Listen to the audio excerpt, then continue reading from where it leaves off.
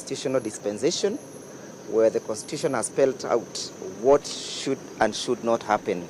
So we shall continue to cling to the four corners of the Constitution, and we shall seek leave and crave any relief from the Constitution. The issues of health. First is family.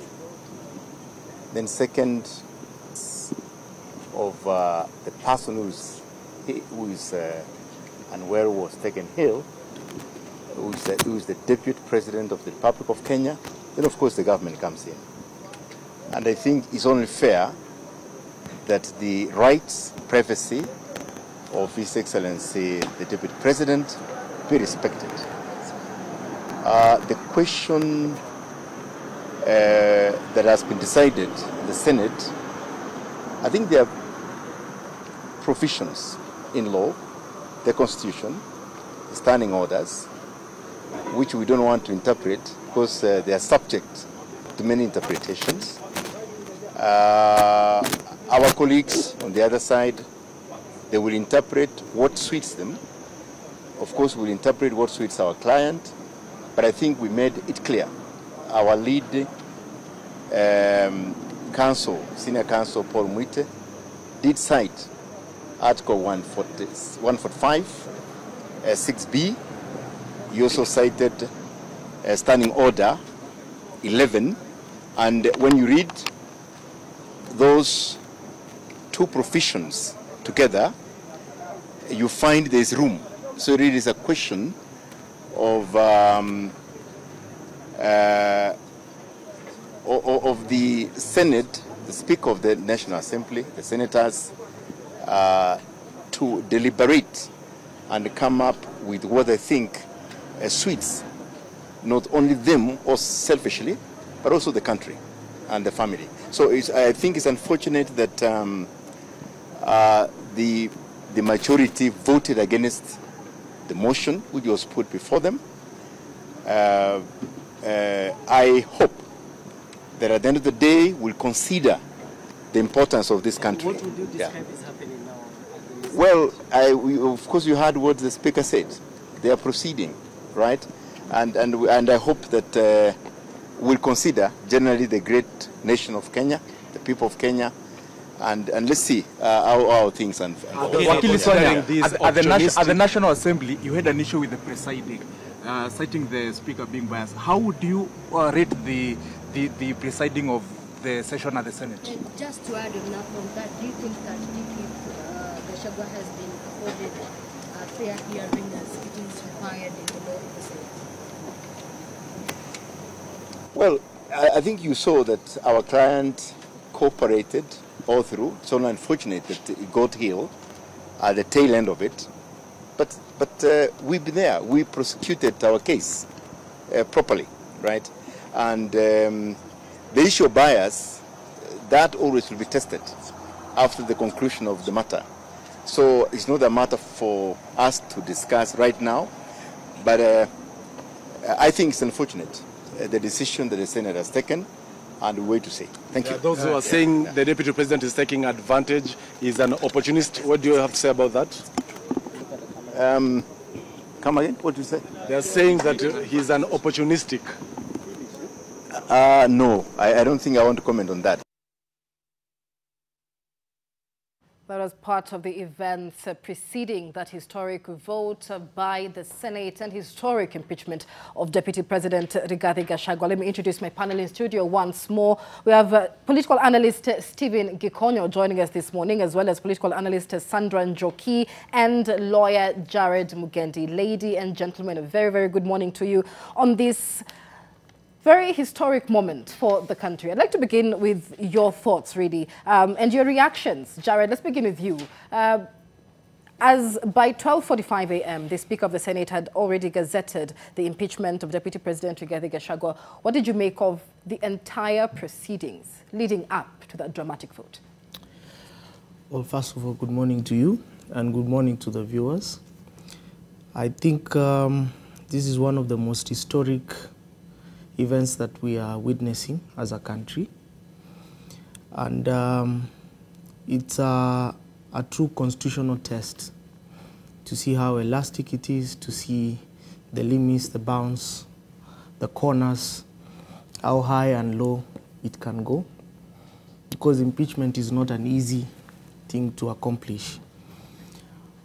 But in my humble view, I think the two sides picked very different strategies, which we saw at play. For lawyers, we could see it. One side picked an extremely legal perspective. The other side adopted a political strategy, which is the hallmark of an impeachment process. Not to mean that you can conduct an impeachment outside the constitutional bounds.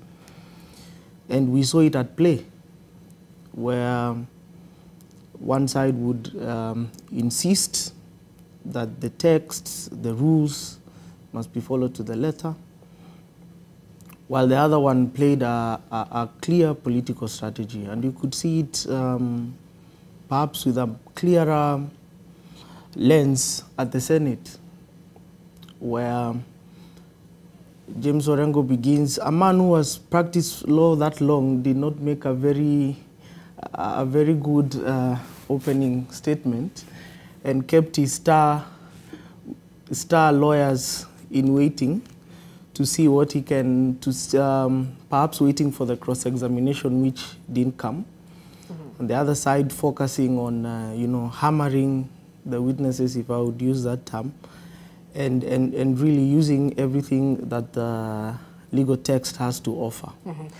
So that's what I would say. We had Orengo making that known that he really wasn't looking forward to cross-examining the DP, the prosecution saying it was, actually to their disadvantage that they didn't get to cross-examine the main witness of the defending side. But Njoki, let me get your thoughts, especially with regard to how the senators voted.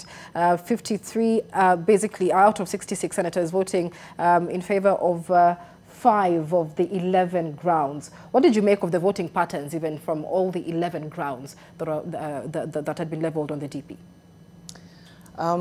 Good morning, first of all. I think the outcome was very clear to see from the very beginning.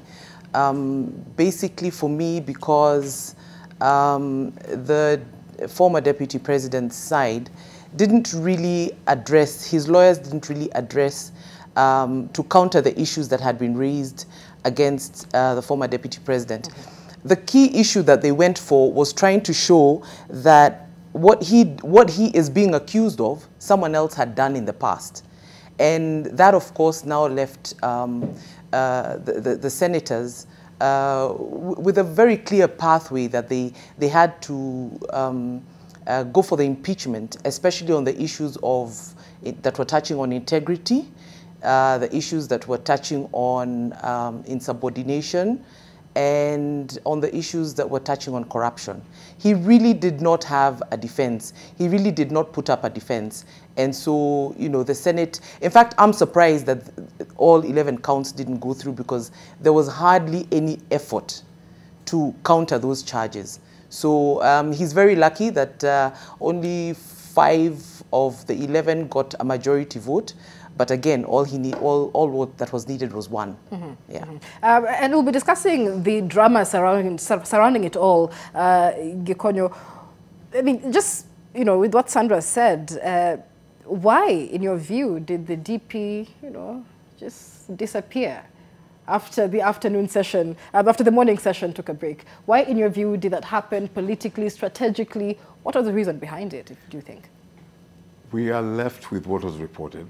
And we have to believe that he was taken ill, because that's what was communicated. I cannot speculate anything else other than that that's what happened. But in terms of critical review or analysis of it, the timing appeared quite telling, and also the responses from his team was geared toward establishing that he's unable to attend, and therefore the hearing may not be fair to him. But what was most surprising was to see his legal team vacate the trial chamber or the Senate, because you're given an opportunity to appear and also be heard. You have done so consistently since this started.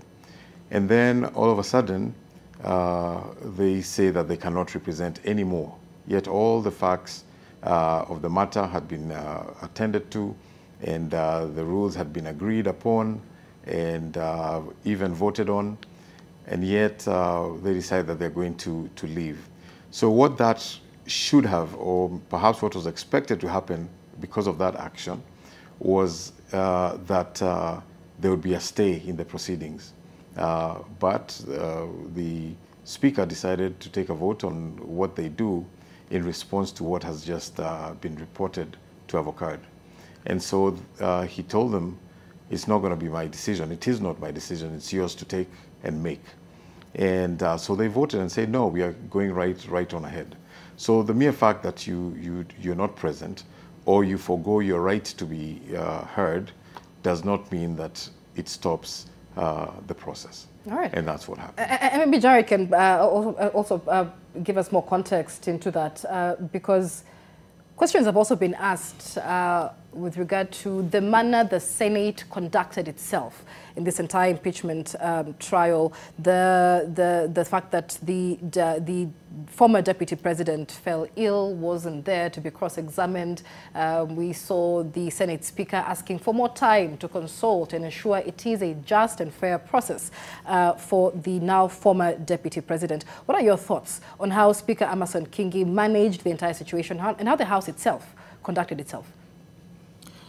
I think you have to appreciate the context that everything that he did was under very heavy scrutiny. Mm-hmm. And he had to exercise a lot of judgment and wisdom. Unlike any judicial process, people will agree and disagree with what he was going to do. But perhaps I can give a little context from my own personal experience. When I was a freshly minted advocate, we had an inquisition matter. And I remember the deputy registrar was presiding over it. I appeared before her, freshly minted, and I explained to her, I just have instructions, but they're strictly limited to holding brief, and we would require to take another date. The deputy registrar decided otherwise and decided to proceed. And I remember I was also given two choices. You can cross-examine the witnesses or you can take leave. And I opted to leave because of not having instructions. So by and large, the legal team, they also had very little options. Because you don't want to sit in a sitting, obviously knowing that the other side is also ready to cross-examine your witness the same way you cross-examine theirs. And for good measure, you could see, for an ordinary citizen, it's not something that is very visible. Mm-hmm. But for us who practice, it's good practice. When your client is not around, it's only a good strategy that you exit the court, lest you are also pulverized with the same way you pulverize their witness. Mm-hmm, mm-hmm. Yeah. What then is the next step for the country, Sandra? And that's the big question. Mm-hmm. Some say Gachagua may have some reprieve in the courts, which may then reinstate him back to office. Is that an option at this point? And what are we expecting for the better part of the day with the reports that the National Assembly could be sitting then to debate the succession of the former deputy president? I think the what then is exactly what the former deputy president's legal team was playing at. By him not being there, and probably they had preempted that the Senate would vote or choose to go ahead with it. So they would go to court and they will probably use that. And we even heard lawyer Degwanjiro he really hammered in on that point that, you know, when an accused is not there and has not been heard, you cannot make a ruling. So obviously, I think that was a strategy, in my opinion. They've tried to create a pathway to find a plan B for the former deputy president. So that's what they're going to try and take to court, and of course try and fight upon the line that he was not heard. So I hope that the courts will, rule against the impeachment based on that. But I don't think that the courts will go that way. I guess I'm not a lawyer, I'm allowed to preempt them. Because in all respect, he filed a response. That response will be, I bet the Senate will, if the Senate does agree to participate in a court process, the Senate will say that he filed a response and that was him being heard. Now, going forward, I think for the stability of the country, it's never good to have a lacuna in leadership, especially at that level. And right now, the president needs to hit the road running once again. This was, a big showstopper. A lot of things have been put on hold. Shah, Adani discussions, issues like that, because the whole country was now focused on this matter. So I bet that government will probably step in very quickly, have a replacement. I'm probably sure that they have a name already. Off the cuff, I would probably think of the current CS of Interior. Why? Because he was actually the preferred back in the day during the campaigns. He was the preferred. He was the one who won the popular vote amongst the summit of the UDA party. So why would he not be still the preferred candidate now? There's nothing that CS Kindiki has done that has probably dimmed his star as far as I'm concerned, or anything that I have heard. So probably that's the way they're going to take it.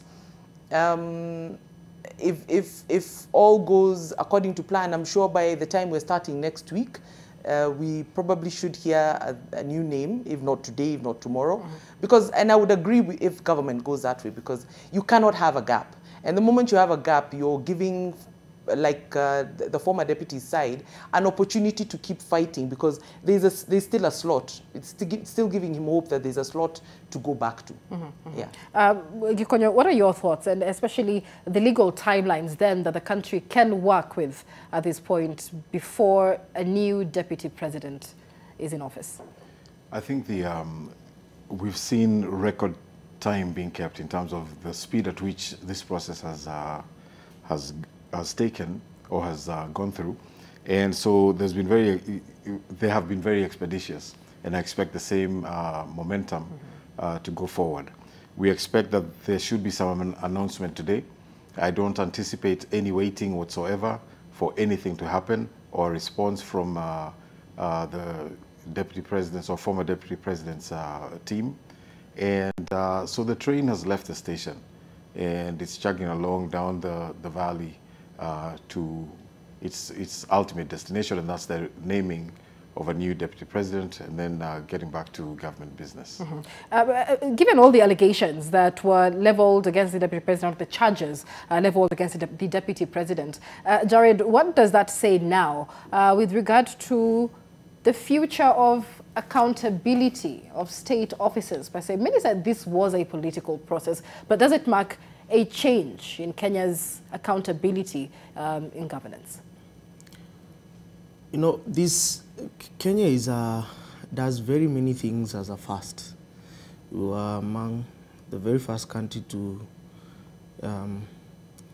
overturn a presidential election.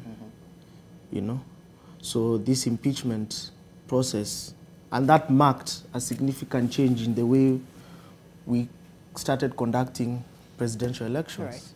Right. So everything we do has a significant lesson and an impact.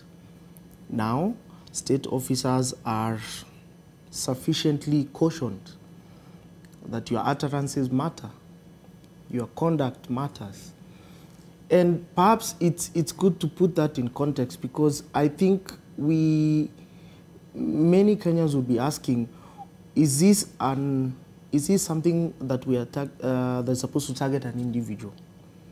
If you look at the framework, when you offend constitutional provisions, you are literally offending the state, the nation itself, so that the repercussions don't just fall on you as an individual, they fall on everyone, because it impairs our ability to put that respect, that regard that should be had to the constitutional values. Mm-hmm. So the impact going forward for me would be that state officers now should behave accordingly. You know, well, if there's an incoming deputy president, and I know there will be, he should act in accordance with the Constitution, knowing that very well his conduct in private and public is now a matter of constitutional text, and to offend it is to offend the state. Right, right. But a lot then is expected to happen in the political landscape following that decision by the Senate. And let's get into part of what is expected to happen. And we had one of the senators yesterday, Nyandarua Senator John Methu, on the floor of the House. And these were his words. This divorce that the president is looking for, he shall get it. But it will be painful, hurtful, catastrophic, and it will have casualties. And so he went on to say, we might be the first casualties, but the casualties of today are not the casualties of tomorrow. What does that mean? You know, considering that the DP does have, you know, quite a bit of support, especially both in the National Assembly and in the Senate. But what do you read from that statement by Senator Methu? You know, if I can go by what the former deputy president's team, being Senator Methu, Senator Karungo, Kate Waruguru, what they have been saying all along, including himself, which is one of the reasons that got him in trouble in the first place. They have been preaching this concept of Mount Kenya is key to anybody who wants to have a political future in this country. Right. So if I may therefore translate or interpret what he's saying alongside the principle of what they've been talking about all along, then what Methu was probably telling President Ruto and any other political player is that, look, forget about Mount Kenya right now. So forget about numbers, forget about the idea of winning, especially come 2027. But this is a facade that has been built from the time of when Mutahi, was it Nguni? You know, the guy who's been very loud on Twitter, but back in the day when he was a political analyst of repute, he talked about, what was it about numbers? The tyranny of numbers. Right. Now, that tyranny of numbers theory has long been defeated by time.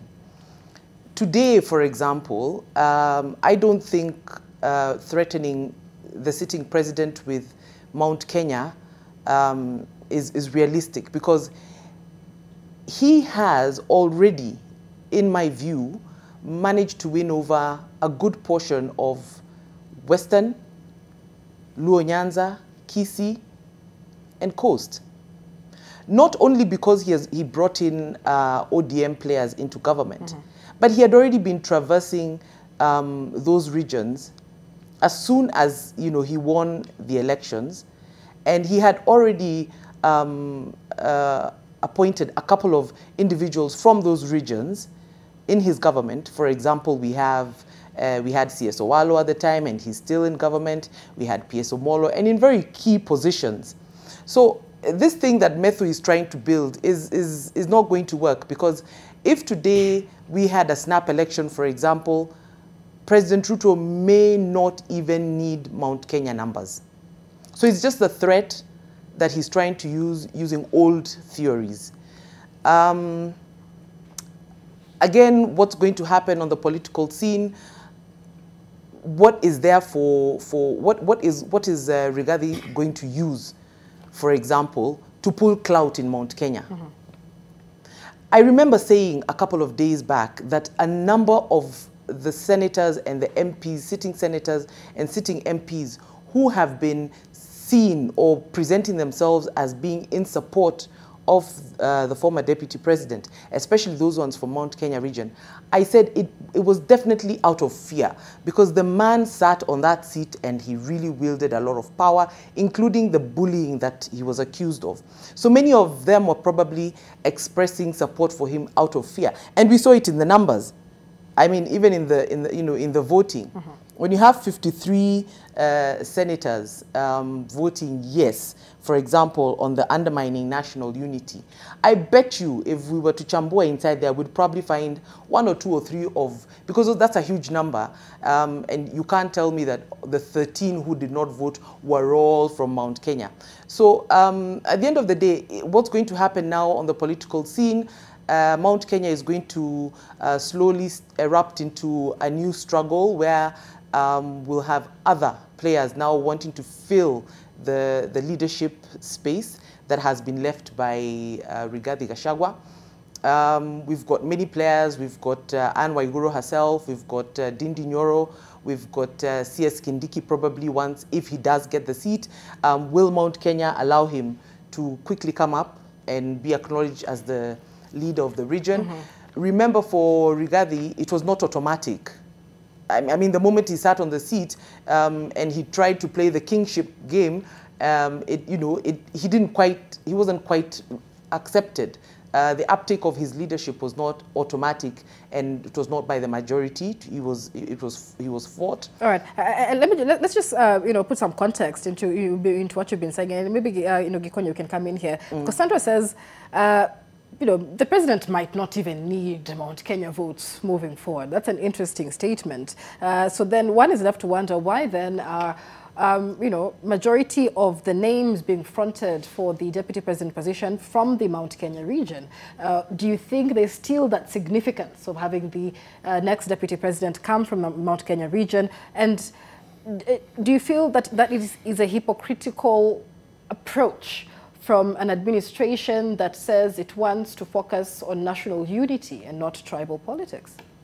I think the reality is that everything we do comes from where we are from, everything. We are all members of society, and we come with a history all the way through our ancestors. So this is where we're coming from as a people across the country. There's also the reality of our diversity, different cultures in one country, and people understanding their culture, especially in our context, based on where we were brought up, and as we came into the city and commingled with one another, and the things that we've learned over time. So the question of politics is always about interests. When we went into devolution, it was about getting services closer to the people. Decisions weren't being made from aliens, if you will, in Nairobi on what needs to be done. Now people can say, this is what we need in our village today. And the whole thing about relationship is not, even in politics, is not merely about votes. It's about support for the leader from everywhere. Right. So you cannot say that the president will not need the votes from Mount Kenya, or he can do without them. That would be catastrophic to assume that. However, the question of Mount Kenya as presented by those who are using it as a bargaining point, that time may be over in this sense. To give you an analogy of a most beautiful lady born in a village, her mother, her father, all her relatives, her siblings know she's beautiful, and they remind her that. She also looks in the mirror and says, hey, I'm really good looking. As she walks down the path, everyone talks about how good looking she is. And over time, she becomes accustomed to being the queen of the village.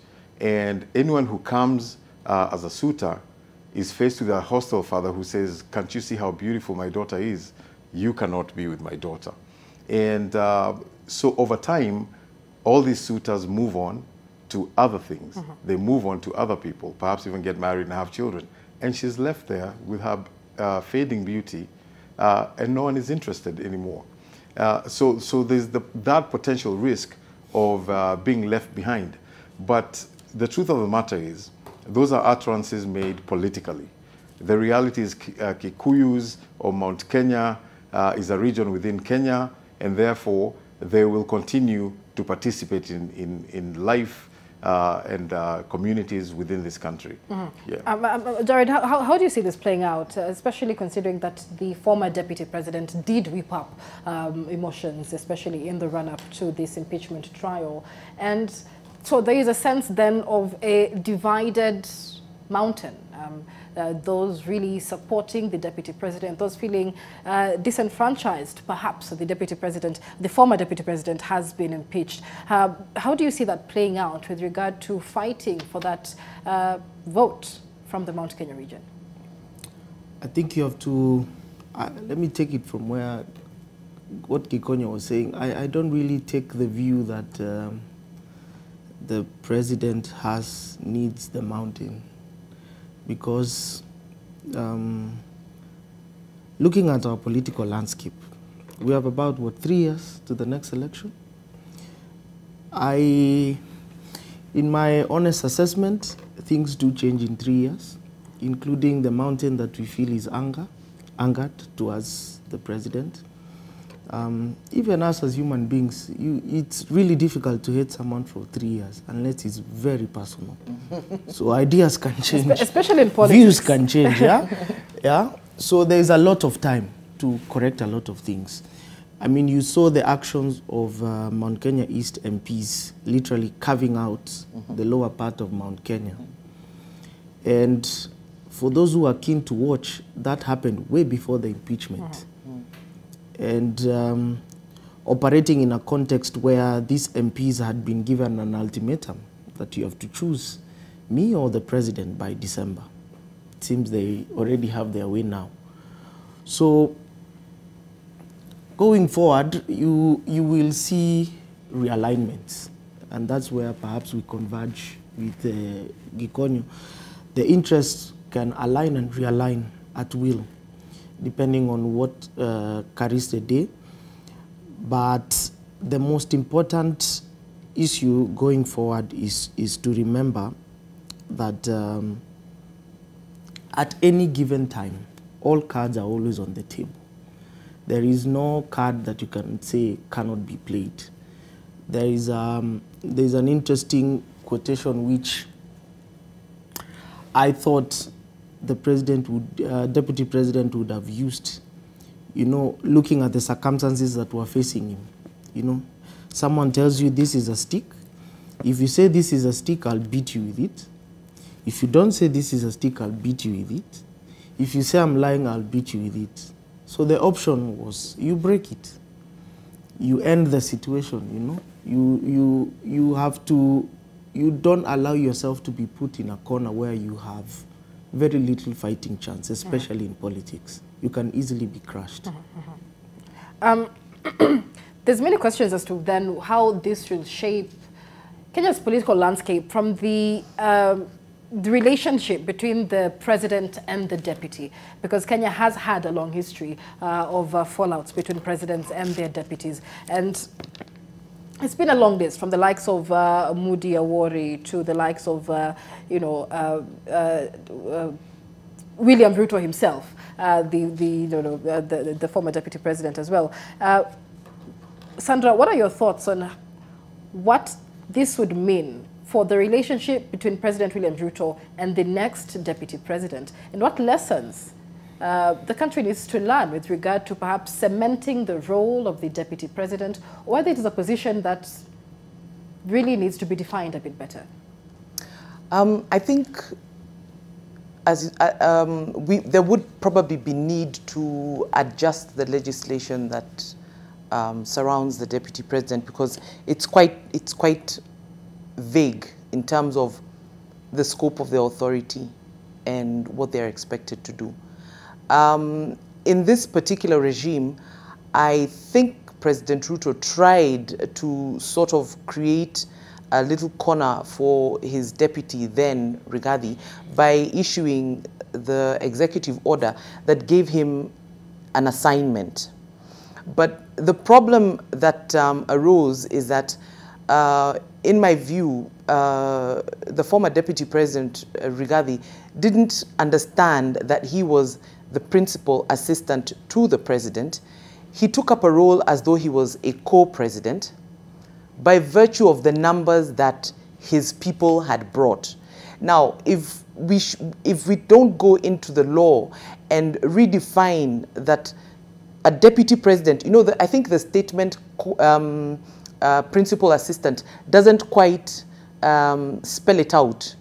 So we probably need to go and redefine that you're a deputy president, which means, and put it outright, that you are lower to the president, you take orders from the president, you know, so that the next person in future, whoever sits on that seat, understands that no matter how many votes you brought in by virtue of the region that you came from, once you take on the seat of deputy president, you are subject to, you know, your boss, who happens to be the president in that case.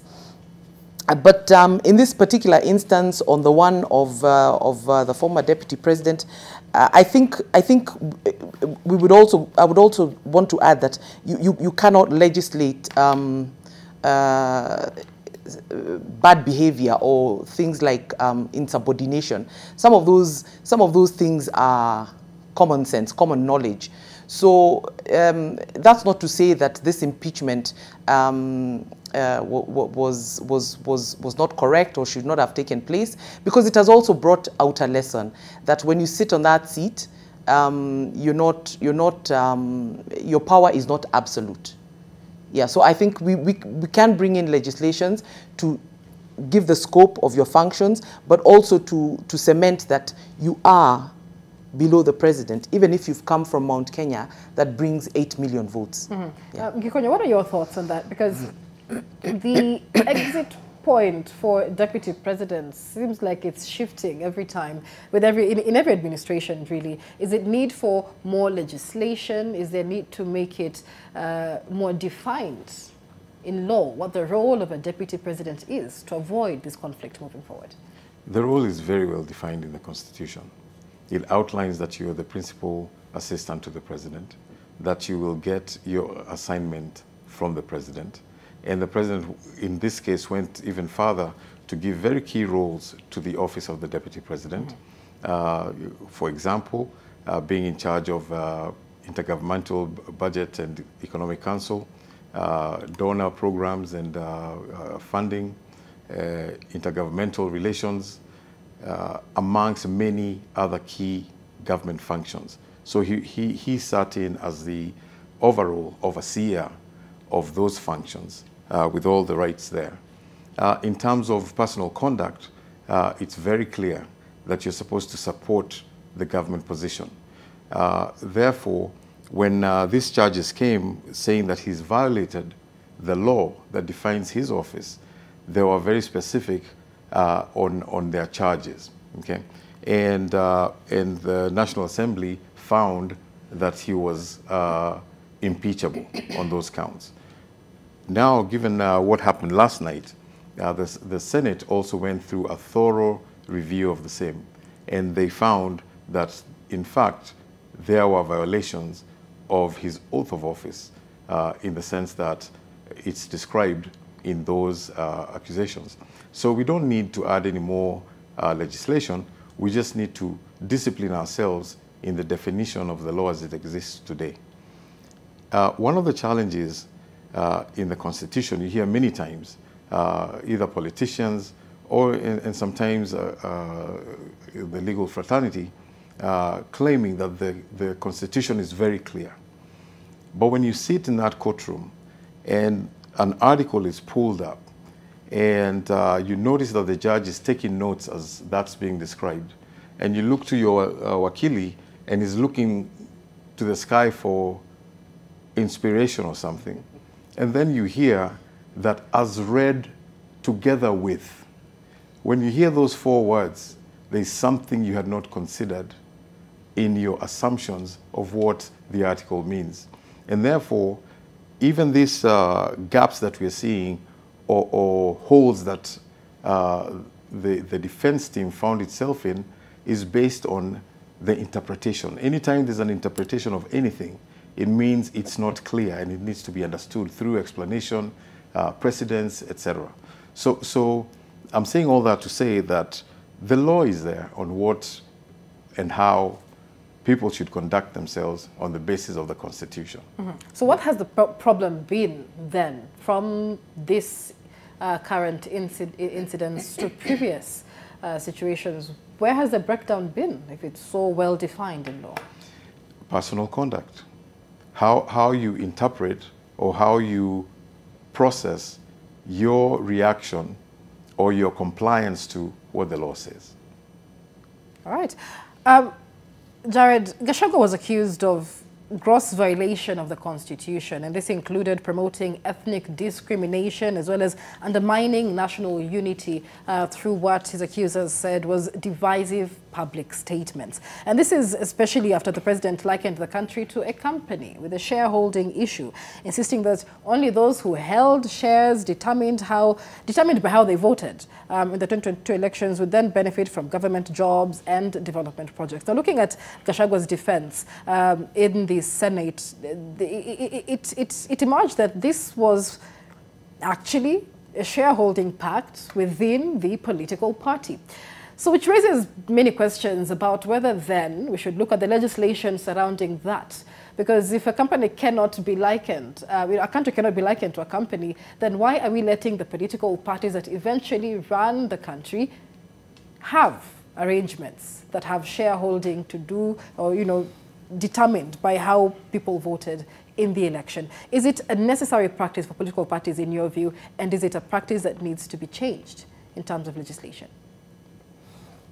Maybe to begin with, there's a statement which I'm going to make, which is quite unpopular, is that law is not English. When you when you read the text of the law, don't assume you're reading English words, because there are meanings there that go beyond the simple text. For the argument to be made before the Senate that this was a power-sharing deal, it didn't convince a lot of people. And I saw Senior Counsel Otienda Molo, and for good measure, like I said before, you saw the strategy was to restrain answering some of those things beforehand. It is a power-sharing deal is between political parties, and they are registered with the registrar. But as explained by Senior Counsel, which is a view that I would take as well, once you come to the running of government affairs, there are many things that come at play. While it can inform your policy, it cannot be the major consideration above everything else. And that's the key word which I wanted to introduce there. It can inform certain aspects of you running government, because in politics and governance, you have to work with people. One, who you cannot work in isolation. Just because I won, it is my way, or the highway, the people I came with are the people who I'm going to work with. You will have to end up working with people sometimes who agreed with you along the way, disagreed with you along the way. So the considerations will be many. The Constitution, of course, puts safeguards, because political parties are supposed to reflect the diversity of our nation. They are not exempt from provisions of Article 10. So the practice in terms of politics is there, but there is a safeguard within the Constitution, because if they breach it, again, you answer now to the state. Yes. All right, let's take a break here on NTV. We'll be back with more of this historic moment for the country and what it means for Kenya's political landscape and Kenya's governance as well. The high-stakes political lobbying, a mountain of evidence adduced by the National Assembly, as well as the game of numbers last night, settled the fate of the former Deputy President Rigathi Gachagua in what was a very dramatic process. We're inviting your thoughts, comments and feedback on the events preceding that historic impeachment of the former Deputy President. To speak to us on our social media channels at NTV Kenya. We take a break. We'll be back with more. Hii serikali tulitafuta na shida mingi sana. Hatuwezi kubali mtu haribu. Kenyans will be shocked. Hiyo ikulu nimeweka mitego kila kona, kila kona. Hapo iko kibarua. 291 members of this National Assembly pended their signatures in support of this motion.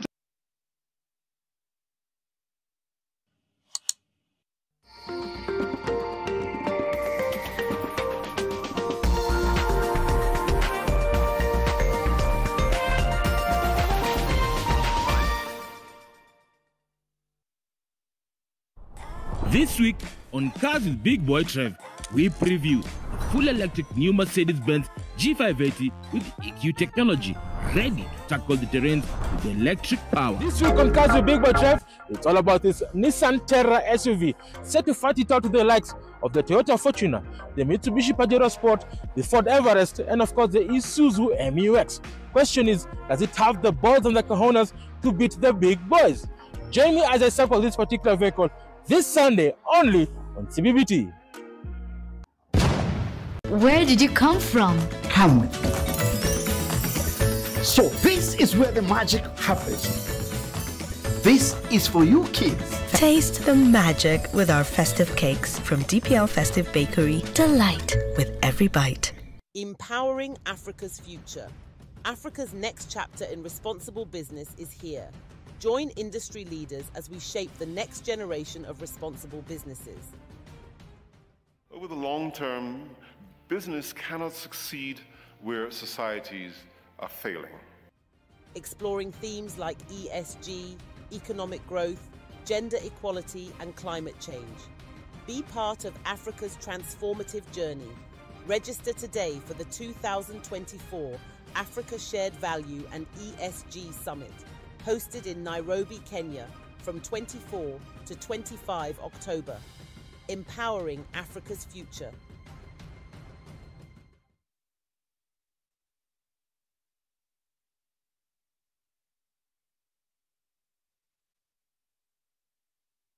Are you ready for the show? This week on Churchill Show. How are you? You know, the research has proven that I'm the most handsome man international. So you can imagine how do other men look. Kama siyo shati wallahi singekuona. Linakuangalia tu katikati ya warembo unakaa shortcuts.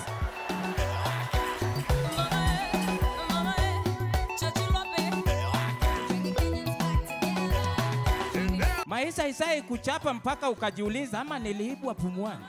Kama una pesa mguu kuwa straight, juu bado zinajitegemea. Niko DCI. Watu wanasema pesa iko, shida ni DCI. Ni ukweli? Saizi hata naanza kubagain vitu tu za ujinga.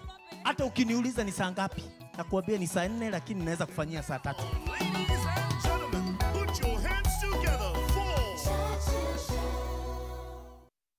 Where did you come from? Come. So this is where the magic happens.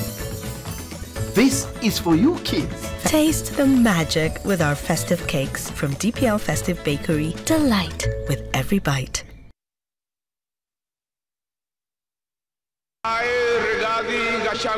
Hii serikali tulitafuta na shida mingi sana. Hatuwezi kubali mtu haribu. Kenyans will be shocked. Hiyo ikulu nimeweka mitego kila kona, kila kona. Hapo iko kibarua. 291 members of this National Assembly pended their signatures in support of this motion. Good morning and welcome back to NTV on this historic day as Kenya processes the impeachment of Rigathi Gachagua from the office of Deputy President after just 2 years after taking office. At least 53 out of 66 senators voting Thursday night to uphold charges leveled against him by the National Assembly last week. 5 out of the 11 charges getting the majority vote from the senators there. A historic moment, even as the former deputy president was taken ill just before he could take the stand in a cross-examination to defend himself. We'll be giving you a look at how the senators voted on those 11 charges, but also discuss the rise and fall of the former deputy president Rigathi Gachagua, the former Madira member of parliament, a one-time member of parliament who rose to fame to become Kenya's second deputy president under the 2010 2010 Constitution. So let's just give you a look of the profile of the Deputy President, his rise and now his fall. May I request that you place your left hand on the Constitution.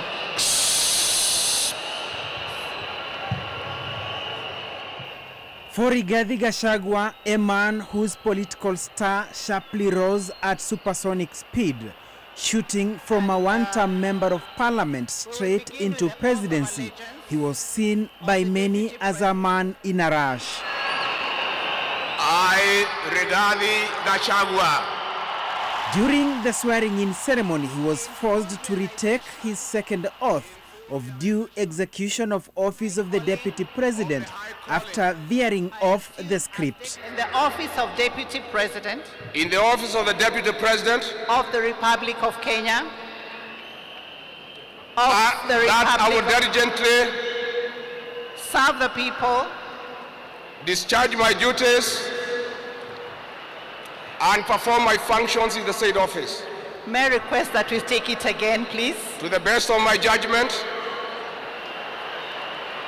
I'm sorry, let's take it again. Let's take it again.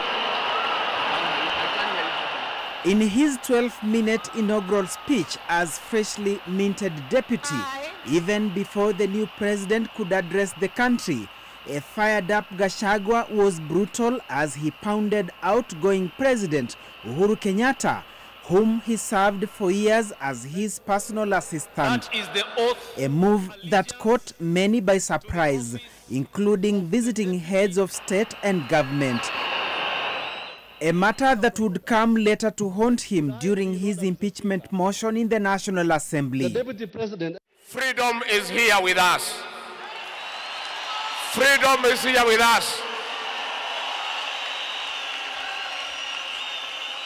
I want to tell the people of Kenya that finally you are free. Kenya is now a democratic country. You don't have to look back when you do something. All Kenyans are free to associate with whoever they want. It became a crime in this country to be afraid of William Ruto. It is only that it was not put in the penal code. After he spoke and he sat down, I was seated close to Honorable Kiborek. I told Honorable Kiborek that this is not going to be a good person. From the analogy that formerly he was a PA to the former president, and the manner in which he spoke to me was in the contrary. I just say that when he was being sworn in, I didn't know him. The only thing I knew about him was he was a PA. Now, the chicken have come home to roast. You have told us, and we believe you, that you shall never in your presidency use the criminal justice system to manage politics. You have told us that you'll manage politics the conventional way through persuasion and reaching out. And criticize he did, without blinking, without fear, and without any iota of doubt. On 26th June 2024, he took President Ruto and the Director General of the National Intelligence Service, Nurdin Haji, head-on. I am an elected Deputy President, I'm not appointed. I therefore have a responsibility to the people of Kenya, and that responsibility is informed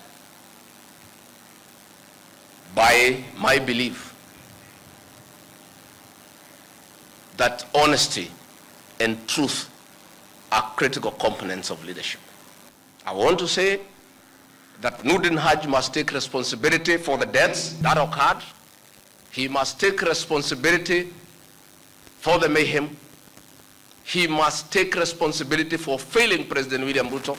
He must take responsibility for failing the government of the Republic of Kenya. He must take responsibility for failing the Kenyan nation by not doing his job and advising correctly. And he must do the honorable thing, not just take responsibility, but resign from that office and allow the president to pick a competent director general. The man from Mathira, Nyeri County, who has fashioned himself as fearless and truthful, appears to have known that tough days lay ahead, the very day they officially began their political marriage between the man from the mountain and the man from the North Rift. And 2 years later, the big rift. I must tell these people the truth. Despite the fact that you are a hard worker, you have passion to serve, you are zealous, you are a go-getter, the journey ahead of you is not rosy. And true to his mantra of a truthful man, Gachagua stuck to what he believed was his truth, that he went dispensing and popping like confetti whenever he came into contact with a microphone, making his critics to accuse him of practicing politics of exclusion, contrary to Article 131 of the Constitution, which identifies presidency as a symbol of unity. If it's a right for every Kenyan to make a choice, and then tied to Article 131 as the presidency, the symbol of unity. That is true. In essence, that is true, but choices have consequences. That is true. It's a political right to choose whoever you want, but choices have consequences. A year later, and the political choices he made and stuck to have yielded the consequences. After a supersonic rise in elective politics for 7 years, Gachagua has fallen from grace in presidency to the grass. He now stands impeached, making history, the second deputy president impeached in his second year in office. I beg the people of Kenya not to measure me with the performance of William Ruto, because you might get disappointed. I'll try. I may go up to 60 or 70%, but filling the shoes of this man is no small feat. The office of Deputy President. For Gachagua, the storm began gathering immediately he was sworn in after visiting heads of state reportedly registered their disappointment in the manner in which he addressed former President Uhuru Kenyatta in full glare of the public, the media, and his family. Authority. When he painted a picture of a vindictive leader. Then concerns followed on the country's cohesion and integration, whereby he brandished the shareholding card and unapologetically stated that Kenya Kwanza administration will give priority to those who invested in them first. Before lately seemingly turning his back against the country by declaring his only agenda is safeguarding interests of his Mount Kenya region, which must get rewards for overwhelmingly voting into office the Kenya Kwanza administration. This is said to have provided a perfect opportunity to net him and politically crucify him for championing balkanization of the country, contrary to his oath of allegiance of the deputy president, as well as the oath of due execution of the office of the deputy president. This in addition to other charges amounting to 11 in total that Kibwezi West legislator Ekomas Mwengi Mutuse carefully rolled into a sling that he used to bring down the political giant, Deputy President Rigathi Gachagua, who is now down and out. A man who had wielded immense power in the last 2 years has now been rendered powerless and will lose any retirement benefits that he stood to enjoy as a former deputy president since he has been impeached from office, exiting unceremoniously and dramatically, just like how dramatically he took office on Tuesday, 13th September 2022. As they say, the higher they go, the heavier, or is it the harder they fall? Did Geoffrey Rigathi Gachagua script his own political obituary and has now fallen on his sword, or is he a victim of political scheming? Duncan Haemba, NTV. Well, in studio with us as we digest this historic moment, we have political analyst Stephen Gikonyo, political analyst Sandra Njoki, as well as lawyer Jared Mugendi. Many thanks for staying on with us. Jared, let me begin with you. And that report by Duncan Hayemba, ending with a question. Did former Deputy President Rigathi Gachagua cook his own political goose, so to speak, in your words? I'll err on the side of caution to answer that, but for those who have interacted with the man, they say he's by and large a good person.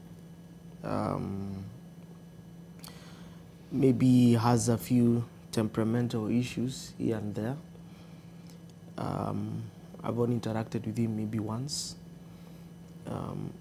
So, you know, the political scene is littered with very many things that you have to be cautioned about. Things such as experience. Experience will always trump intelligence, anytime. And we see that many times over with people like President William Ruto. Just when you think you've cornered him, he has managed to get another strategy out. And that, I think, has worked to his disadvantage. His ability to create alliances within and without also did not do him any favors. You want people to fight for you, to associate your pain with their pain. And unfortunately, we are not feeling that pulse as much as it should be coming from a man of his stature. I also didn't get the feeling that he had consulted wide enough from people who have been there in the system before, who have done this thing over and over again, and also to accept the idea that you do not have enemies in politics. You just have different ideas and ideologies which can change. And those largely fall onto individual temperaments which cannot be fixed in school. They cannot be fixed by experience, by life. So he had quite a number of things working against him. And unfortunately, time caught up with him. And it caught up with him at the worst of times. You know, when you are getting into power, getting comfortable, political power is very sweet. And now you don't have it anymore. It can be an earth-shattering experience, which I'd hate to be in if I was him. Right. But in my view, those are the things that were clearly not working for him. And so he goes down in history as Kenya's 12th deputy president, really, you know, cumulatively. And among those who've served the shortest tenure, we have, you know, we had the likes of Joseph Murumbi, who served about 120 days, about 6 months in office, really. We also had Joseph Karanja, who served 1.5 years or thereabout, or a year and a month or thereabout. Kijana Amalu, I think 120 days. But Sandra, what do you make of the 2-year tenure of the former deputy president? How would you describe his 2-year tenure in a nutshell? I worked with the former deputy president in Kiambaa during the by-election when UDA first brought in Kawanjiko. And I can tell you the description that those who have been working with him, because I was with him for 5 weeks, the description of those who have been working with him now in these 2 years is correct, because it aligns with exactly the person that I met. Very bullish, very aggressive, temperamental. And having said that, you can tell that, and I say this very hesitantly, but I feel that probably a lot of the government's slow pace in what they have promised us could probably be attributed to the fact that this president did not pick the right deputy president. And like Jared has said, time has caught up. Because he, you know, if you're a bully, you cannot be able to manage 22 cabinet secretaries. And that is why you found that he was clashing, even online, with individuals like former CS Moses Kuria, now an advisor in State House. And when when you're not working as a team, there's not much you can achieve. If you're chairing cabinet and you know your CSs are not happy with you, they probably will not bring their best to the table. You will not discuss the policies that need to be discussed to the fullest. They will not contribute. You will not have a fruitful brainstorming session to come up with the resolutions that are needed in order to enact policies that will push this country forward. I don't know why current President Ruto chose to go against the grain of the person who was chosen back in the day during the campaigns, because Rigath's character was known even during the campaigns. If you remember, they were very brutal, and somebody actually brought out his sacking letter when he was a DO, and the exact same character has been described in that letter. So yeah, his contribution to the country, in my opinion, has probably been to take us a few steps back in terms of while the nation was striving to overcome things like ethnicity, he was building up a narrative of ethnic balkanization. And then again, you know, could he be tagged to be the reason why the government is not delivering at the pace that we require? And especially when, for example, he's asked about Adani and he says, I don't know anything about Adani. And we all know that Adani must be a project that was approved through cabinet. So he was pushing from the opposite, and therefore, obviously, the end results would be a slowed down performance output from government. So, in my view, especially for me, because of the ethnic balkanization narrative, I'm from Mount Kenya, and it made me very uncomfortable. My parents live in Mombasa, and I can tell you, it was breeding a very negative outlook against Mount Kenya people in the same ground he says that he listens to. So for me, I don't think I would attribute any positive contribution that the former deputy president has delivered as a DP. And like Jared said, time has caught up, and we only have 3 years to catch up with what needs to be done. Right, Gikonyo, do you agree? First of all, you know, what are your thoughts on the DP's 2-year tenure, his contribution to governance? And do you agree with Sandra then that he may have been the reason that the Kenya Kwanza administration had been slowing down? And if that's the case, what does that mean then for the Kenya Kwanza administration now with regard to people's expectations for service delivery on the ground? If you may recall some of the comments you've seen perhaps on your platform, the moment this impeachment process began, is that people thought this is not the right time, it's not the priority, we need government services, we need to see development and progress, etc. So it appeared that the focus was on the wrong thing, okay? But in terms of what's been described here, it's quite telling that he had a significantly giant personality, and he brushed people wrongly. I'll give you an example in that a lot of leaders in the region felt a lot of pressure, reportedly, from the manner in which he addressed them.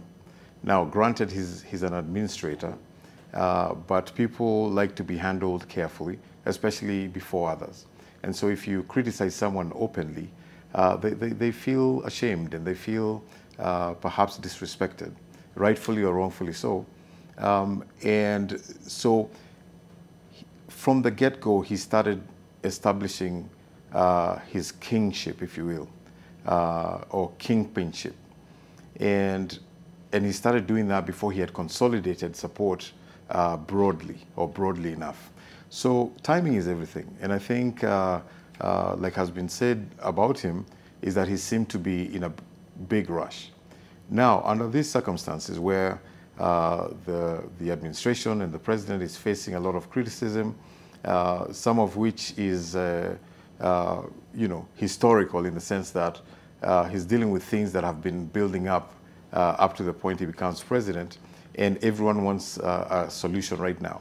So when you have that going and your principal assistant in the office of the deputy president appears to be working in the opposite direction, then it's a cause for concern. But the clips that we've just seen where you're working completely opposite or contradictory to what the effort is, then it causes the question, what is it that you want? Which direction are you going in? And how are you going to get there? And I can tell you that as he continued speaking about Mount Kenya in matters that were affecting him personally, people started taking the view that actually this is a process that's being done to isolate or humiliate or make things difficult for Mount Kenya. And so he personalized Mount Kenya to himself without regard to any contribution he's had on the views that were widespread, even amongst leaders within Mount Kenya. So I think the talk about experience is critical because there's things that you do not learn from textbooks. You have to go and be tested. You have to go and face fires, even politically, to know how to get through, if you get through, And so there's a lot of learning. And people keep referring to first-time member of parliament. That's significant because, one, the people of Madeira didn't get to demonstrate whether they actually think that he deserves a second term. Nevertheless, he became deputy president, and some of the things that he should have learned along the way, perhaps he was figuring out while in the deputy president's office. Mm-hmm. I don't mean to disparage him whatsoever. I'm just pointing out that there were things there that perhaps inhibited him from being more effective. But the biggest one is going against what the president is doing. For example, when we had the disturbances and demonstrations around the finance bill, the president came to address the nation. Everybody was tense about where this is going to go. And following that, the deputy president, as we've just seen, gives his views which appeared contrary to what the president had done. Mm-hmm. And let's say they were supportive. It was out of order to speak after the president. There are some things that don't work well that way. And the reason the president speaks last is so that if there's anything that was said, he gets the opportunity to respond to it and provide correction.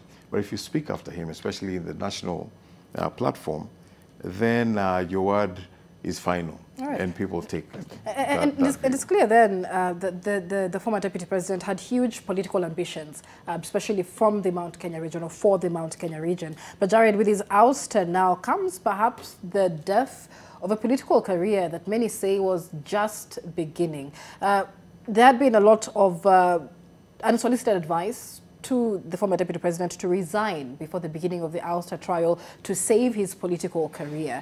Does he still have that window with the judiciary, with which he has expressed so much confidence in, which really hasn't worked in his favor, judging by the past few cases? But is there a window that the judiciary may overturn? If we could just have a look at how the senators voted on those 11 counts, is there a window for the former DP to move to court and perhaps have this impeachment overturned? And what would that mean? It was a question I was expecting, but I want you to focus on, we start with the basics first. The way impeachment is framed in the Constitution is largely non-justiciable. It is a constitutional text issue. That's why you don't even find it in legislation. You only find it in the Constitution. So that if you look at the world over, the impeachment process is largely not subject to courts unless it is provided within that constitutional text. So you will go to court and say under Article 25 there are rights that cannot be limited, such as the right to fair trial. You will go to say the High Court has unlimited jurisdiction to hear that a right has been violated. But now, here's the most difficult part which we have to grapple with. Do you want the court to now act, to now return, to now behave as if now that the power not given to Parliament now, they are now exercising it? Because you'll be ideally asking the court to say, fine, this process was not fair. They will say that, and they have, like Sandra said in the beginning, you could see they were placing the strategy right for court. I mean, from the moment I saw him prosecuting his case in the media, I knew that is the route he's ending up with. To the way the objections were being made on the floor of the House, to the way the witnesses were being cross-examined, you could tell that is the route that they would prefer. I don't think Senate is where they had placed their cards with. But having said that, it will be difficult to ask the court that now you act as Parliament. You give us back this seat. Perhaps going to court can only inform our jurisprudence going forward, but not in a retroactive aspect, because the Constitution does not envisage a situation where this unique constitutional issue is subject to review by the courts. And that's why I started by saying this constitutional text is not justiciable in a court of law. But going to court can inform future jurisprudence on how to operate. But of course, you don't expect that the other side will also not have an opportunity to respond, because the High Court has a very wide latitude under Article 165 on what it has unlimited original jurisdiction to handle a wide things of anything done or said to have been done under authority of the Constitution. So I know that is where the hope is, but it is not a hope that I would bet on if I were me, because it would be difficult to ask the court now to exercise that power and now to take over Parliament's role. To say return the Deputy President back to power when we are already calculating that there will be a new one very, very soon.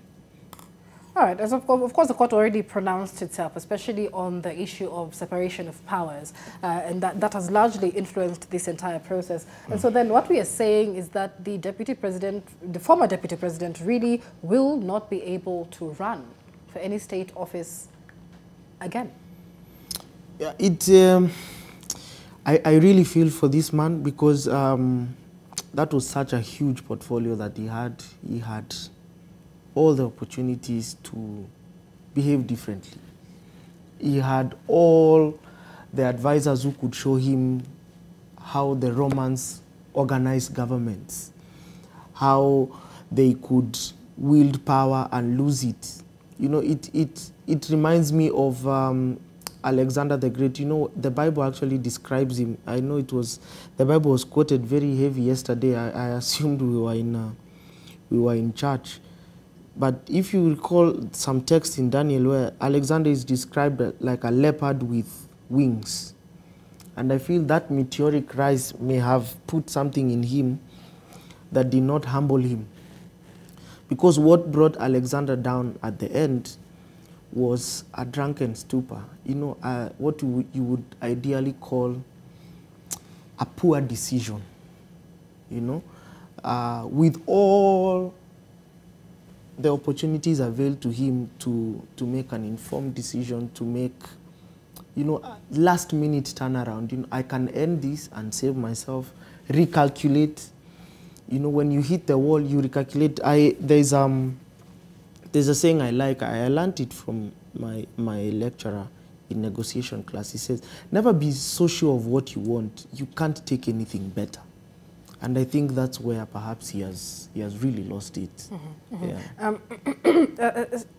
Sandra, basing from the fact that he will not be able to run for state office or public office again, and we saw yesterday the Ethics and Anti-Corruption Commission then putting Gachagua at the center of the 3.7 billion shilling mosquito net scandal during the ouster trial yesterday. There has been speculation, you know, that there may be a raft of legal cases now that may be hanging over the head of the now former deputy president. What are your expectations with regard to, you know, just that trail of accountability moving forward and what this means for his political wars? Does it mean it's the end of his political wars, or are they just beginning? I think he's opened a Pandora's box for himself. Because if we can just go straight to the issue of his brother's will, a lot of issues were raised in terms of even the authenticity of that will. The country heard of how he had a loving brother who apparently left him almost 80% of his property to the detriment of his 2 wives and children. And for that to have come out in the Senate and part of his impeachment accusations, I believe that, and we also heard that there was one of the wives' affidavit in the Senate. I want to assume crying claim, you know, to her late husband's property. I believe that that will be the first issue that will come out of the Pandora's box for him, because I believe that the family now has been given ground and should I say the strength to go and contest that will. Remember, that will had been stated to contain a clause that anybody who contested it would automatically lose even the little that they had been assigned to get. So we start on that. There will be drama there. Again, you know, if EACC go for him, we've got that 3.7 billion story of the nets. I think it will just be messy, and because of what we have said, that he has a very aggressive character, in that even anybody who had a qualm with him would freely go again, would freely go for him. You know, this is the time the man is down, the man is out, he has no power. This is the time to, you know, go for his jugular. So I don't expect him to have a very good time in the next coming months. And being an individual who has clearly shown that he doesn't know how to back down, he doesn't have the art of being the art of humility, the art of stepping back. You know, he's always constantly on a warpath. I therefore don't see anybody backing down from gunning at him if they have a reason to gun at him. As for his political career, I think it's over. He may try, as probably Mike Sonko did in the past, to try and fight that tag of you cannot go for any public office if you're impeached. But I don't think it will go through for him. On top of that, if by some stroke of miraculous luck the courts do allow him to go for a political seat, I don't see what seat he's going to get. I don't think by the time we're down in 3 years, he will be able even to reclaim his seat in Madeira. I do not see anybody who would want him as a running mate. So he should have taken the route of resigning, if only to give himself a future in politics. Right. Gikonya, do you agree? And what are your thoughts then on the political The future of Gachagua, maybe not politically now with the impeachment, but really with all that came out from the ouster trial, including the corruption cases that have been leveled against him? That's a matter of wait and see in this sense, whether those charges will translate into court cases going forward. But I think in matters of contesting the will and addressing those issues that were private and became public, there's very likely to be pushback from the current position in that matter. You know, there's a proverb that says that he who has friends must himself be friendly. And then it also says that there's a friend that stands closer than a brother. And there are times in life where you need friends. And you keep friends because you complement one another in terms of helping along the journey of life. Unfortunately, for him, he doesn't appear to have friends in key places. I would not consider, for example, former Prime Minister Raila Odinga to be a friend of Gachagua after the Mitego analogy. I would not consider Uhuru Kenyatta to be his friend, despite the apology from Rigathi, after everything that happened during the campaign and so on.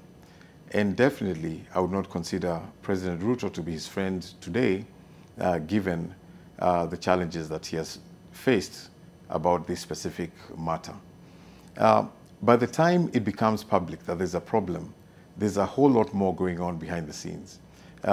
Leaders don't want to put their dirty linen in public or their dispute because it questions their legitimacy, in the sense that, in fact, I heard one MCA ask the question that these are church people. If they're fighting, what are we going to do, we who are not church people? And I guess the analogy there is that people are expecting more tolerance and more adherence to even the rules of engagement, who is subordinate, who is superior, in terms of everything that we do. So we see many instances, as has been mentioned here, where the opportunity to uphold those values was not exercised. All right. And among the charges that the former deputy president faced was interfering with county affairs. And that was specifically from the county of Nairobi. And an affidavit by Nairobi Governor Johnson Sakaja made part of the evidence. However, the Nairobi governor himself did not show up. And we saw some senators take issue with this, saying that the Nairobi governor is undermining devolution, having been called by the Senate in this all-important exercise and did not show up. Jared, I want to get your issue on that. What did you make of the absence of Johnson Sakaja when he should have been there? Let me answer that this way. There's a distinction that needs to be made. The case that was being presented by the movers was being presented from a strategic point of view. And you had my learned senior Gumbo saying that there are things we feel we need to clarify, and there are those things that are already on record we don't need to clarify. So I would want the viewers to look at it not from a legal perspective, but from what the process is about. It was a political process which is inquisitorial. You had very many times that they were being terminology such as this is quasi-judicial, you know. It's not fully a court of law where we follow the rules of procedure to the letter, that is the civil procedure rules or the rules of the High Court or the Court of Appeal rules or the Supreme Court rules. So, and the Speaker largely agreed with him. So that the issue was on record. It is you to run your case the way you see fit. And perhaps one of the themes that emerged from me while analyzing the movers' case was something which I was hoping the defense team would have picked up. Maybe they did, but again, they may also have very few constricted options, is that the case was targeting, the thematic area was targeting the habitual misconduct. What Gikonyo said, you are always in confrontation, Sandra said it, you are always in confrontation with others. And you see, that is a key theme in impeachment cases. And if you miss that part as a theme, you may end up misunderstanding your opponent's side. So for me, that really came up as a theme. They wanted to paint him as someone who is habitually in confrontation with others, therefore bringing the stage of his office to disrepute, to ridicule, as the Gambians would put it in their own constitutional text on impeachment. So that is a key thing that they wanted to draw out, and I saw that there was no need to clarify it further with bringing Sakaja on board to say, yeah, he interfered with the running of my affairs. And you have to understand, a statement from a deputy president is not a statement from a local chief. There is a huge difference when a deputy president speaks. It has the impact of translating to policy. It has the impact of speaking to someone and implying this is the government's position. So it carries a lot of weight. And for me, that was the issue that was surrounding. So they did not need to hammer it further, that this is a conduct that is consistent with the character of Deputy President Emeritus. Right.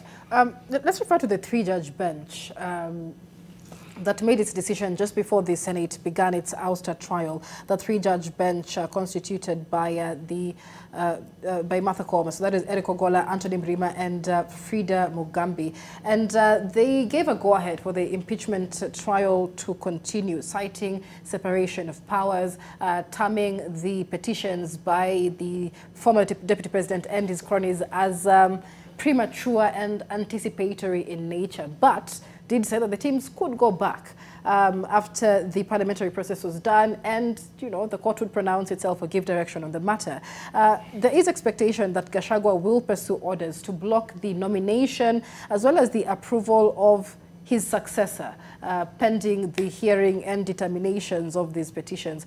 Gikonyo, from a legal standpoint, does he still have a window to do that following the gazettement or after announcement of the gazettement of his impeachment? And is the court process likely to perhaps delay the nomination of his successor? I think that depends on what the court understands the pleading to be. But they have demonstrated, the courts have demonstrated sufficiently that they're not going to interfere with parliamentary process. So if you're saying do not, asking the president, for example, do not nominate, it is in his right as the president to nominate a candidate.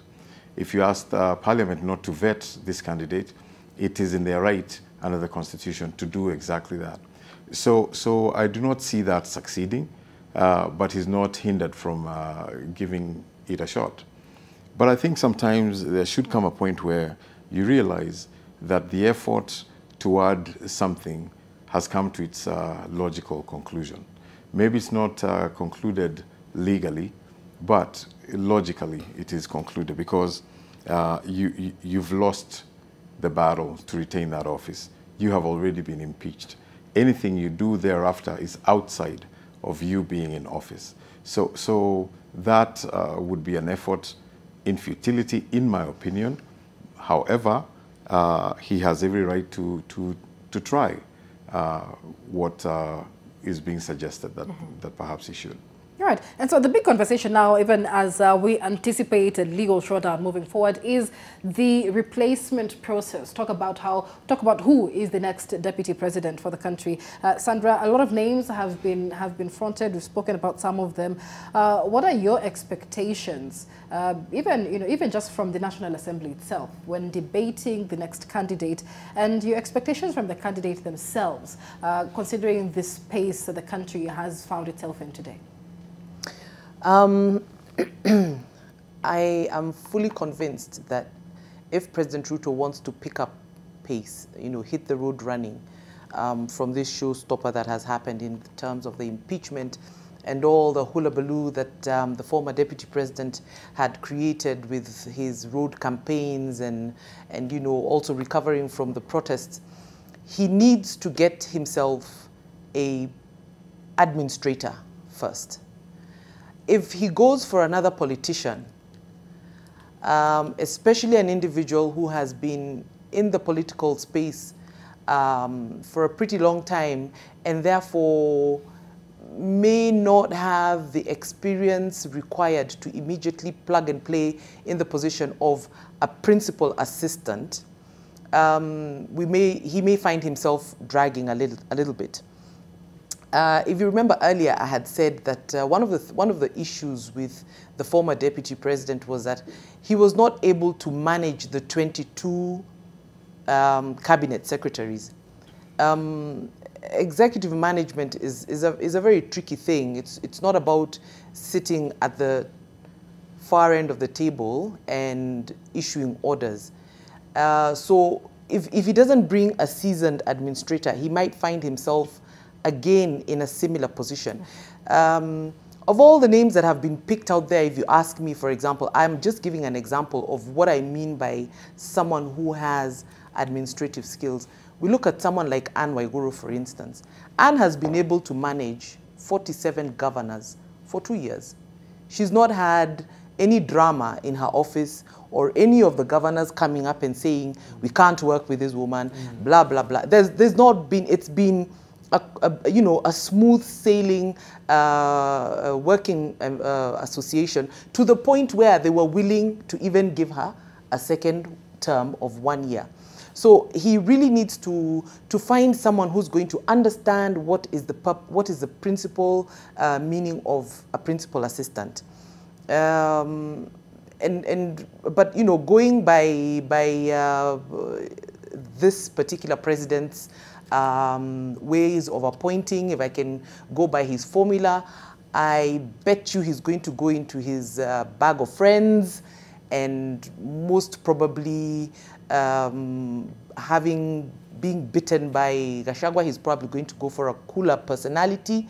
And, we may probably see someone more soft-spoken and calmer in nature like CS Kindiki. We then will probably say, well, CS Kindiki has had the last 2 years experience in administration as the CEO of his ministry. But like I said, this president has a lot to pick up. There's so much to be done because all this political hullabaloo has wasted a lot of time for him. Yes, the government is still working. We saw the prices of petrol going down. We've seen the cost of living going down because unga, mafuta, gas, all these things have been going down. But there's still more to be done because the better manifesto has a lot, especially when it comes to agriculture, which was the docket that he had given to the former deputy president, backed by the former CS Linturi, who clearly both let him down. So on that path of agriculture, which is the heart of this country, there's a lot to be done, and it all will depend on whom he's going to pick as his deputy. I'd like her to speak more about the possible replacements for the former deputy president. But Jared, there's been a different school of thought that even with Gachagua's impeachment, that the Kenya Kwanza administration may face significant problems politically. One, with regard to the amount of public support that they enjoy, largely because the presidency is one ticket, and we've seen the likes of Wiper leader Kalonzo Musyoka allude to this, that the presidency is one ticket. Gachagua himself said it.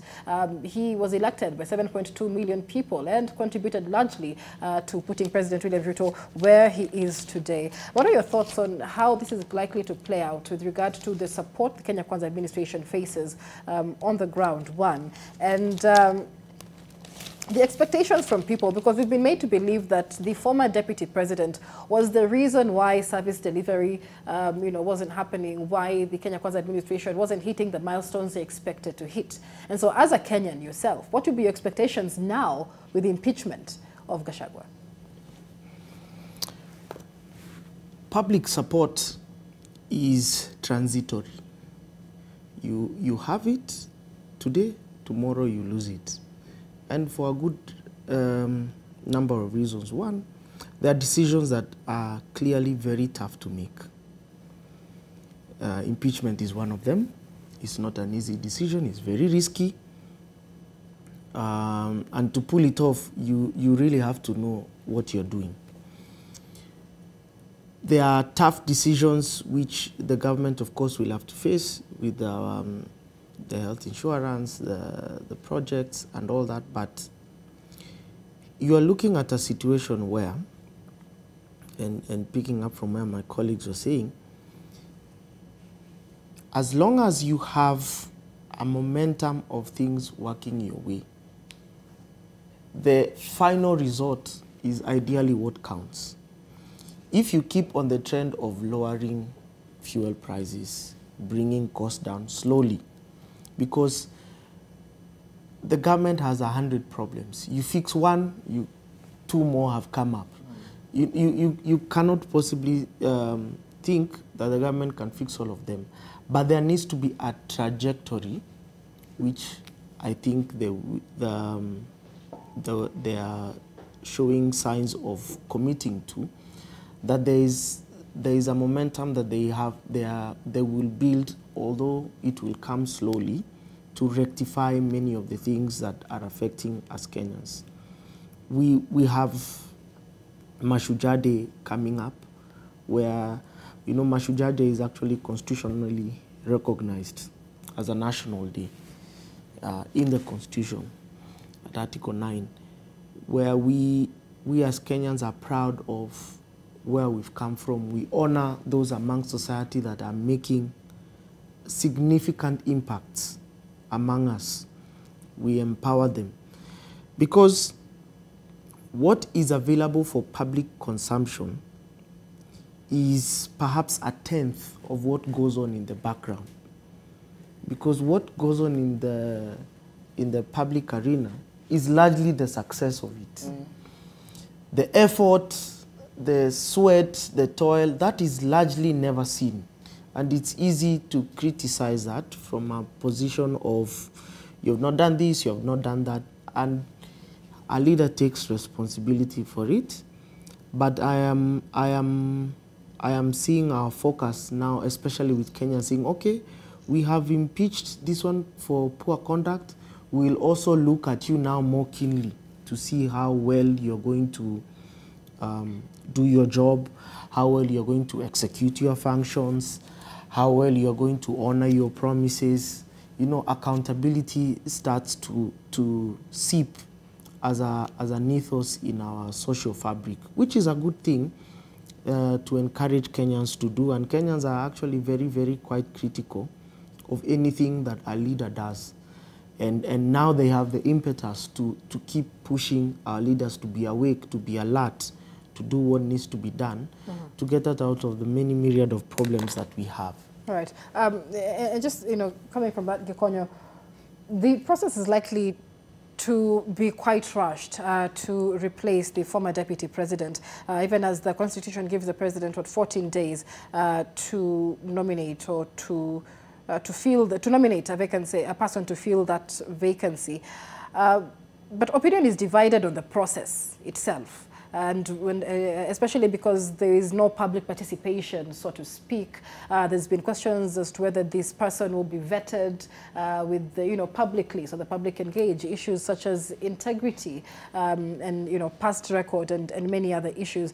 But clearly, then the next deputy president really has huge shoes to fill in terms of the workload that Kenya Kwanza says has remained undone, but also the amount of public scrutiny with which they are getting into this position with. So from the names that have been fronted, which names are standing out most for you to be able to fill this position with the hit that it's coming with? Well, there's several names that have been thrown out there. We're not sure at this point who. But as I've said before, there needs to be a sort of categorization, okay, that establishes who is the best candidate. And of course, this is the role that the president will play in deciding who it is. So part of that is what we've all talked about here in terms of experience. We know that there's things that you cannot do. For example, give me a safari rally car today and the team with the best technicians and put me on the circuit to go race. I can tell you now that I will not win that race despite all the support I get because I don't have that most critical component called experience. So the issue of who will best, given the task ahead, the requirements and expectations of Kenyans after this, segue, if you will, is that government will function. In fact, many people will want to see it function as efficiently as it has done in dispensing this matter. So, in my view, Kindiki was the guy who was preferred by people who were making that decision when they were discussing within Kenya Kwanza who the deputy president candidate should be.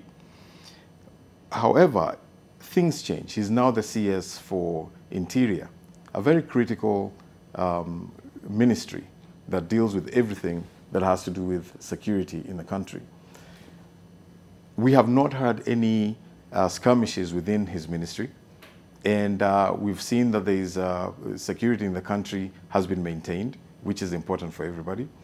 So he should perhaps continue with that, because it also takes time to know who the military generals are, establish a relationship with them. So it's not a position that should be, moved around a lot, because you need to build trust within such a ministry. So I think he's in a good place. And I'm sure he realizes the task that he has is enormous. However, it is a job that he accepted and has been performing. When it comes to Anne Waiguru, she stands head and shoulders above everyone else in this regard. Her experience as CS at a time when we were transitioning to the 2010 Constitution and devolution, and effectively pulling that off so that all counties were established over a period of time.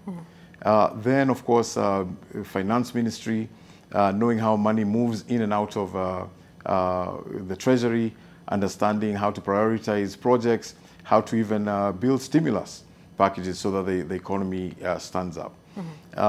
Then you look at governance, and she was a governance officer previously.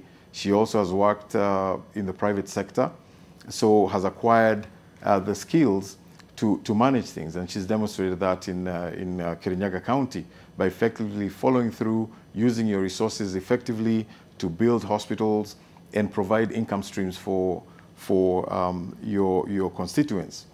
I could go on and on in terms of that. When it comes to politics, politics is critical.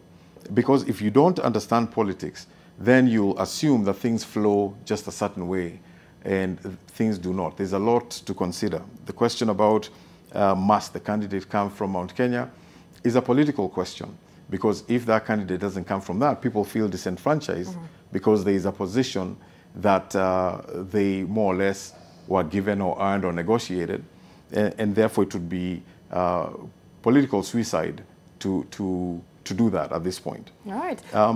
Yeah. Let's take a break on the broadcast. There's a lot more to discuss, including a lot of reports over then, whether the former Deputy President will walk away with the perks of the office of the Deputy President. What does the law say about that after impeachment? And this is even as reports come that the security of the former Deputy President has been scaled down in what officers say was a direction or directive which came after the Speaker of the Senate, Kindiki, gazetted his removal from office. We'll be discussing a lot more on that, but also give us your views on our social media channels at NTV Kenya. Much more of this debate to come after this break. To stay with us. Hii serikali tulitafuta na shida mingi sana. Hatuwezi kubali mtu haribu. Kenyans will be shocked. Hiyo ikulu nimeweka mitego kila kona, kila kona. Hapo iko kibarua. 291 members of this National Assembly pended their signatures in support of this motion.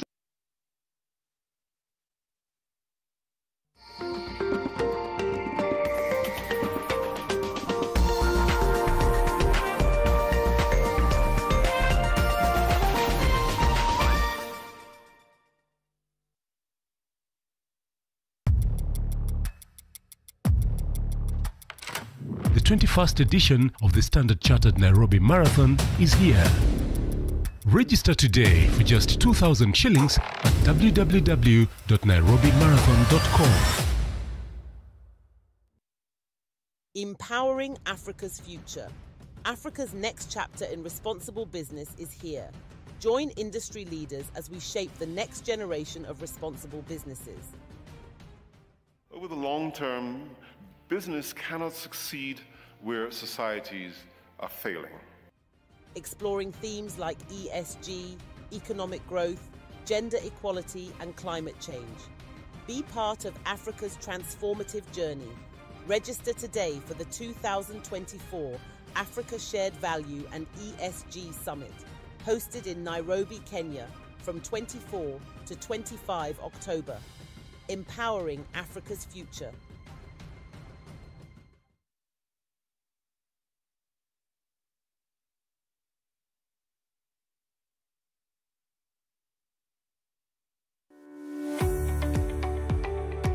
Voice is basically the sound that you produce, and it's produced from the voice box. So the lungs produce air, the air makes the vocal cords vibrate, then you produce voice. Voice disorders can be what we call acute for a short time or chronic for a long time. My thyroid was growing big, so it was removed.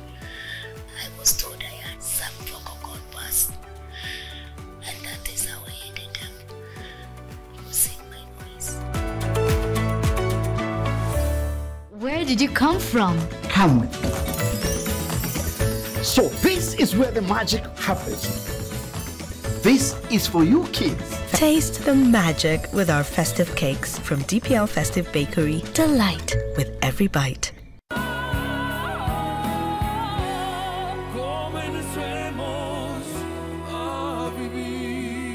Babies play around and then, oops, Morphix absorb like whoop. Imagine, haiwezi leak in 50 different movements. Makofi to both babies and Morphix. Renewed Morphix, ultimate quality.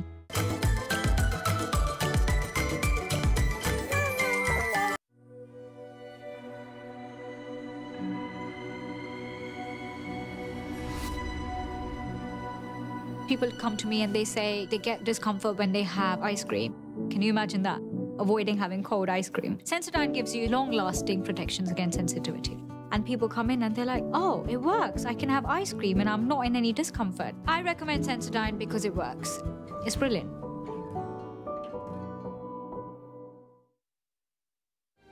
When I have back pain, I reach for 2 tablets of Panadol Extra for fast relief of strong pain, like headache, toothache, muscle pain, and I'm released from pain to be there for those who need me. Try Panadol Extra for fast and effective relief from strong pain. New Panadol Extra Soluble dissolves twice as fast versus standard paracetamol tablets.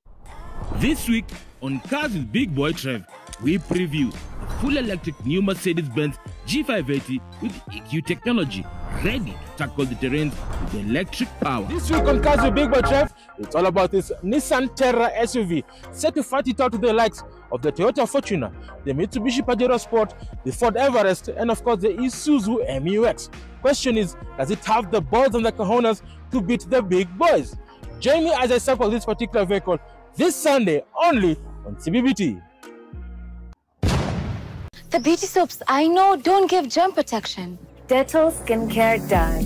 It combines the trusted protection of Dettol with 2 times moisturizers to protect my skin from germs and keeps my skin soft with a beautiful fragrance. Beautiful skin is germ-free skin. Empowering Africa's future. Africa's next chapter in responsible business is here. Join industry leaders as we shape the next generation of responsible businesses.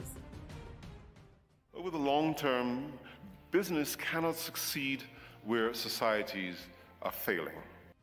Exploring themes like ESG, economic growth, gender equality and climate change. Be part of Africa's transformative journey. Register today for the 2024 Africa Shared Value and ESG Summit, hosted in Nairobi, Kenya, from 24 to 25 October. Empowering Africa's future.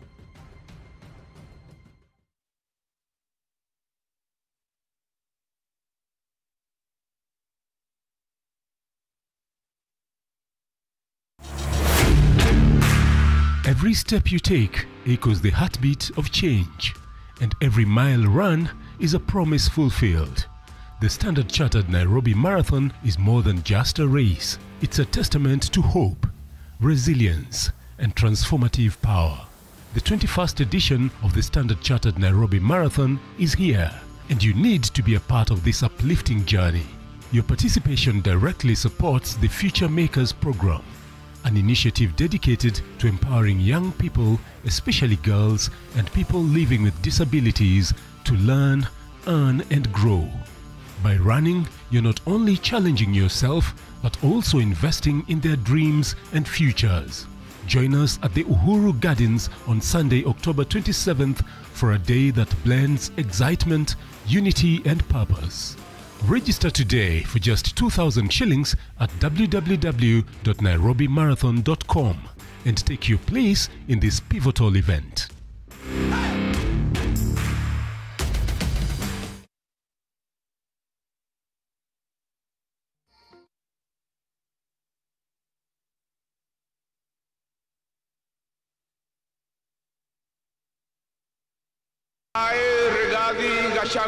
Hii serikali tulitafuta na shida mingi sana. Hatuwezi kubali mtu haribu. Kenyans will be shocked. Hiyo ikulu nimeweka mitego kila kona, kila kona. Hapo iko kibarua. 291 members of this National Assembly pended their signatures in support of this motion.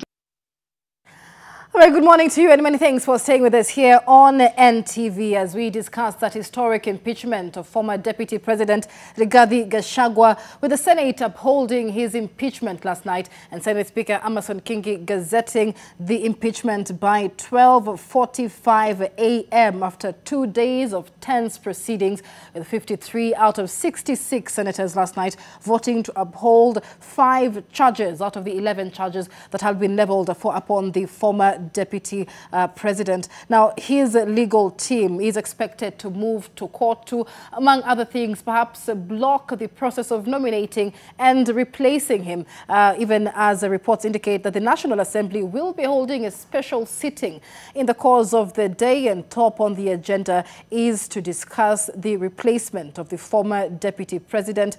Many questioning why the rush in this process, with the Constitution giving President Ruto at least 14 days to nominate a person to fill the vacancy of the office of the Deputy President. Political analysts, of course, explain that the rush is a political move, really, in a bid to ensure that the defense team, or Gachagua's team, doesn't have enough time to bring in too many judicial interventions in the process. It is a process we will be taking a look at here in studio with our able panel of guests, political analyst Stephen Gikon, Ponyo and Sandra Njoki are with us in studio, as well as lawyer Jared Mugendi. Jared, let me begin with you. With the reports now coming in that the security team of the former deputy president has been scaled down. This, of course, was to be expected. He is no longer a state officer. But let's talk about then the perks that the deputy president is expected to get moving forward. He, just like his predecessors, is entitled to a hefty package, so to speak. How will that be affected by this impeachment? It's something that my able panelists were also able to bring out, that impeachment is a different ballgame altogether, because you are not entitled to them. So he has been left, I don't want to say high-handed, but he has literally been stripped off. You know, there is someone, power has been taken away, but this one was ripped, stripped from him. And that's why probably most of the people advising you would rather resign than being impeached, because the consequences are this dire. The withdrawal of security is, you are not the deputy president anymore, and that security detail is not common even to cabinet secretaries themselves. So I'm sure the commandant, once he saw the Gazette notice, he was able to issue appropriate instructions to his officers to scale down the security. And again, you can really feel for the man, but for us now who are now looking backward, it's a clear lesson for state officers going forward. This should not be taken lightly. I mean, you can see Sonko up to now is still feeling the effect of that judgment. Waitito could not even take up a role at Nairobi Rivers Commission. And you can try as much as you can, but as long as this constitution is around, and with Kenyans vigilant as they are, it will be very difficult to wiggle around this issue. Yeah. I'd like to speak about the Kibwezi West MP, Mwengi Mutuse, the mover of the motion. We saw him start quite a bit during that cross-examination, but he seems to have had the last laugh, so to speak. You know, he's very proud of himself, clearly. During the trial, said the entire country is talking about his motion, and here it is making history.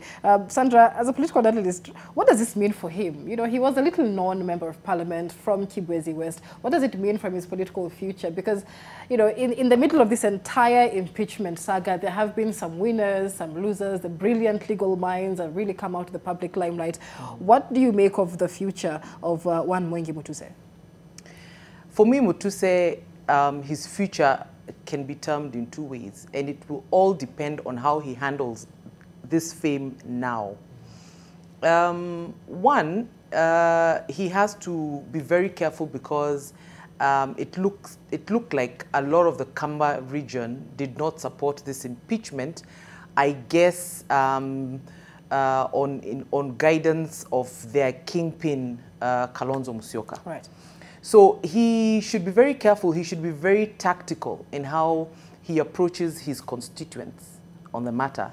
If he goes with a lot of pride and you know, satisfaction, look what I have done.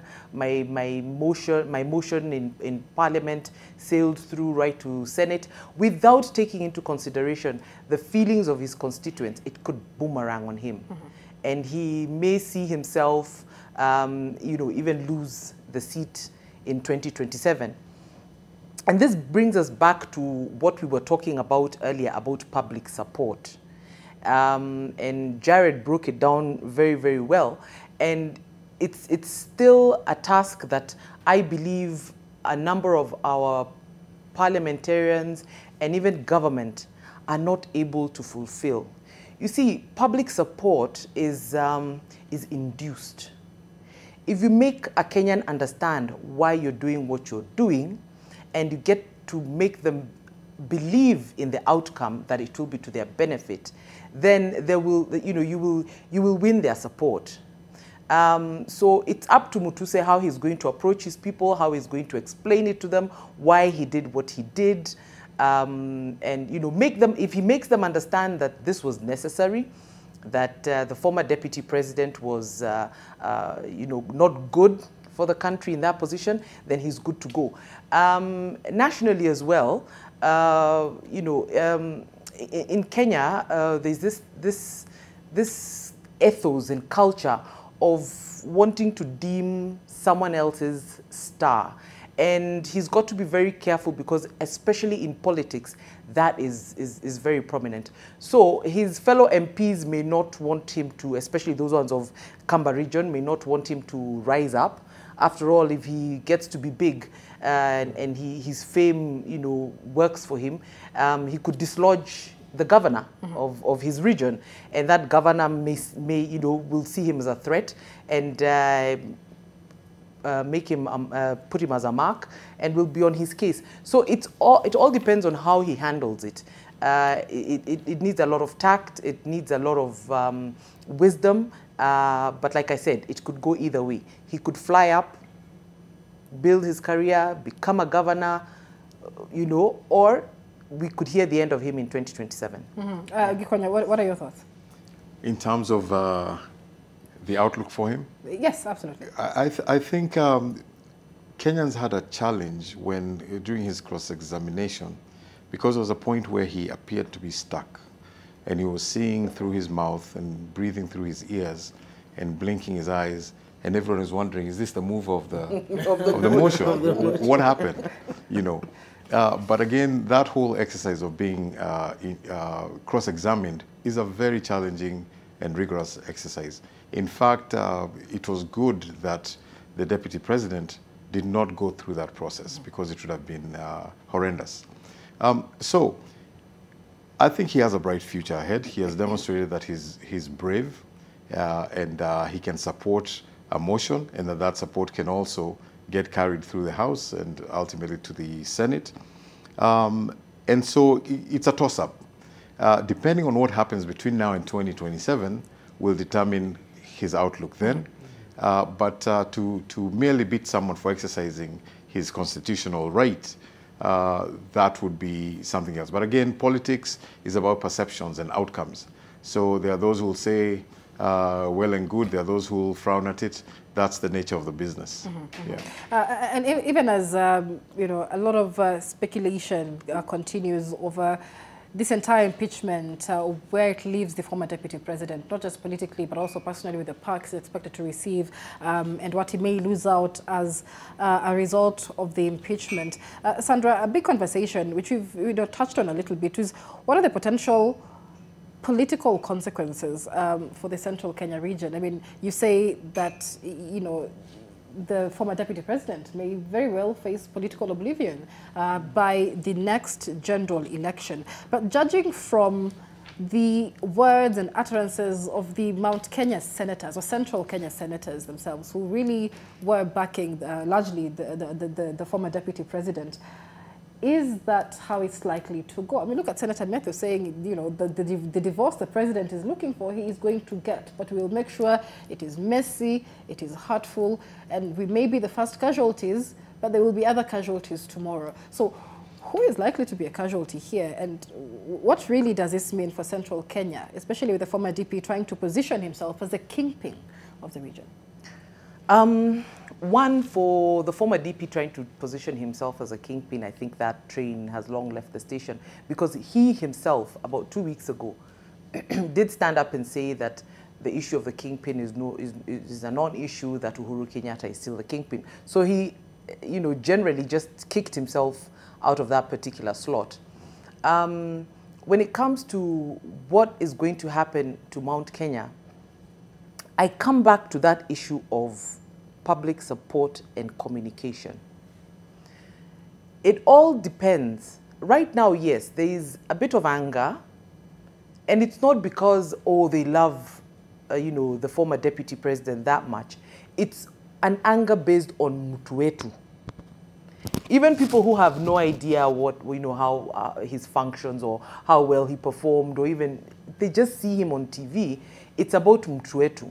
So my challenge probably to this particular government, if they want to continue having Mount Kenya support, they have to, apply the strategies of, reaching out to public and effectively communicating to the public. And one of the things that they have not done, if you ask me, is that our MPs have not been used as the ambassadors to go out there and talk to their constituents about this issue. If anything, most of them are not brave enough, they are running away. The other level of leadership that I believe this particular regime and the coalition that forms this regime has not utilized is the leaders called MCAs. If, for example, the majority leader would have a session where he briefs the MCAs to understand why this had to happen, make sure they appreciate it, and then send them down to disseminate that information at ward level, basically Mount Kenya, within a short time, everybody will be, oh, okay, you'll have reduced the degree of anger. Now, the choice of person, again, unfortunately, we are still in chia mtu wetu. But like I repeat, the president can as well pick someone from Western. He can pick someone from any particular region, and he would still be safe to go. For me, that theory of the numbers of the tyranny of numbers of Mount Kenya, I still insist has been defeated by time. But if he wants, for example, to pick up pace, solve this issue swiftly and move on, then yeah, we have to admit that a pick from Mount Kenya region would do him great. Gikonyo, do you agree, especially in light of what I would call, soft threats to the Central Kenya, Mount Kenya region, that they may be locked out, of the political big table, so to speak, following the impeachment of the former deputy president? Where do you think this is likely to leave the Mount Kenya region? I think Mount Kenya region will move on. Because the same sentiments and feelings that Kenyans have are felt in Mount Kenya. It does not exist in isolation. And so the mere fact that the deputy president has lost his position does not mean that Mount Kenya will not function. The relationship with the deputy president as a region is still very new. It's actually in its infancy. Kenyans across the country generally tend to want to work with someone over several years, 5, 10, 15, 20 years, to see whether this person is suitable and to assess and determine whether it's the person that they want. So the thrust with which he came was also high speed, and but the roots hadn't really gone down as much as you would expect in terms of the leadership position in the region. And that's not unique to him. It's just a question of timing. People want time to see how you are, how you interact, and so on and so forth. So in terms of recovering, that can happen very quickly, depending, of course, on who you select. If you move away from the region, naturally, politically, people will feel left out. People identify with positions and leaders from their area, again, because of political interests. Mm-hmm. So I don't anticipate a major problem going forward. And in fact, in the next couple of weeks, we will not be talking about the impeachment. We'll be talking about everything else that is going to be happening in the country. All right. Jared, many said that this ousted trial was a litmus test for the Senate. Did the Senate deliver, in your view? I was hoping that question would start that direction. The Senate, by and large, has done quite a number of impeachment proceedings against governors, so they have the requisite experience. Under the circumstances that they were placed in, I think they did the best that they could. You have to understand that everybody on either side can easily call and say, I didn't like this, I didn't like that. But at the end of the day, I am one of those people who take the view that Kenyans, I know our politicians have failed us, but if you interact with them, say mano a mano, one-on-one, some of those people are actually very brilliant people to interact with.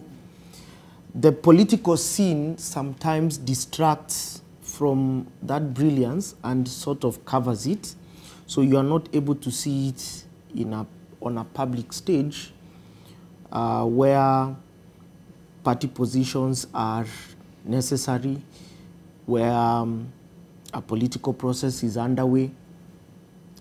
And the fact that they had to carry out this fast-as for the first time is also quite commendable, that it did not go into a situation where, say, there was conduct unbecoming among senators that the proceedings, say, could not proceed. Did they exercise their minds as they would or as they should? I think by and large that they did. Were there misgivings? I know people are unhappy with the National Assembly, with all that, based on a variety of factors, but by and large, I think the Senate tried as much as they could to conduct the first impeachment of the Deputy President well. Sandra, what are your thoughts? And even what lessons, considering this was a first, that the country ought to have learned moving forward? I think the first lesson that we should take home as a country is that this constitution works, and that Kenyans should now be confident that it's really up to us to apply the constitution in order to establish a level of good governance that we had never seen before. And I say this because you see right now, I can tell you all other senior government officials, from cabinet secretaries to principal secretaries, they are all going to do what needs to be done, especially in terms of their behavior as public officials. For a very long time in this country, we had that thing where, as a senior government official, when in Bwana Mkubwa, you'd get away with anything. Even in public, you drive on the other side of the road, and you get away with it.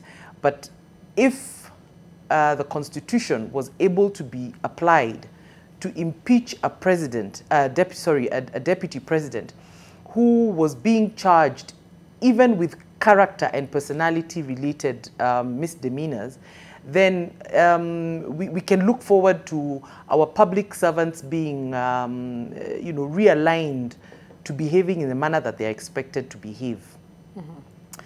Of course, there is also the other issue that people are saying that this has opened a Pandora's box for the president, because it has shown MPs and senators that this thing can happen. It's as easy as that. But I don't think that would be an issue, because it's not as easy as that. You've got to get numbers. So really, I don't think there's any fear to the president in terms of, this puts you in a very precarious position, because again, as long as he conforms to the character expectation, and he performs to the performance levels that Kenyans are expecting, and he interacts and relates with every other arm of government as is expected, then he's safe, The third lesson is also about we have established that indeed institutions are independent. Many people were calling on the president to speak, were expecting that the president would probably even interfere with the process. We even saw the former deputy president's side believing that they could use the courts to interfere with that process. Why do I say that they intended to, that had been their intention? Because really, when you lodge 25 cases, what are you doing? You're really just trying the best that you can to compel the court, or you're trying to look for pathways in which you could get the court to step in and interrupt that process. So I think all in all, yes, one man down, but a lesson has come through that our constitution is alive, our constitution works, and you know, it's working for us. It's working for us. It's a good document. Right. Yeah. And you know, Gikonyo, throughout this entire process, President William Ruto has remained very quiet, hasn't said a word. In fact, the only perhaps direction expected from him at this point is that message to the National Assembly with perhaps a name or a list of names for the nominee to replace the former deputy president. What do you make of the president's silence, and when do you expect him to break it? The silence is a power play. It's been very effective. It's served him well. People have been asking, how can he not say anything? But you can imagine the noise level amplified had he spoken or responded to the defenses brought forth by the deputy president. So remaining silent served the nation well, because it lowered the volume of, you know, the potential or actual fallout between the two gentlemen, and also in the political arena. So it's a good tactic. He's used it before. It's been effective. It's served him well. We saw him apply it when he was a deputy president. As everyone was talking about the fallout between he and President Uhuru Kenyatta, he remained quiet. He did not talk about that until the very end, when we were about to go into elections, is when he so to speak, released his heart and cried out that, yes, things have been intense. So the silence served the country, in my opinion. Yeah. All right. And so as we speak, I mean, the big conversation now is who will deputize Ruto next. And reports, you know, even as all the names we've discussed, are pointing to a three-horse race. And so, of course, the Interior Cabinet Secretary Kithure Kindiki has been mentioned, Murang'a Governor Irungu Kang'ata, and the Prime Cabinet Secretary Musalia Mudavadi. Jared, I'd like to get your thoughts on these frontrunners, or at least they've been touted as the frontrunners. We did have two polls, Infotrack survey as well as TIFA, that had ranked them, and Professor Kithure Kindiki was ranked highest, with Infotrack ranking him at 20%, with Kenyans preferring him, with TIFA putting him even higher at 37%. With Musalia Mudavadi coming in next, and Irungu Kang'ata. But let's get your thoughts on the profiles of these individuals. Let's begin with Musalia Mudavadi. He is the Prime Cabinet Secretary. Having him being fronted or touted as a frontrunner, what does it mean in the eventuality that he is the one to succeed Gachagua? With William Ruto, as Gikonyo and Sandra aptly put it, just expect surprises, as usual. He tends not to think in the common grain. I am one of those people who tends to disagree with polls and do my own, which has worked well for me in my political advisory career. And you want someone who is measured. You want someone who is competent, who knows the task at hand, who is, as Sandra rightfully said, able to work with others. There is something that we are usually taught in a negotiation class is you really have to be someone that people like. It's something that we don't take too much into mind, but it is important that people like you. I'm not saying the whole country likes you, but people around you like you. They can entrust you with some responsibilities and they know will be handled. They can entrust you to restrain your emotions when you have every right to have an outburst. You know, they can entrust you to read the room and know you don't have to say the truth in this current moment. You can say it later when emotions are cool. You know, you have to have someone who understands what Gen Zs will say, understands the assignment. That you have been given. Specifically to the question of Musalia Mudavadi, he seems to carry that portfolio as an individual. You know, he's, I know there have been memes about him, about how Akishiba, Asumbui together. But by and large, he is someone who has served in that role before. He is able to work with others. He has sufficient experience. You know, you also want someone who is also able to find a way to check the president. You know, there are very few people who can tell the president no. Or, okay, I've seen your strategy or I've seen your idea, but can we explore this other route for a variety of reasons? And you need someone with that capacity to do that. I know Waiguru also fits that bill. She's done a fantastic job in trying to manage the governors and her county as well. Her reputation has largely remained unsullied, and whatever happened in the past, I think she has managed to rectify, which is one of the things we're saying. Perception can always change, you know.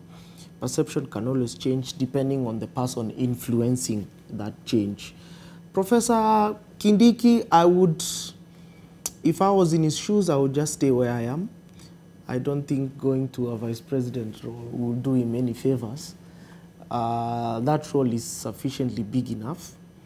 And knowing the kind of person he is, because I've interacted with him closely, he's able to have an ability to read the room and wait and buy himself time to grow into that space. I'll just take a break. We'll be back with much more on this conversation, even as we go to the ground and sample the views of Kenyans, really, on their thoughts on this historic impeachment of Geoffrey Rigathi Gachagua, Kenya's second deputy president under the 2010 constitution and the first in Kenya's history to be impeached. His political journey reads something like a man always in a hurry, not ready to take no for an answer. The man, having after one term as Madira Member of Parliament, made his way into fame and power after becoming President William Ruto's running mate in the 2022 general election. Here is more on the former Deputy President, Rigathi Gachagua. May I request that you place your left hand on the Constitution.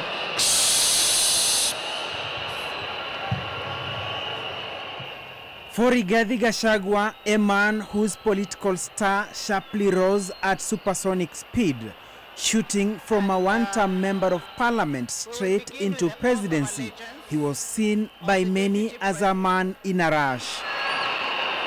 I, Rigathi Gachagua. During the swearing-in ceremony, he was forced to retake his second oath of due execution of office of the Deputy President after veering off the script. In the office of Deputy President. In the office of the Deputy President. Of the Republic of Kenya. That I will diligently serve the people. Discharge my duties. And perform my functions in the said office. May I request that we take it again, please? To the best of my judgment. I'm sorry, let's take it again. Let's take it again.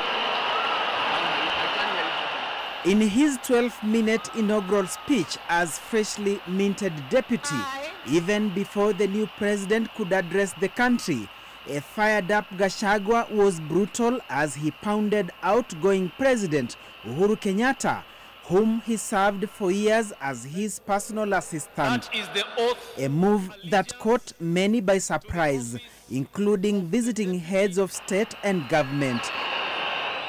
A matter that would come later to haunt him during his impeachment motion in the National Assembly. The Deputy President. Freedom is here with us. Freedom is here with us. I want to tell the people of Kenya that finally you are free. Kenya is now a democratic country. You don't have to look back when you do something. all Kenyans are free to associate with whoever they want. It became a crime in this country to be afraid of William Ruto. It is only that it was not put in the penal code. After he spoke and he sat down, I was seated close to Honorable Kiborek. I told Honorable Kiborek that this is not going to be a good person. From the analogy that formerly he was a PA to the former president, and the manner in which he spoke to me was in the contrary. I just said that when he was being sworn in, I didn't know him. The only thing I knew about him was he was a PA. Now, the chicken have come home to roast. You have told us, and we believe you, that you shall never in your presidency use the criminal justice system to manage politics. You have told us that you'll manage politics the conventional way through persuasion and reaching out. And criticize he did, without blinking, without fear, and without any iota of doubt. On 26th June 2024, he took President Ruto and the Director General of the National Intelligence Service, Nurdin Haji, head-on. I am an elected Deputy President, I'm not appointed. I therefore have a responsibility to the people of Kenya, and that responsibility is informed by my belief that honesty and truth are critical components of leadership. I want to say that Nurdin Haji must take responsibility for the deaths that occurred. He must take responsibility for the mayhem. He must take responsibility for failing President William Ruto. He must take responsibility for failing the government of the Republic of Kenya. He must take responsibility for failing the Kenyan nation by not doing his job and advising correctly. And he must do the honorable thing, not just take responsibility, but resign from that office and allow the president to pick a competent director general. The man from Mathira, Nyeri County, who has fashioned himself as fearless and truthful, appears to have known that tough days lay ahead, the very day they officially began their political marriage between the man from the mountain and the man from the North Rift. And 2 years later, the big rift. I must tell these people the truth. Despite the fact that you are a hard worker, you have passion to serve, you are zealous, you are a go-getter, the journey ahead of you is not rosy. And true to his mantra of a truthful man, Gachagua stuck to what he believed was his truth, that he went dispensing and popping like confetti whenever he came into contact with a microphone, making his critics to accuse him of practicing politics of exclusion, contrary to Article 131 of the Constitution, which identifies presidency as a symbol of unity. If it's a right for every Kenyan to make a choice, and then tied to Article 131 as the presidency, the symbol of unity. That is true. In essence, that is true, but choices have consequences. That is true. It's a political right to choose whoever you want, but choices have consequences. A year later, and the political choices he made and stuck to have yielded the consequences. After a supersonic rise in elective politics for 7 years, Gachagua has fallen from grace in presidency to the grass. He now stands impeached, making history, the second deputy president impeached in his second year in office. I beg the people of Kenya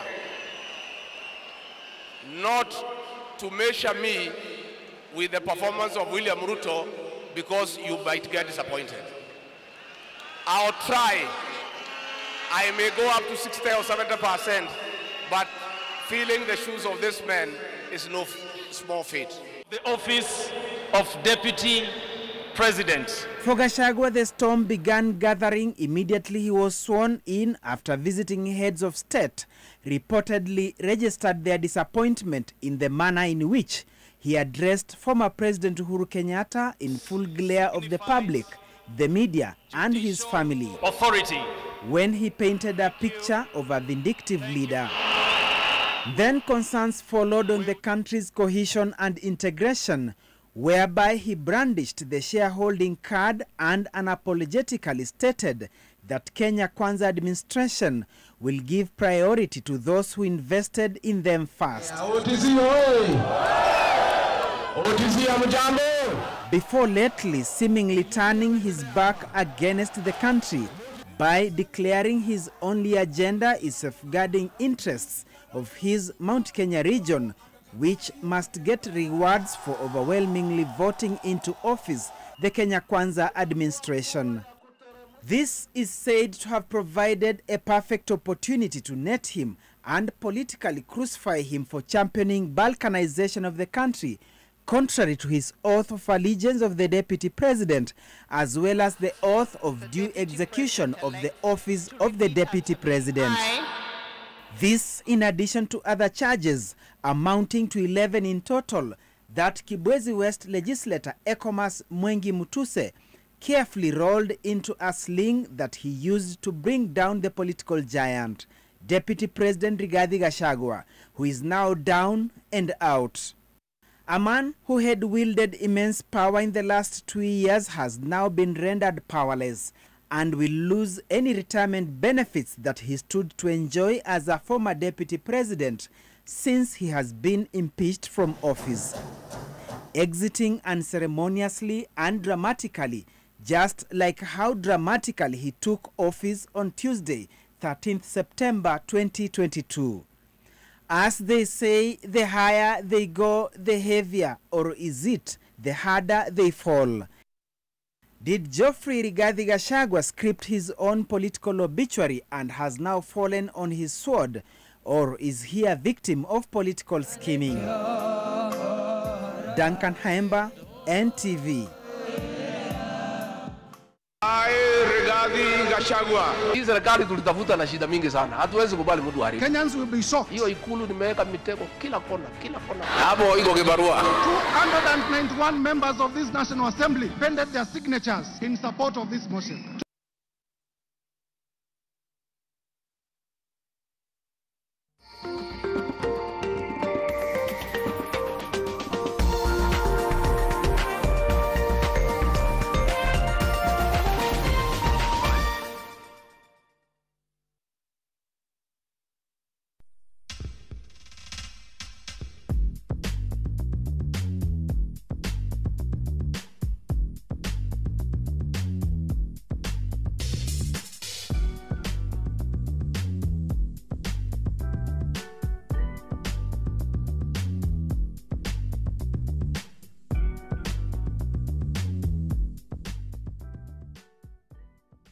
Crowned by Skytrax 15 years in a row. Yep, we've taken over 500 million of you to places. All thanks to our dedicated All-Stars and you. Empowering Africa's future. Africa's next chapter in responsible business is here. Join industry leaders as we shape the next generation of responsible businesses. Over the long term, business cannot succeed where societies are failing. Exploring themes like ESG, economic growth, gender equality and climate change. Be part of Africa's transformative journey. Register today for the 2024 Africa Shared Value and ESG Summit, hosted in Nairobi, Kenya, from 24 to 25 October. Empowering Africa's future.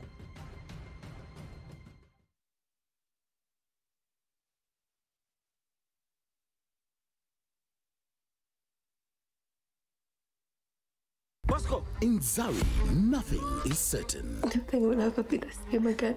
Will you survive the jealousy? Unajiona tajiri, eh? Zitaisha tu tuone utaringa na pesa gani. The secrets. Ukiambia mtu yeyote boss. Nini uniambia Lona? the deception. To family.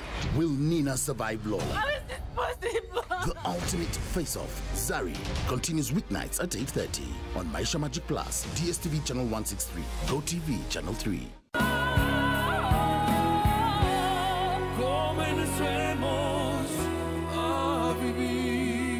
Babies play around and then, oops, Morphix in a absorb like whoop. Imagine, I raise the leaf in 50 different movements. My coffee to both babies and Morphix. Renewed Morphix, ultimate quality.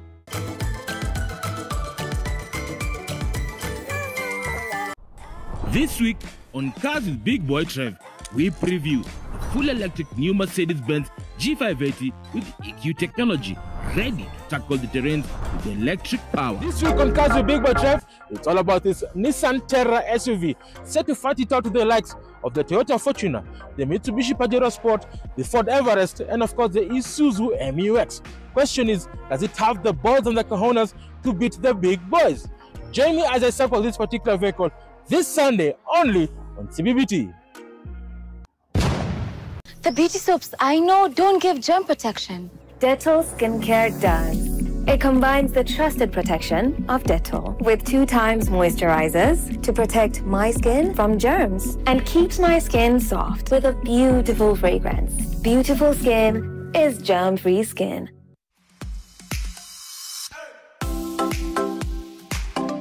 Get ready to tantalize your taste buds and embark on a culinary journey with Pishi Bomba, the ultimate cooking show that brings the flavors of the world right into your living room.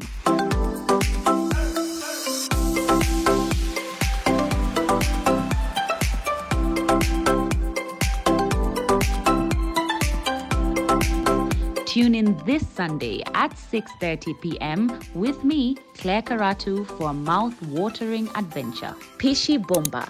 Cook, eat, enjoy.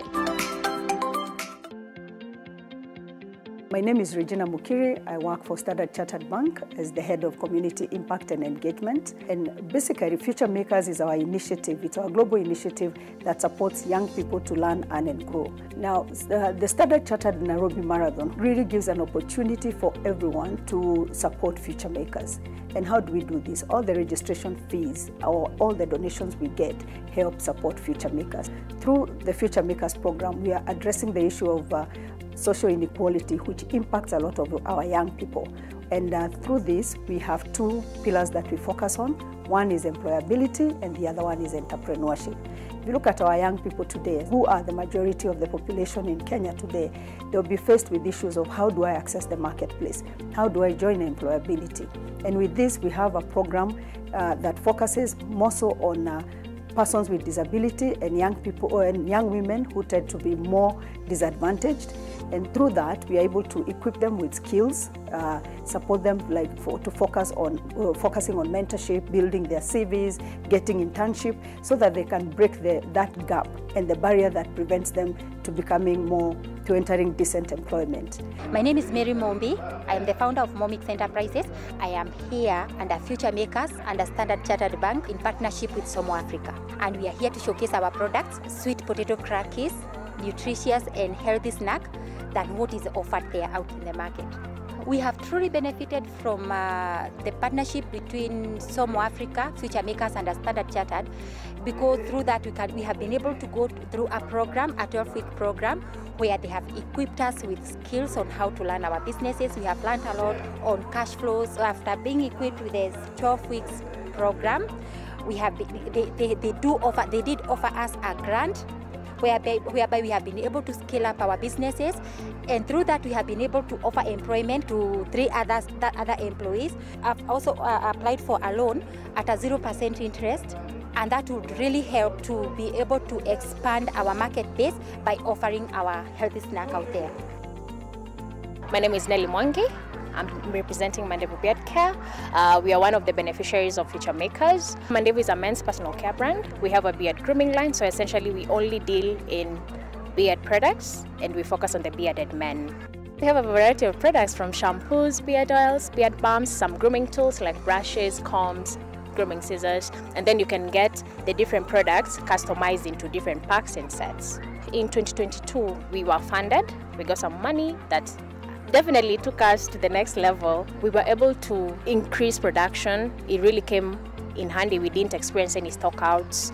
We were able to also do some renovations at our offices, amongst other things. So especially for the partners, people who are in business, I would encourage them to participate in such events more oftenly, because they give you an opportunity to actually sell your products to either the clients or the people who are in the marathon. So it's a very nice opportunity for us as a business. So in essence, we can say that Standard Chartered Nairobi Marathon is the main fundraiser that we have for the Future Makers program. So this is an opportunity for everyone, be it individuals, be it corporates, or be it groups of people that enjoy running or walking, or who would like to exhibit their product, to come in and support the young generation and help them learn, earn, and grow. So I would say that basically this is the opportunity that we open to the whole public to be able to do something charitable and something that is impactful, that impacts the next generation.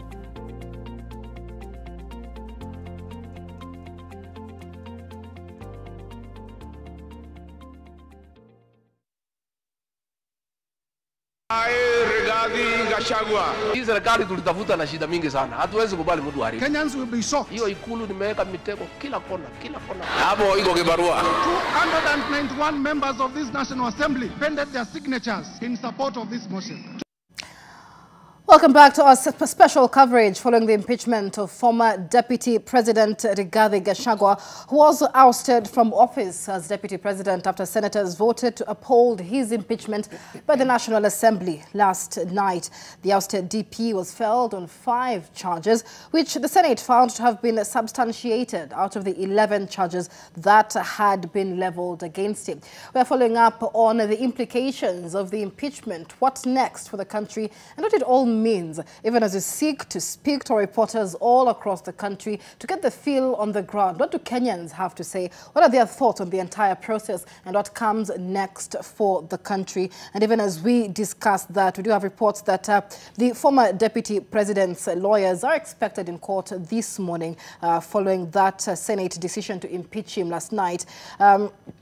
The lawyers have been burning the midnight oil to prepare an appearance in court, which will be seeking to get orders to suspend the impeachment, which would essentially be seeking an injunction against the implementation of the Senate's resolution. We understand the legal team will also be expected to ask the court to bar the National Assembly from processing the name of Gachagua's replacement to await the determination of the former Deputy President's application made to the courts. I remember that 3-judge bench initially saying that the application at the time, that was by Wednesday morning, was premature and anticipatory. And so a legal showdown is expected in the country and will begin this morning. We're keeping a close eye at what's happening at the courts, even as put a lot of context into the situation in the country. Do speak to us on our social media channels at NTV Kenya with any comments and questions. We have an able panel in studio to put it all into context for you this morning. Political analysts Stephen Gikonyo and Sandra Njoki, as well as lawyer Jared Mugendi, are here with us. And Jared, of course, the legal showdown was expected and was anticipated.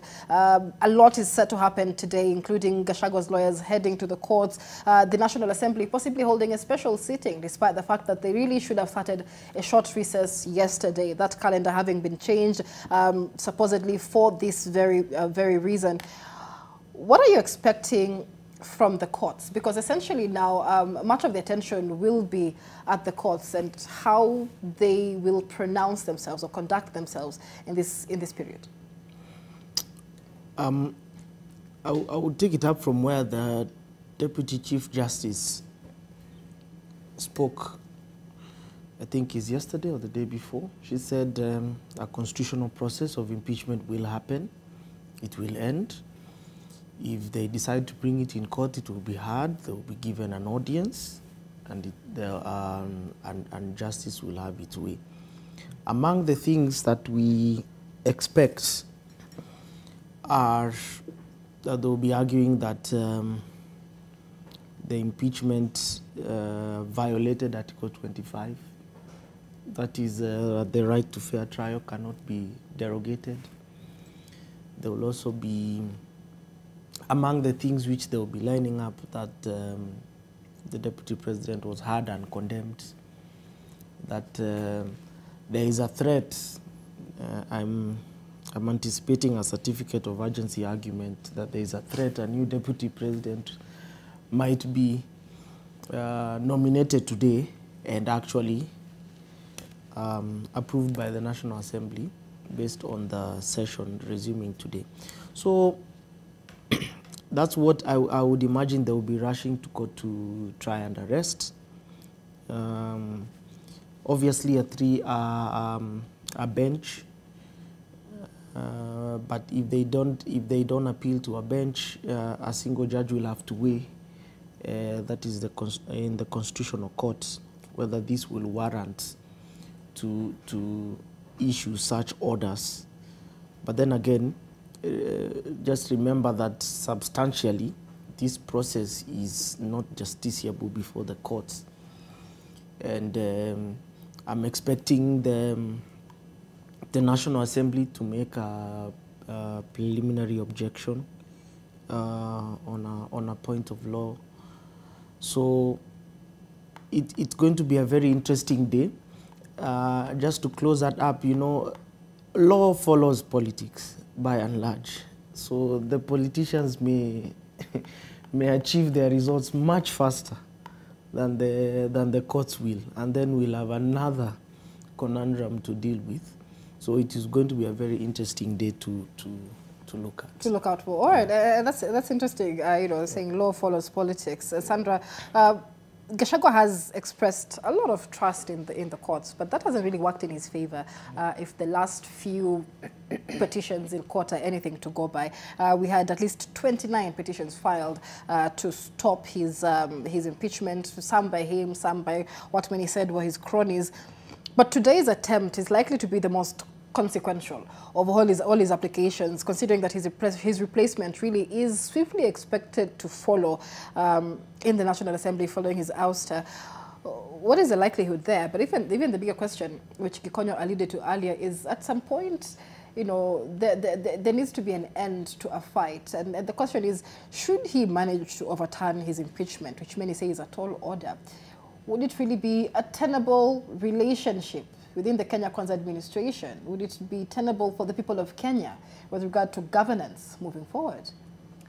You know, I think what the former deputy president is trying to get is an arrangement like what probably the Meru governor has.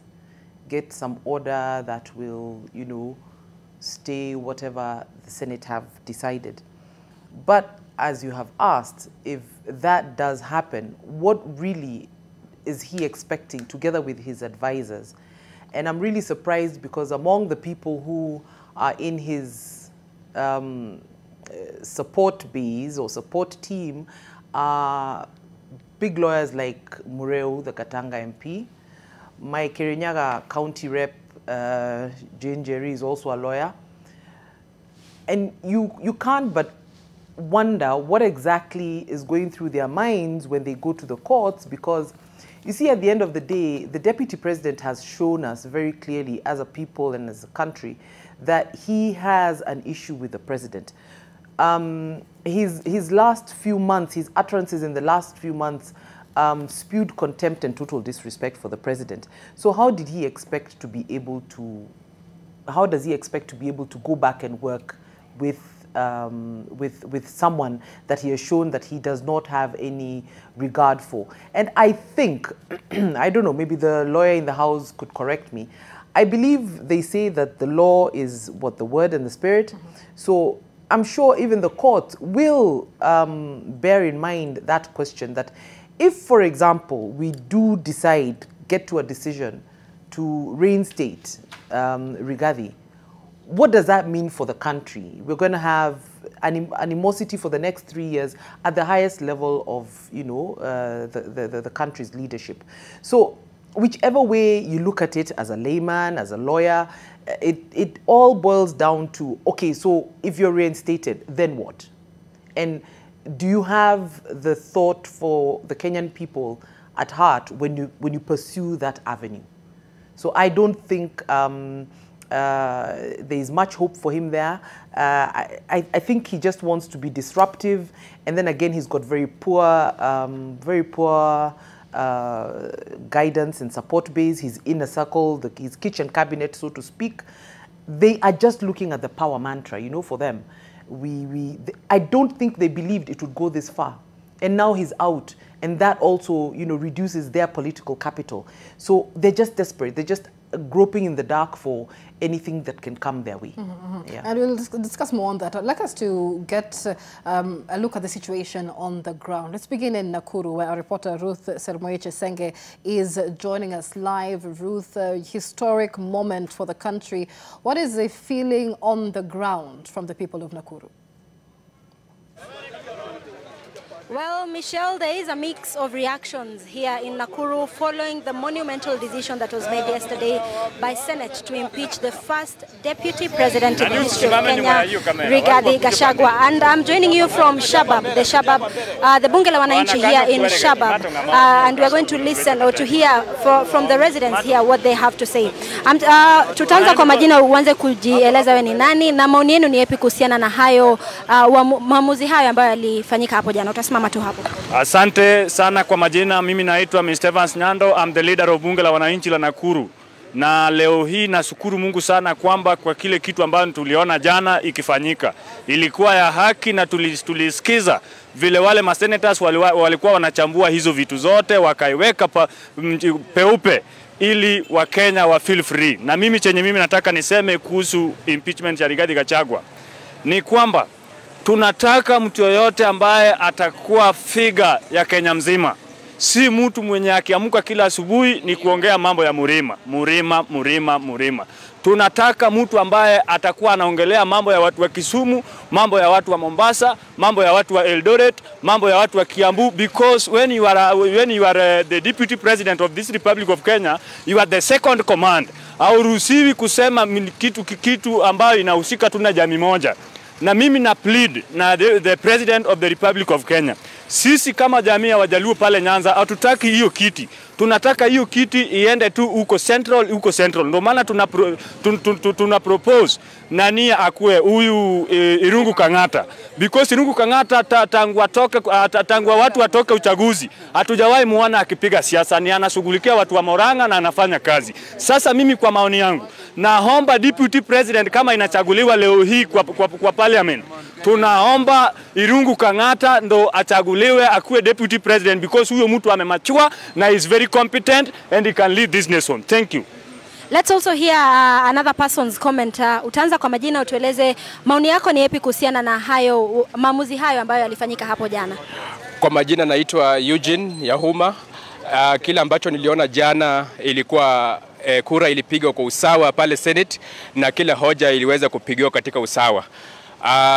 Katika kusema hivi, nataka kusema hivi, Rigathi Gachagua anafaa aende, amefanya vizuri Seneti kumtuma nyumbani kwa sababu ni mkabila. Sisi hatutaki kama Wakenya tuongozwe na mkabila. Tunataka tuongozwe na kiongozi ambaye anaweza kusaidia rais ili kuunganisha ile taifa lote. Na mimi na support rais akichagua achague Musalia Mudavadi kwa sababu ametosha, amekomaa kuunganisha hii Kenya, kusaidia William Samoei Ruto. Asante sana. Haya, ninaona wengi mko na maoni tofauti. Utasimama hapa alafu uanze kwa majina, utueleze maoni yako kuhusiana na hili swala. Simama hapo.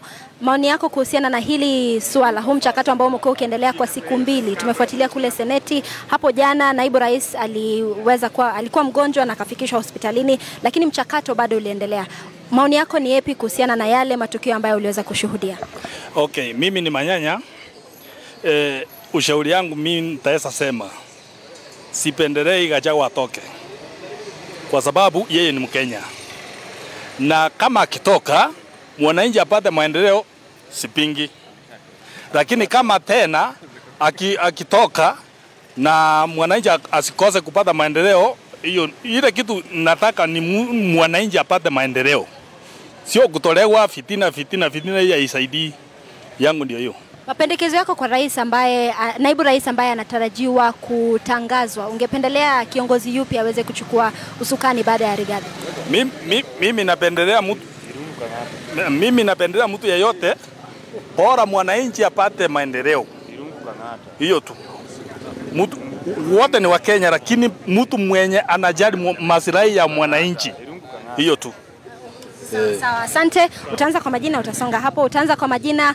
Uliweza kutazama yale mjadala ambayo ulikuwa inaendelea pale bunge la Seneti. Uliona maoni yako ni yapi kutokana na hadhara hiyo ambayo ilikuwa inaendelea? Maoni yangu haiko na usawa. Anza kwa jina. Mimi naitwa Ogecha, natoka hapa bunge la wananchi Nakuru. Maoni yangu Bwana Gachagua hakufanyiwa usawa. Kwa sababu mtu akiwa mgonjwa hata ukiwa kotini huwezi fanyiwa trial. Wangemngojea hii kukuwa na haraka. Hii kitu ingekuwa inaenda mpaka Saturday. Wangengoja Bwana Gachagua apone arudi ajitetee. Lakini haiko na usawa. Naye wabunge wale walifanya hiyo kitu, waliona kitu Gachagua alifanyanga wakati walikuwa wanatafuta nini? Kura. Sasa hii Gachagua ni mbaya. Hata yule atachagua itakuwa mbaya tu, because mtu lazima kwanza uangalie kwenyu, usiangalie kwa mtu yoyote. Sasa mimi naomba Gachagua akienda koti afuate utaratibu, Gachagua arudishwe kasi. Naam, na ungependelea, naona umepingana na swala hilo, yani ungependelea kutolewa kwa Gachagua. Hii leo tunatarajia bunge la kitaifa waweze kukutana na kujadili walisema ni special motion, pending bills. Yeah. Lakini mojawapo ya swala ambao wa Kenya tunatarajia wao wajadilie ni swala hili la kubanduliwa kwa naibu rais. Wewe unatarajia yapi yataendelea kule bungeni? Mimi naona wasiendelee na hiyo, wafanye ile pending bills ambaye iko, lakini Gachagua ngoje kwanza aende kotini wamalize, ndio hata kama anatoka apate haki yake, kwa sababu singependa mtu yote lazima afanyiwe haki. Maoni yangu naomba kwanza bunge isiongee mambo yoyote kuhusu Gachagua. Wawache huyu mzee ni mgonjwa, apone, aende atetee kiti yake ambaye ni kiti alitafuta na nguvu. Na mimi singeomba group ya Kinorengo wakienda huko, gavana mzima ya Siaya anaenda kufanya nini huko? Anaenda kufanya nini? Asante sana. Acha tusikize sauti ya kijana. Utaanza kwa majina, utueleze maoni yako ni yapi kutokana na uamuzi huo wa jana wa kumbandua Gachagua kama naibu rais. Okay, asante. Kwa majina naitwa Peter Kaloma. Kwa maoni yangu kuhusu kuimpeach Rigiji, kulingana venye walifanya jana, kulingana na mimi haikuwa imenifurahisha, sababu sisi kama wananchi hatuna nguvu. Ndio maana chochote yenye lifanyika huko jana, sisi kwa sahi chenye tunataka kama wananchi wa kawaida, tunataka maendeleo, na ule ambaye atachaguliwa hapo ambaye ni Kirungu Kang'ata, tunapenda yeye mwenyewe na kulingana na kasi yenye ako nayo na ujuzi aserve Kenya. Si eti kimila yao ati yeye ni wa fulani, wewe ni wa kutoka mahali fulani. Chenye tunataka kama wa Kenya, tunataka maendeleo na tunataka kiongozi ambaye anatujali kama wa Kenya na anatutumikia kama wa Kenya. Kitu na ambayo tunataka maendeleo. Wacha tusikize maoni kutoka kwa mwingine. Utaanza kwa majina, maoni yako ni yapi? Kwa majina ni Jose ama Jenzi wa Nakuru, na mimi maoni yangu ni haya machache. Mimi kwanza ningependa kusema kwa Deputy President Rigathi Gachagua impeachment yake, mimi nimeunga mkono. Na mimi naunga mkono kwa sababu hii ndio itakuwa funzo kwa wale watu ambao wanapewa cheo ya Deputy President. Ukipewa hiyo cheo ya Deputy President lazima ujue hii ni cheo ambayo ina hold nchi mzima. Siku kuja kutuambia maneno ya shareholders ati wale walipigia kura, watu wa Mount Kenya walipiga na shares kubwa, hao ndio watapata, wale wa Nyanza wenye wakupiga watapewa shares kidogo. Umezungumzia swala la shares. Tuliona Rigathi akijitetea akicheza filamu ya Rais William Ruto akiwa Kirinyaga, na aliweza kusema ya kwamba wakazi wa Kirinyaga pia ni shareholders. Wewe Rigathi pia aliweza kusema amejifunza semi zake kutoka kwa kiongozi wake. Wewe unaweza kusema yepi kuhusiana na hilo? Aya, kwa maneno hayo ya shareholders, kwanza kwa Rigathi kusema nimejifunza kutoka kwa bosi wangu. Ujue uwezi, ni kama mtu amekuja ameiba pahali fulani, wewe umeona mtu ameiba na ametoka ameenda amefaulu. Alafu wewe unakuja na ujinga wako unasema wacha niibe kwa sababu fulani ameiba na amefaulu. Alafu ukishikwa unasema fulani aliiba akafaulu. Hiyo haiwezekani. Juu ndo umeshikwa, lazima ubebe mzigo wako. Ungependekeza nani ateuliwe kama naibu rais mpya? Mimi ningeona pengine wape mtu kama Irungu Kang'ata, kwa sababu tumeona pale kwake amefanya kazi mzuri sana na ni mtu mwenye ako na heshima, ataheshimu rais na watafanya kazi vizuri kwa hii miaka yenye imebaki michache. There you have it, Michelle. It's a mix of reaction from the residents here in the Bunge la Wananchi here in Shabab. Many are proposing to have Irungu Kang'ata, the governor of Murang'a, as the next deputy president. Some are proposing to have Musalia Mudavadi, and also we've also seen some people saying Kindiki, the Minister of Interior, among other leaders. So we're just going to sample more reactions from different parts of this county following yesterday's decision that we saw Rigathi being impeached. Back to you in studio, Michelle. Many thanks. There is Ruth Chesenge joining us live from Nakuru County. Mixed reactions from the ground there.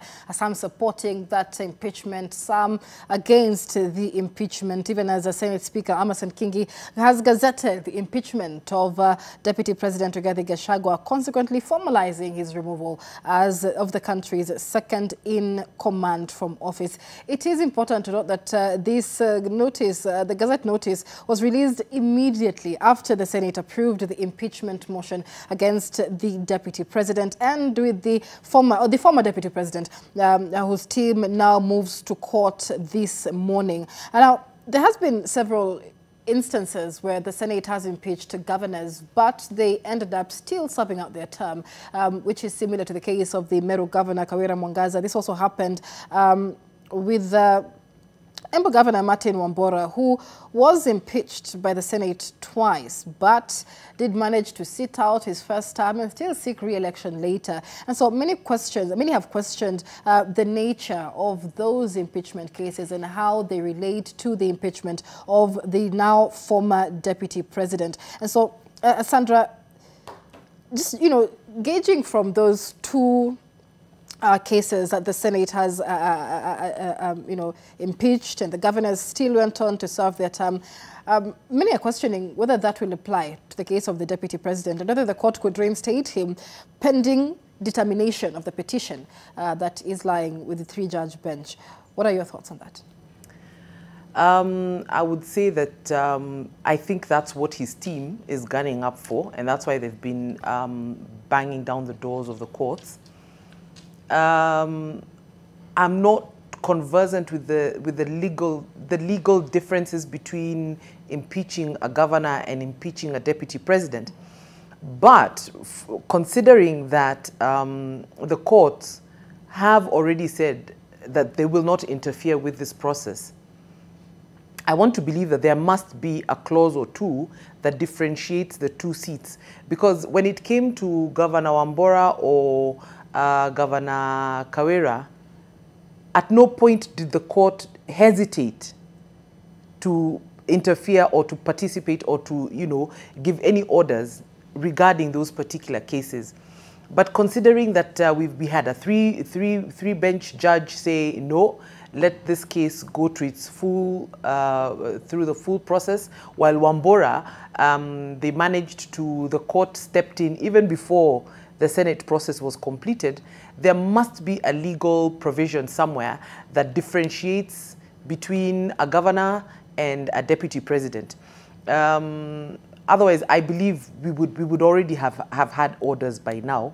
But I guess I'll leave that to the lawyer in the House to probably educate us a little bit more.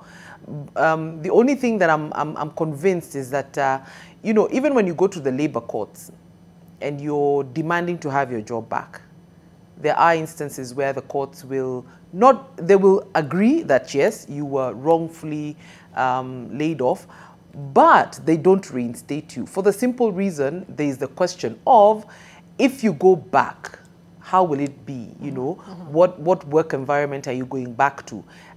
They've got to consider, you know, the business aspect of that particular company that they're sending you back to. So I want to believe in the same way that spirit, that principle may apply in this particular instance, because like I said before, President Ruto has been very silent. We have no idea what his thoughts are about his deputy. But his deputy, on the other hand, has been very vocal, and a lot of his latest expressions have indicated that he has lost hope and respect and regard for his boss. So even if the courts send him back, how will it work? Okay, I'll be coming to Jared just to give us those legal differences between impeaching a governor or, you know, or a deputy governor really, and in the case of now former deputy president. But Gikonyo, Sandra brings in an important point. I mean, even if the courts then do agree that, you know, this was not a fair and just process, that you were not legally impeached, they, you know, they may agree, but may not be able to reinstate the former deputy president in office. However,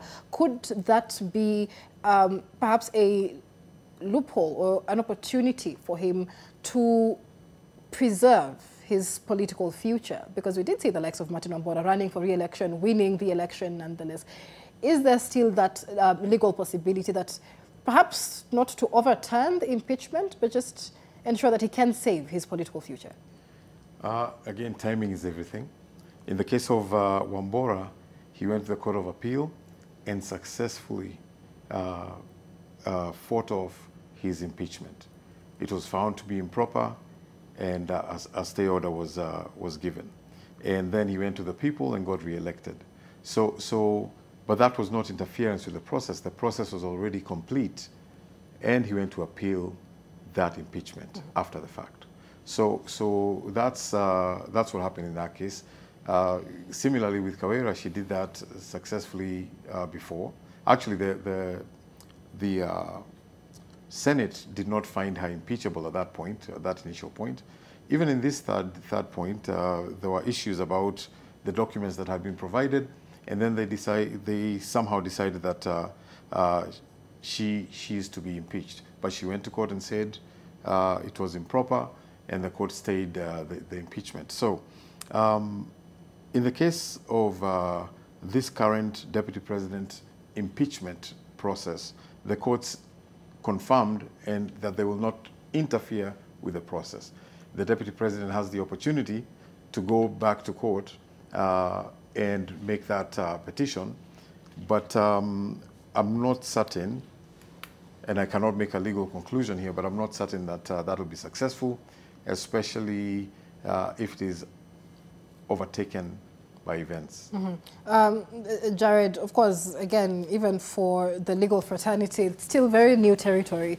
So are we making the right comparisons? Because this is, you know, a deputy president, but when you talk about Martin Ombora, Kawera Mwangaza, then these are governors. Are the rules different in terms of impeachment? Let me make some distinctions that perhaps will help us make it a little bit easier without the legal jargon. Governor Wambora's saving grace was he went to court while the county assembly was debating the impeachment motion. The county assembly ignored the orders. They transferred that process to the Senate. That's why the bench was actually saying anything that you did after this order was issued was a nullity. That is what now the deputy president was trying before. You can only countermand this thing before. And that distinction is proper because anyone who misses that distinction, that political, legal, ends up having a lot of baggage afterwards. You have a lot of maneuvering to do afterwards, which may not largely be successful. Now, for the deputy president, you've seen the effort, as we have rightfully outlined in the course of this show. The effort was so great, he filed 29 cases. For him, he chose the legal route that whatever happens, we will end up in court. let courts decide. That was his strategy from the beginning. Now, there are those who would suggest perhaps that effort would have been used better in convincing the legislators rather than relying on the courts. Because once that impeachment happens, countermanding it is a very heavy job to do. So, and that's why I started by saying, for matters of constitutional text, like for this one of the deputy president, it will be largely non-justiciable. It's not amenable to review as easy as you would think. But the process for removing the governor, you see, also is allowed to have legislation, the County Government Act. So that is one of the things that we need to make clear of in those two cases, yeah? Yeah. All right, let's hear more of what Kenyans have to say about this impeachment and bring in Steve Keter. He is live for us from Eldoret, the hometown of President William Ruto. Keter, mixed reactions coming in very fast with regard to the impeachment of the now former Deputy President Rigathi Gachagua. How have the people of Eldoret received this impeachment? Well, Michelle, the entire process of impeaching the now former Deputy President Rigathi Gachagua has been eliciting mixed reaction right from ideation through the entire public participation exercise, both at the county and the constituency level. Now he's out in office. Let's talk to the locals just to get their perception. What do they make of this constitutional moment that happened yesterday? Anza na jina lako na tuambie, hadi kufikia sasa aliyekuwa naibu rais Rigathi Gachagua jana alibanduliwa kutoka ofisini. Wewe kama mwananchi wa kawaida waonaje hili? Mimi kama mimi naitwa Benjamin Leting, mgaji akaunti ya Uasin Gishu. Mimi nataka kwanza nibongeze wachumbe ambaye walibuata process ambaye ilienda mzuri mpaka jana ibike kwa Senate. Sababu Senate jana aliweka juu standard ya Senate. Mpaka kakuwa hub house. Bila waliongea, bila wakapatia nafasi kila mtu, naona Senate walifanya mzuri. Ngawa nani mwisho alibanduka, Gachagua mwenyewe ambaye ni Boma TV alijinyonga mwenyewe. Sababu ile siasa alikuwa anaongea na kiburi. Lakini ule Gachagua ya mbele tulikuwa najua ni Gachagua ambaye alikuwa mzuri. Lakini akapika katikati akakuwa dio kabisa. Akataka kutumia amri. Hata kumwambia wachumbe usibite mahali fulani, wakina Suti wakae Kapseret, wakina Chunga wakae huko Central, wakina Njoro wakae huko Nyeri. Sasa ukaona yeye amekuwa dio. Sasa hiyo ndio iliharibu yeye. Sasa ile contact yake mwenyewe. Asilaumu mtu mwingine, ajilaumu mwenyewe. Hakuna mtu alimaliza yeye. Ile mtongo yake ndi mbaya. So bila Senator walipiga kura mzuri, sisi tumepokea kwa njia mzuri hapa. Tunasema alitosha. Aende nyumbani. Na aende kabisa, asirudi tena kwa siasa. Aenda hata kwa kanisa, mama apeleke yeye kanisa. Hakuna story nyingine. Asante sana. Haya ni maoni ya Bwana Leting. Tumpate mwingine, anza kwa jina lako na utuambie maoni yako. Okay, kwa majina mimi naitwa Benson Sei, mkaaji wa hapa Eldoret.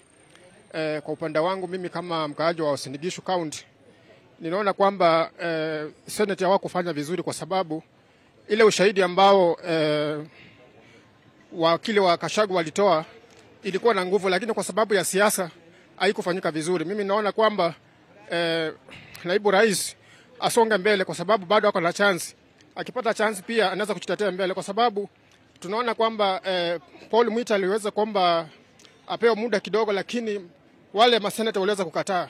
Kwa upande wangu mimi naona kwamba naibu wa rais alihujumiwa zaidi. Tunaona kwamba mtu ako ni mgonjwa lakini hakuweza kusikizwa vizuri. So kwa upande wangu mimi naona kwamba yeye alihujumiwa kisiasa. Naam, tupate maoni ya mwingine, anza kwa jina lako na utuambie maoni yako ni gani. Naitwa Abu, mkaaji wa eneo hili. Ningependa nipongeze especially wabunge yenye walianza kufuatilia hiyo maneno ya impeachment, sababu hii nchi tunataka ikuwe kitu kimoja. Na nilikuwa nikiomba the former deputy president ya kwamba yeye mwenyewe angesikiza rais, angekaa nyuma ya rais akifuata akiuza sera ya serikali. Usiende kando, ni kama unataka kuhujumu serikali. So I wish him quick recovery na namtakia tena anapoenda kufanya kazi zingine pia akienda kufanya ukulima na kufanya kazi zingine, Mungu atamsaidia. Lakini napongeza senators, walifanya kazi nzuri. Senators is a house, hapo ni trial chamber, na niliona walifanya kazi nzuri. Otherwise, I wish him good luck. Naona hapa kuna vijana. Anza kwa jina lako na utuambie unaonaje kubanduliwa kwa aliyekuwa naibu rais Rigathi Gachagua? Mimi on my end naona it's not a very good thing, but in some way itatusaidia kama Kenya, kwa sababu naibu wa rais, the previous one William Ruto, alijipata kwa the same situation, ndio naibu wake ako kwa the same situation, na sijui nini itakuja kuhappen after this one. Although tunamuombea quick recovery, hatutaki health yake ikuwe mbaya, we want him to be very much okay, but kuna kitu tulisikia wanasema kufa dereva, kufa abiria, enda mpaka makanga. So William Ruto tuliingia pale sisi na Rigathi. So saizi Rigathi akitoka, William Ruto pia, sijui tutatuchagulia nani as the next one, but kuwa very wise, kwa sababu pia Gen Z, we are watching your choices. Whatever choice we'll make, itapitia hapo kwa Senate na wapi, but Gen Z tuko hapa tunakuangalia mkubwa. Tutakwambia pia tukimaliza. Huyo ni kijana anasema Gen Z wanaangalia. Je, una maoni? Njoo hapa. Tuambie jina lako. Mwenzako amesema Gen Z wako wanamwangalia rais atamchagua nani. Wewe unaonaje? Mimi naitwa Edwin Miheso, mkaaji wa Sinigishu. Nashukuru sana bunge letu, kuanzia bunge la Assembly na Senate. Walifanya kazi mzuri sana. Deputy President wakati waliungana na president wetu, wakati walianza campaign, alikuwa anaongea kama MP. Hiyo hatukuwa na shida na yeye, lakini wakati alipata hiyo kiti akakuwa Deputy President. Deputy President, you have to change your behavior. Yeye amekuwa na rhetoric na amekuwa akiongea matamshi ya kugawanya wa Kenya. Na matamshi yake imekuwa inaharibu nchi hii. Na tunataka wale wengine wanaotafuata yeye waangalie kitu imemfanyikia Deputy President. Sasa deputy anaitwa former Deputy President. Sasa yako Madhira. Na tumesema kwamba hiyo ikuwe funzo. Na president wetu pia waangalie kenye imemfanyikia pia Deputy President sasa hii. Si ati inamaanisha pia hapo iwezi fika hapo juu. Inamaanisha Wakenya wameset standard. Hata president pia akifanya mchezo pia wanaweza muimpeach. So former Deputy President yeye mwenyewe alijitakia hiyo yenye imempata saa hii. Kama jana alikuwa aende Senate, wakati ikifika wakati yake hakupatikana, akaingia nyasi. Sasa unaona hatukupata wakati pia yako cross examine yeye. Sasa hakuna vile wangemsamehe, na hii makosa yote na hii shida yote yeye mwenyewe amejiletea. Sasa saa hii yeye ni villager, aende villager afanye siasa ya villager. Hatutaki mtu kama kiongozi kama huyo, aende kabisa. Asante. Yes, maybe for purposes of gender balance, I've seen a lady here. Unaweza anza kwa jina lako na utueleze maoni yako ni yapi kuhusiana na kubanduliwa kwa aliyekuwa naibu rais Rigathi Gachagua. Jina ni Florence Kemei. Kwa maoni yangu mimi naona kuwa what was done yesterday was right. Kwa sababu being a vice president, you are supposed to be a symbol of national unity. But vile tulisikia tu vile alipata kura akaanza kusema that those who had the many shares are supposed to be the one that are supposed to be prioritized in the government. So for me, I saw that he was tribalic. So as a person who is supposed to be the symbol of national unity, those who voted for you and those who do not voted for you, you are supposed to see them as people of Kenya. So naona chenye ilifanywa jana was right, but again, when someone has asked for forgiveness, you are supposed to forgiven. Hiyo ni maoni yangu. Pengine tupate maoni ya mwisho kutoka kwa kijana. Hebu tueleze jina lako na utupe maoni yako kuhusiana na kubanduliwa kwa Rigathi Gachagua. Okay, my name is Wilson. Mimi kulingana na maoni yangu, it's not something we are not expecting. Ni kitu tulikuwa tumeiona kwa mbali. By the way, I'm a member of ODM. I saw it. Sifuna alianza kusema mapema, tulikuwa tumeangalia behavior ya Gachagua. So Gachagua kisu chake kishanolewa, yeye mwenyewe amejikanga na supu yake. So The problem which we are having now is it's not a must. Yo maneno ya deputy president ikuwe Mount Kenya peke yake. Presidency na deputy presidency is a symbol of national unity. So at now, nataka iende Western, we need it to go to Nyanza or anywhere else. Hata watu wa Northeastern, watu wa huko arid and semi-arid areas. Hiyo kiti iende huko. And as part of Rigathi Gachagua, I wish him quick recovery. Though it's unfortunate, tulikuwa tunataka afanyiwe cross-examination pia, because very many people are delighted wakati Ongoya counsel for deputy president alikuwa akifanyia Mutuse cross-examination. We are waiting for deputy president. When we are waiting for him, he did not come. So, according to me, I wish him quick recovery. I wish the nation ikuwe sahi stable. Maneno ya leadership, it's not a must that mtu wa kwenu wakuwe in leadership. Sio ya lazima mtu wa kwenu wakuwe in leadership ndio maybe maendeleo ikuje. Ama hiyo maneno ya shareholding, it's a bad thing. So next we want somebody, a known person. Tunataka hata mtu mwenye maybe alikuwa MCA waseme yeye ndio nini, yeye ndio deputy president. By now ndio tuone kweli leadership is a good thing, is a good thing. Lakini sasa sasa waende tena huko Mount Kenya, the same analogy ya Mrima itakuwa inarudi. So according to me, the president, what your steps, what you promised the Kenyans, do it. Hakuna kitu ingine, maneno ya deputy president haiwezi tusaidia. What will help us ni maneno yenye ulisema utatenda, tumejadiliana. Thank you. Yes, Michelle, those are just the opinions and the views of the residents here in Uasin Gishu, in Eldoret City, in Uasin Gishu, the home county of President William Ruto. The youth sending a warning to President William Ruto, saying that they are watching who is going to appoint as the next deputy president, and will be keeping tabs with the people here just when that announcement will be made, so that we know what it will be their take about the nomination of a new deputy president. Back to you, Michelle. Live from Eldoret, that is Steve Keter with the views of the residents of Eldoret.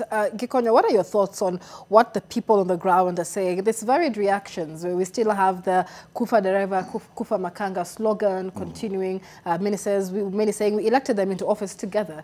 And so essentially then they should live together. Now, we've discussed this in detail. Many saying the president was not on trial. But then they were saying a precedent has been set. The National Assembly and the Senate know that this can now be done.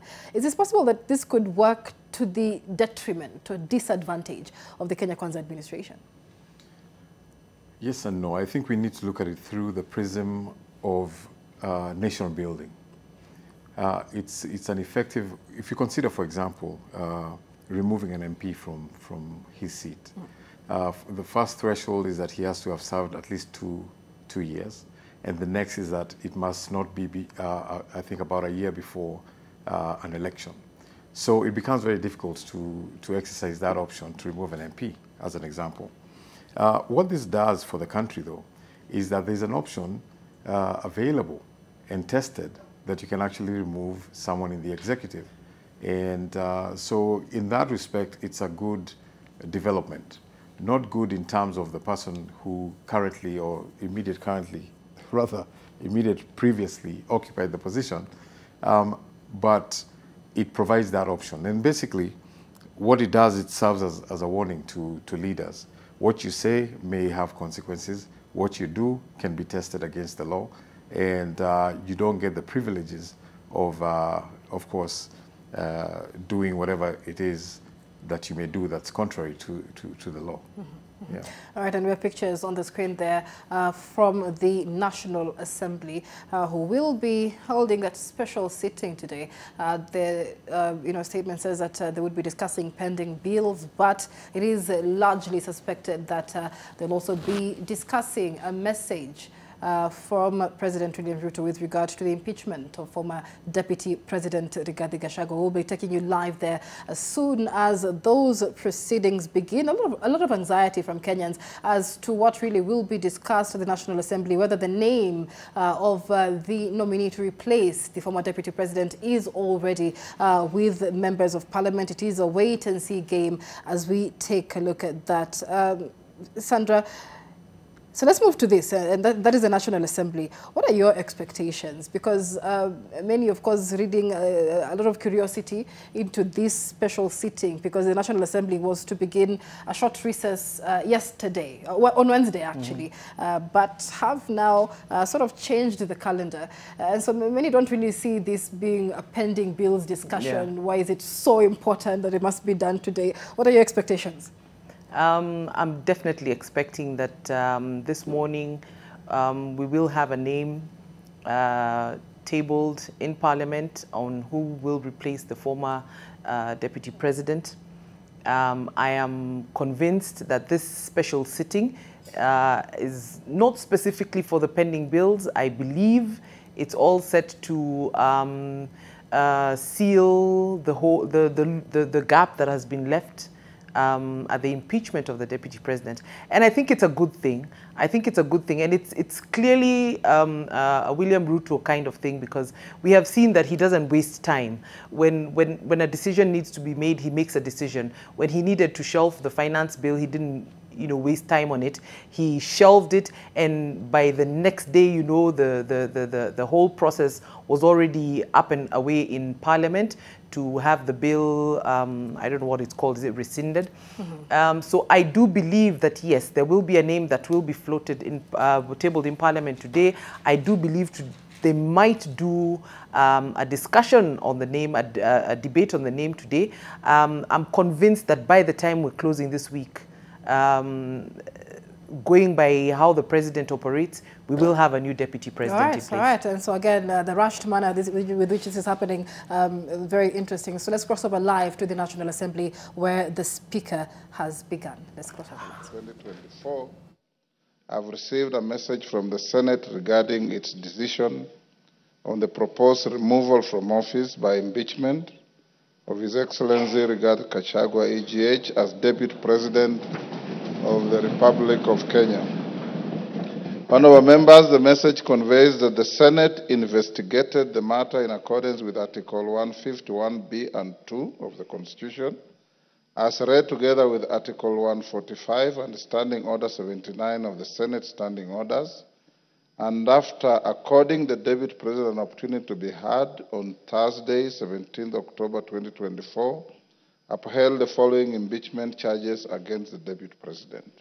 Ground 1, gross violation of Articles 10(2)(a), B, and C, 27(4), 731(a) and 2B, 75(1)(c), and 29(2) of the Constitution and Article 147(1), as read together with Article 131, 2C and D of the Constitution.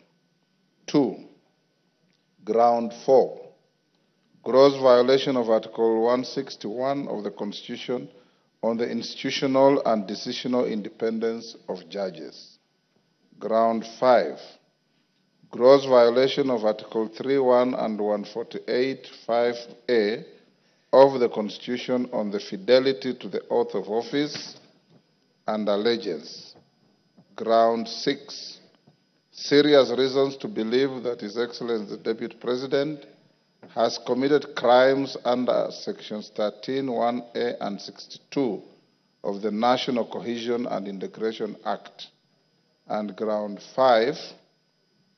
9, gross misconduct that is incompatible with the high calling and dignified status of the office of the Deputy President and a member of the Cabinet and the National Security Council.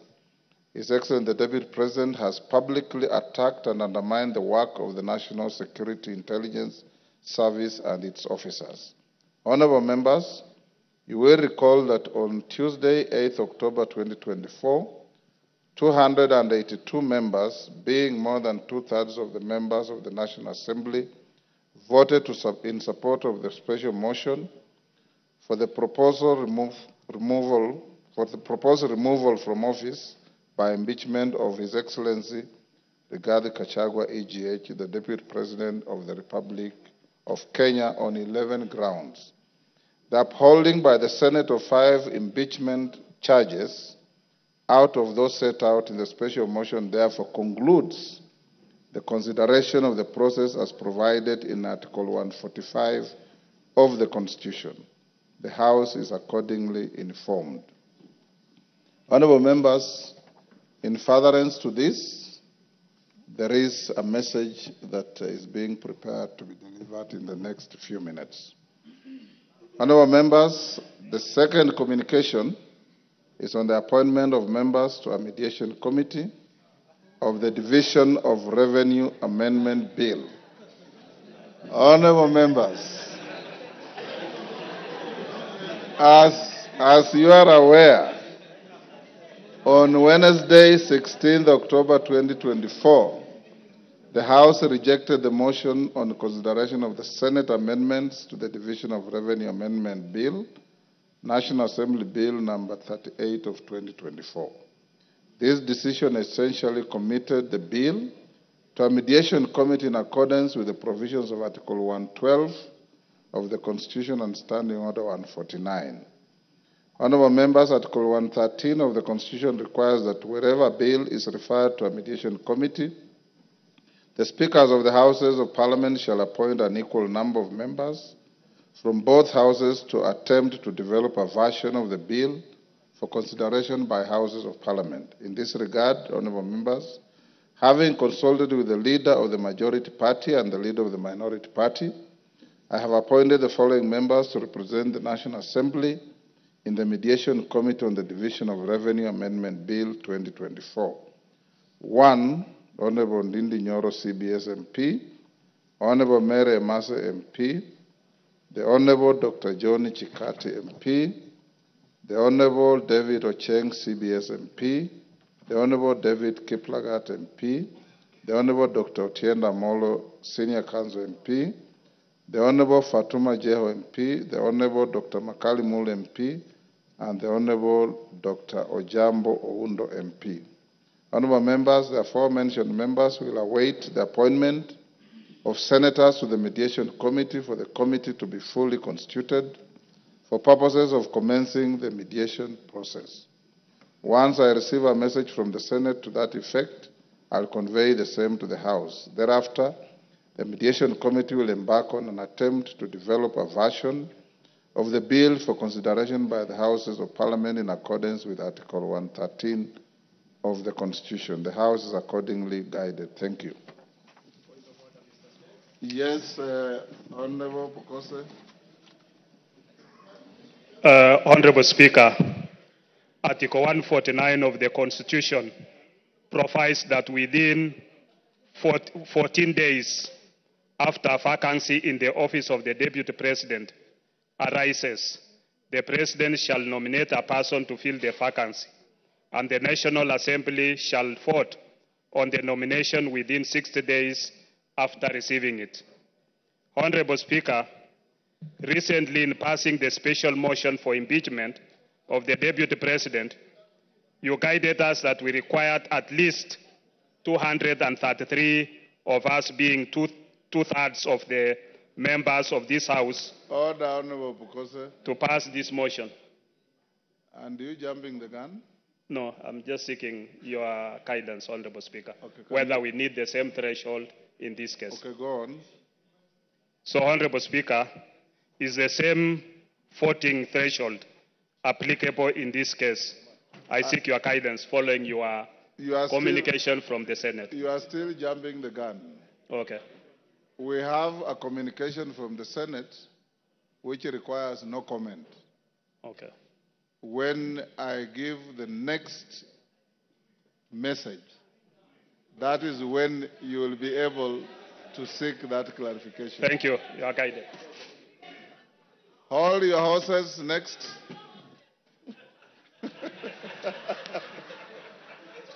Betty, if you have no horse, hold your mule.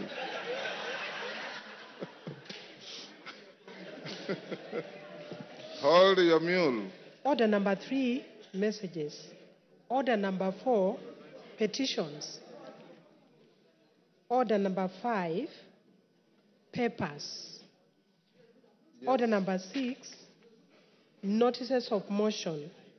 Order number 7, questions and statements. Yes, Honorable Wamboka. Honorable Speaker, yesterday you guided that today morning the chairman of Education Committee was supposed to bring a response with regard to opening of Moi University. Kindly, I seek your indulgence, Honorable Chair, so that... Which chair? The chair, Meli. Yes. So, Honorable Speaker, I seek your indulgence so that we can have that university opened. Thank you. Honorable members, that 2 chairmen I directed to bring preliminary statements this morning. Honorable Meli on Moi University, and I think Raso, did I also direct you to bring something? Let's start with Meli. Thank you, Honorable Speaker. Honorable Speaker, I stand here to respond to your direction yesterday that indeed Moi University is in a crisis, and I submitted the statement from Honorable Wamboka on the issue of the university. However, Mr. Speaker, I received a response which is very inadequate, and it could not address the issues that Honorable Wamboka and this House demanded from the Ministry of Education, and more importantly from the peers. And therefore, Honorable Speaker, it would not be good that I redirected again that all the salient issues that were raised in the statement be addressed, because it was such a generality that it could not address those particular issues. So I decided not to read that particular statement, and I took it back to the ministry. Thank you, Honorable Speaker.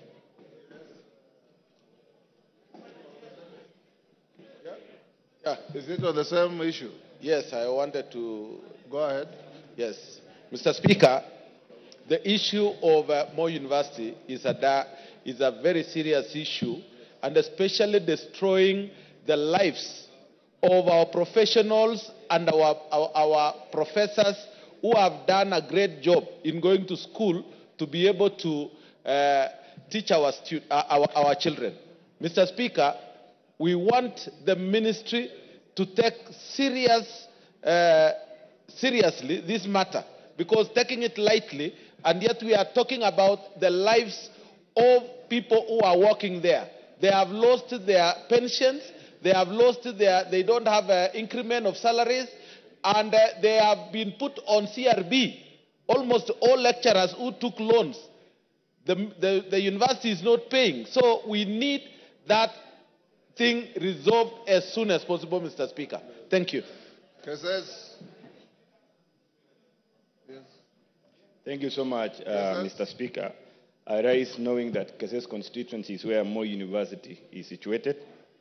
And as we seek the information through the Chair of Education, I wish to reiterate an issue that has not been talked about for quite some time, that Moi University, being the only second university in the Republic of Kenya, has facilitated establishment of more than 9 other universities, fully pledged universities. And in the process of establishing, most of the resources then that were earmarked for Moi University all were generated under ITU, especially during the parallel self-sponsored program, were utilized to establish these universities. And no discussion since then have been brought forward to ensure that Moi University is compensated back to where it was before. And I want to raise this one, that the committee, as they are looking at, they should also be able to tell us how much resources were channeled out or were siphoned out to establish the other universities, and no discussion has been discussed to ensure that Moi University is reinstated back to where it was. Order, Meli, you are out of order. A university opening another campus elsewhere does not amount to siphoning money. It's expansion, and it's a program that grows education. How does that become siphoning money? Thank you. Maybe, okay, I withdraw that statement. But Yes. still, the point here, Mr. Speaker, is that the Committee on Education should be able to come up and inform this Honorable House what shall then be done. I know for a fact yes. that Moi University produced Most University. That Most then produced Kibabi. That has nothing to do with siphoning money at all. Yes, Ocheng? Yes. Ocheng? Honorable Speaker, the issue of Moi University, sorry, is hardening, Mr. Speaker. Mr. Speaker, that the university is closed and there's no urgency, there is no effort towards reopening it immediately, Mr. Speaker, it's a scandal. Mr. Speaker, as the ministry and as the committee concerned brings a proper statement to this House, Mr. Speaker, could they tell us the root cause? If it is tribalism, let us be told so that that is sorted out. If it is ethnicity, if it is bad management, let us be told that that is sorted out. If we will not run that university if you don't get to the root cause of the problem, Mr. Speaker. Mr. Speaker, it's such a deep rot that any assuaging or any boil lancing will not help. Let's get to the root of the matter, Mr. Speaker. Let the committee dive into this matter and deal with it squarely. But as when they are teaching, Mr. Speaker, could we get a date, a definite date, when the children, the students will go back to school, Mr. Speaker? Thank you. Deputy Speaker. Thank you, Honorable Speaker, for allowing me to be able to speak on this point. The issue of Moi University is very simple and it's in public knowledge. Moi University was one university. Then what it did is it took loans and invested in building a satellite university, which is now Eldoret University. It also built Maseno. It also built another one in Karatina. It also and other places. So what happened is they put in their resources into those universities. Then unfortunately for them, those universities received charters and became independent and went with their money. And therefore they were left with no resources at all. Then what happened is that those universities, once they received their own charters, they decided to hire their own human resources and sent back all the employees back to Moi University. So Moi University now is left with human resource glut that is full over there. They also have debts that they are not able to pay. And so the only way to save Moi University is for the National Treasury to agree to put in resources, pay off the debts, and recapitate Moi University. Another challenge with Moi University is it has a capacity of 14,000 students. But at the moment, under the COOPS program, they only get 5,000 students. With 5,000 students, they are not capable of being able to run, even to break even. They need a minimum of 10,000 students to be able to receive sufficient resources to be able to run the university. So we need to just look at it pragmatically and decide that money has to be put into Moi University for it to come back on its feet. Thank you, Honorable Speaker. Is that Nabi? Nabi Nabwera? Thank you, Mr. Speaker. I have 4 points to make on Moi University. And I'm making this point as an alumni of Moi University. Point number one. Yes, of Moi University. Point number one, Mr. Speaker, unless we address the governance issues in Moi University, we are lying to ourselves. The issue about Moi University is governance. Number two, Mr. Speaker, it is very disheartening that Moi University, with more than 3,000 hectares of land, which one of us in here has taken over and is stealing that land without paying Moi University. Truth be told. Number three, the assets of Moi University. Order, Nabi Nabwera. That general statement casts aspersions. Take your seat. Casts aspersions on the entire House. When you say one of us in this House, order members.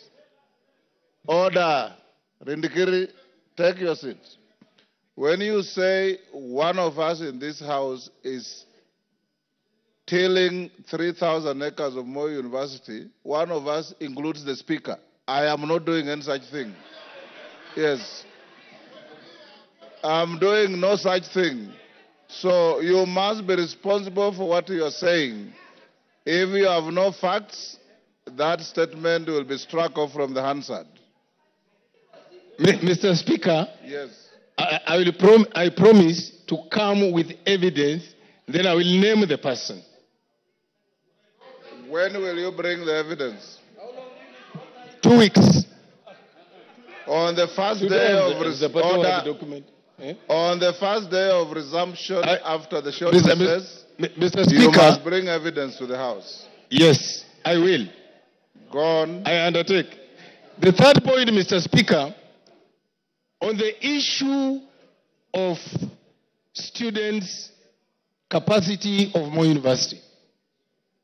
It has something to do with how well the university is run.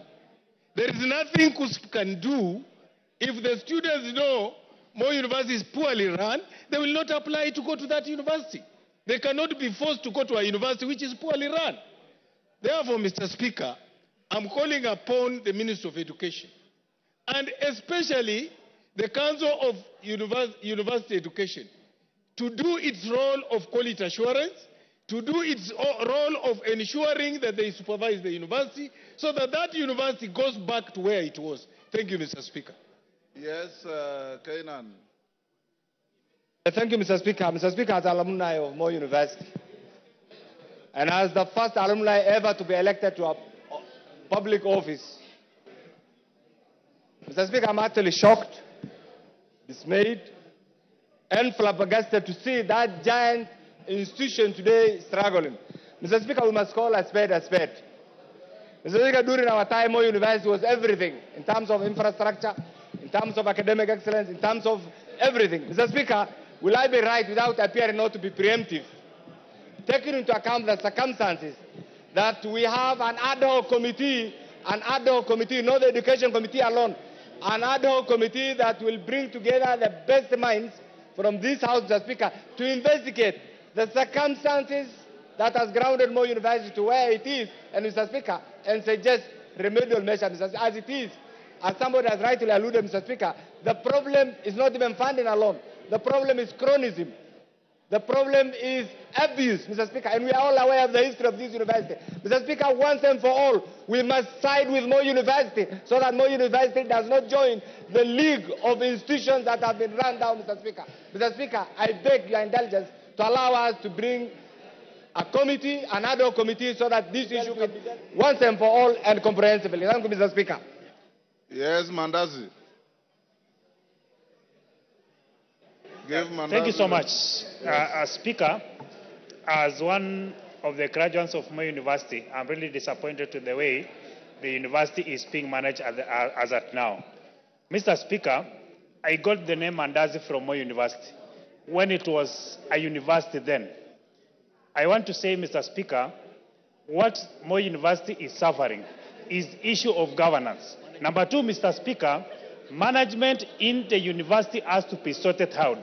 After sorting out the issue of management, Mr. Speaker, the government has to deliberately put money in the institution because Moi University helped develop other universities. And in so doing, it has gone down. It is time that the Ministry of Education see to it that Moi University comes back to life as the way it was when we schooled there, Mr. Speaker. Otherwise, I want to support that Moi University is taken back to where it was when we schooled there, and that is where I got the name Mandazi, because I was selling Mandazi to other university students, including Majority Leader from the Senate, including the Honorable Cecilia Ngitit. That is where I got Mandazi, and then it was a school, it was a university, and students who graduated from Moi University, including myself, were respected then. Today, it is not a university like it was before. It is time that East House considers putting money into the same university so it can develop and be a university that was before. Thank you, Speaker. Honorable members, Chairman Meli, what you have attempted to say on Moi University is not only inadequate but unacceptable to the House. As you can see, what your colleagues are saying. This House will be sitting up to the afternoon. At 2:30, you must bring information from the ministry when this university is opening. At 2:30. Adequate or inadequate, you must tell the House when this university is opening. Parents go through serious soul searching to help their children maintained and sustained in institutions. And we cannot, as a responsible House, procrastinate on this matter anymore. Yes, Melly? Mr. Speaker, I do agree with you wholeheartedly and even the issues raised by members. But when a ministry official or a PS gives a two-paragraph statement on such a serious matter, it is actually belittling the House. And in fact, Mr. Speaker, I gave out the statement raised by the honorable member, and just to be given a two-paragraph statement, which is very wrong. Issues facing Moi University on financials, governance, and even issues of poor governance is very big. And I did not expect that, Mr. Speaker, that I bring such a very poor thing. As chairman of the committee, you know what to do. I shall take action as you are saying, and I'll bring a statement this afternoon. Thank you. Thank you. Russell?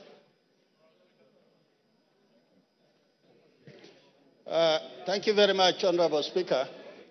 Honorable Speaker, the statement that was raised yesterday by Honorable Chonga from the floor of the House, there is enough evidence that what the Honorable member raised, the county commissioner, the DCCs, all of them are aware. And indeed, that family, because they don't have enough, the man who had the resources had to throw them out of that land. So it has been confirmed to that extent. Is Chonga in the House? Is Ken Chonga in the House? That was his statement, right? Yes. So for that reason, Honorable Speaker, the task that you gave me is that the county commissioner and the DCC are going to sit this morning, and they are going to deliberate on this matter as far as removal of that family from their land is concerned. But what they have also confirmed, the matter is in court. What everybody was wondering is how the family was thrown out of their homestead. So for that reason, the ministry and the county commissioner is seized of that matter, and in the next 1-2 days, they are going to give us feedback that the family is restored back to their homestead. That is what we have gathered so far, Honorable Speaker, but we will also not leave it to that, we will follow it up. Thank you, Honorable Speaker. Honorable Ken Chonga is not in the House, so we'll leave it there. Yes, Chairman? I know my very able chair had actually made the preliminary report on the same, but I've just got the information or the report from the ministry that the report can be even ready as this afternoon. Yes. You will deliver a statement in the afternoon? Yes. Excellent.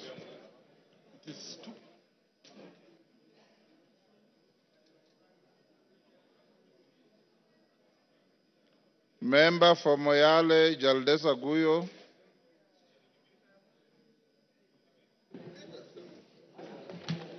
Thank you, Mr. Speaker. Honorable Speaker, pursuant to the provisions of Standing Order 44-2C, I rise to request for a statement from the chairperson of the Departmental Committee on Internal Security and National Administration regarding the reopening of Illo Gold Mine in the Bel Moyale constituency.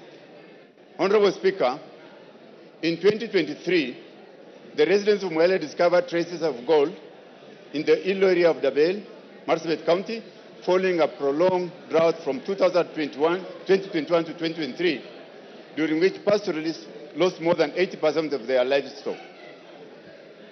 The discovery of the Ilo gold mine offered a new lifeline and an alternative means of livelihood for the community. However, in March 2024, a disagreement between two artisanal miners resulted in the tragic loss of lives. Consequently, the Ministry of Interior and National Administration ordered a 30-day closure of the gold mine, citing insecurity and the absence of proper administrative and structures to manage the site for the welfare of the community and other stakeholders. Honorable Speaker, since the closure, several positive developments have taken place. Community organizations have transformed into cooperatives to oversee the administration and management of their natural resource. Unfortunately, it's alleged that some members of the security agencies have begun engaging in illegal mining activities in the area, providing misleading response to justify the continued closure, thereby excluding the residents and benefiting from the situation. In September 2024, Marsabit County leaders met with the Cabinet Secretary for Ministry of Interior and National Administration to discuss the reopening of the Ilo gold mine and other security concerns. Although there was an unanimous agreement to reopen the mine, just 2 weeks later, the Cabinet Secretary extended the closure by another 30 days, further disadvantaging the local community. Honorable Speaker, it's against this background that I request for a statement from the Chairperson of the Departmental Committee on Internal Security and National Administration on the following. 1, a report on the status on progress towards the reopening of the Ilo gold mine. Number 2, actions being taken by the Ministry of Interior and National Administration to facilitate the reopening of the Ilo gold mine, along with the implementation of necessary administrative and security structures to safeguard lives, property, and the welfare of the local community. And finally, efforts to ensure that the cooperative established by the residents are recognized by the as the legitimate artisanal miners. Thank you, Mr. Speaker. Order, honorable members. Clerk will go back to order number 3. Order, members, take your seats. Order number 3, messages. Members on their feet, take your seats. Order, honorable members, take your seats. Honorable members, I have a message from the President on the nomination of Professor Kithure Kindiki, EGH, to fill the vacancy in the office of the Deputy President of the Republic of Kenya. Order. Order, members. Honorable members, pursuant to the provisions of Standing Order 42.1, I wish to report to the House that today morning I have received a message from His Excellency the President regarding the nomination of Professor Kithure Kindiki, EGH, to fill the vacancy which has occurred in the office of the Deputy President of the Republic of Kenya following the impeachment of the previous office holder.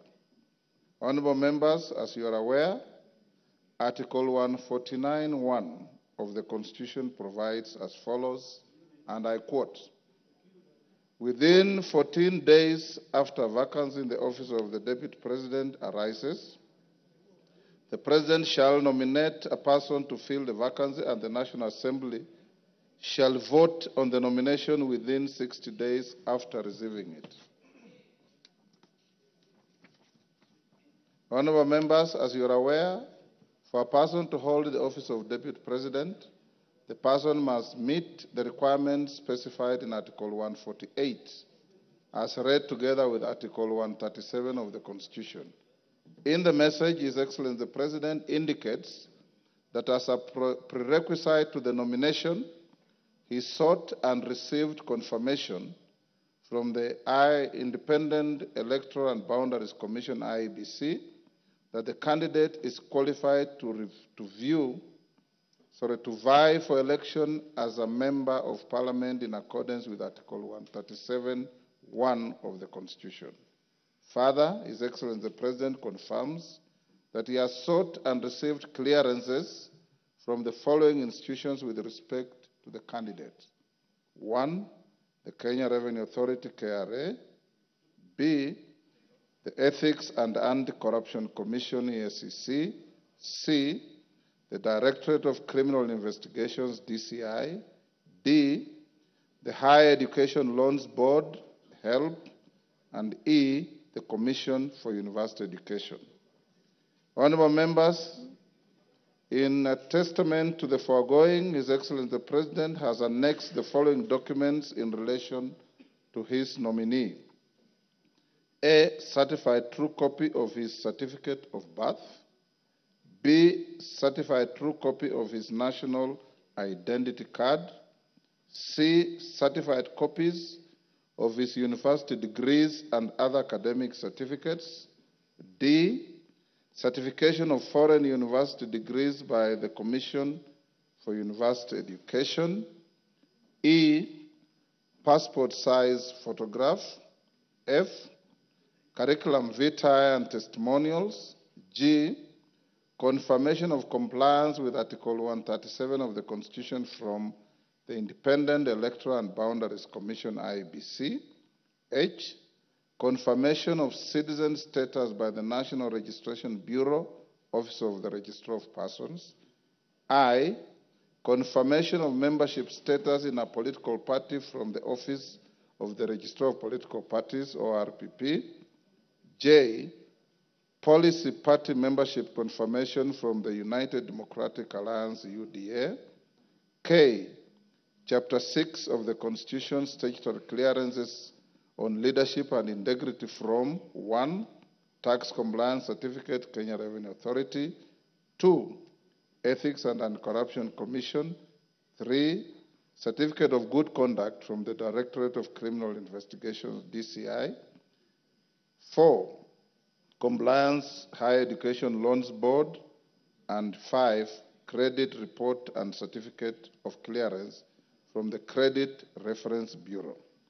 In view of the foregoing, honorable members, and having perused the attached documents, I am satisfied that the candidate meets the requirements under Article 148 as read together with Article 137 of the Constitution to fill the vacancy in the office of the Deputy President. Consequently, the nomination is properly before the House for purposes of the decision required under Article 149(1) of the Constitution. Honorable members, Article 149(1) of the Constitution suggests that states that upon receipt of a nomination of a person to fill a vacancy in the office of the Deputy President of the Republic of Kenya, the House is required to vote on the nomination.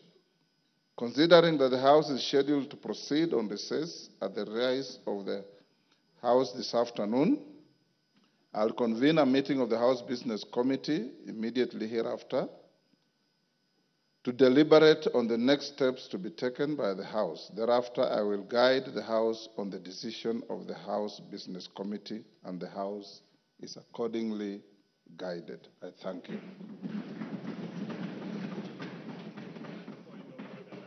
Yeah, because now you are properly seized on you can put your... Thank you, Honorable Speaker. Honorable Speaker, Article 149 of the Constitution provides that within 14 days after a vacancy in the office of the Deputy President arises, the President shall nominate a person to fill the vacancy, and the National Assembly shall vote on the nomination within 60 days after receiving it. Honorable Speaker, recently in passing the special motion for impeachment of the Deputy President... Order, Angela, he's on a point of order. So, Honorable Speaker, Order. Wanjala, what is it?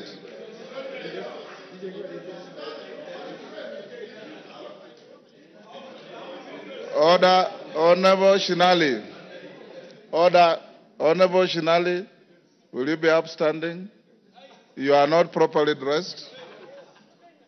You go and dress in a proper manner and come back. Who else? Honorable Zaire. You are no. Him is a Muslim, is wearing a Friday prayer meeting. There's no problem. Shinali, go and dress up. Go on, Bukose.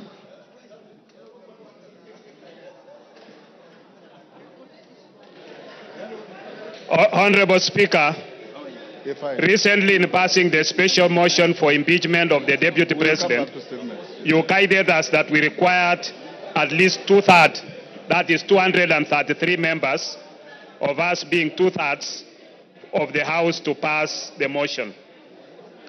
Honorable Speaker, is the same voting threshold applicable in this case? I seek your guidance of the matter. Thank you, Honorable Speaker. Thank you. Honorable Nyikal.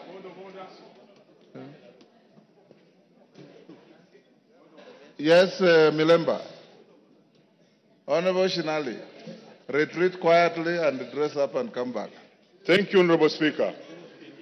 Honorable Speaker, the business before this House is one which requires us to vote on the nomination of a person to fill a vacancy in the office of the Deputy President in terms of Article 149 of the Constitution.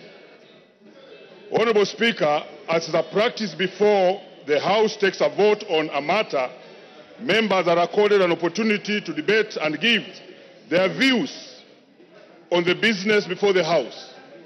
Honorable Speaker, to this end, I seek your guidance on whether we shall be given an opportunity to debate on the nomination and give our views. Thank you, Honorable Speaker. Wangwe. Thank you, Honorable Speaker. Honorable Speaker, I rise to seek your guidance on whether this House will be required, Honorable Speaker, to undertake the vetting and approval process as required by the Public Appointments Parliamentary Approval Act.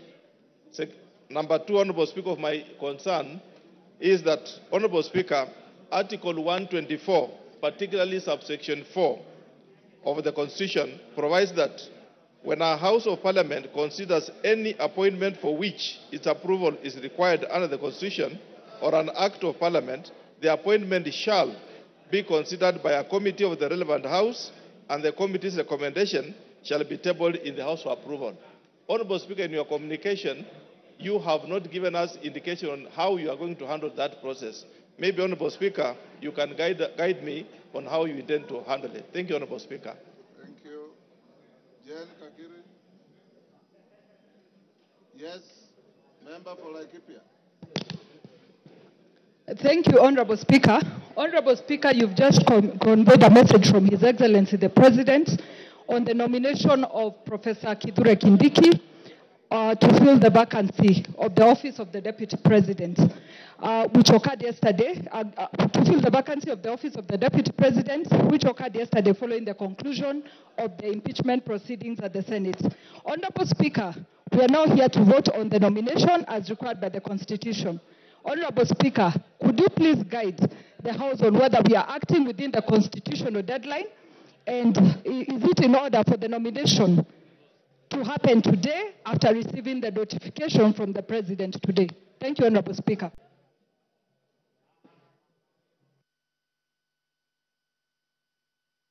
With those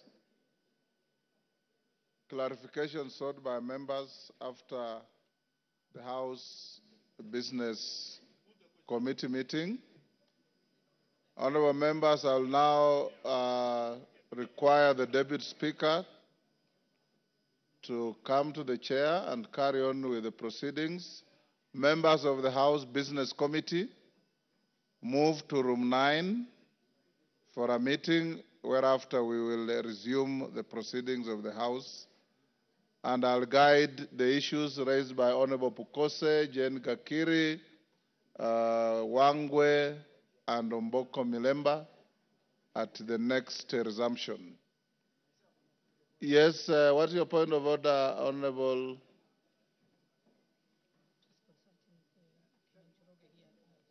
Thank you, Honorable Speaker. Honorable Speaker, I want to join my very good friend, the Honorable Bukose,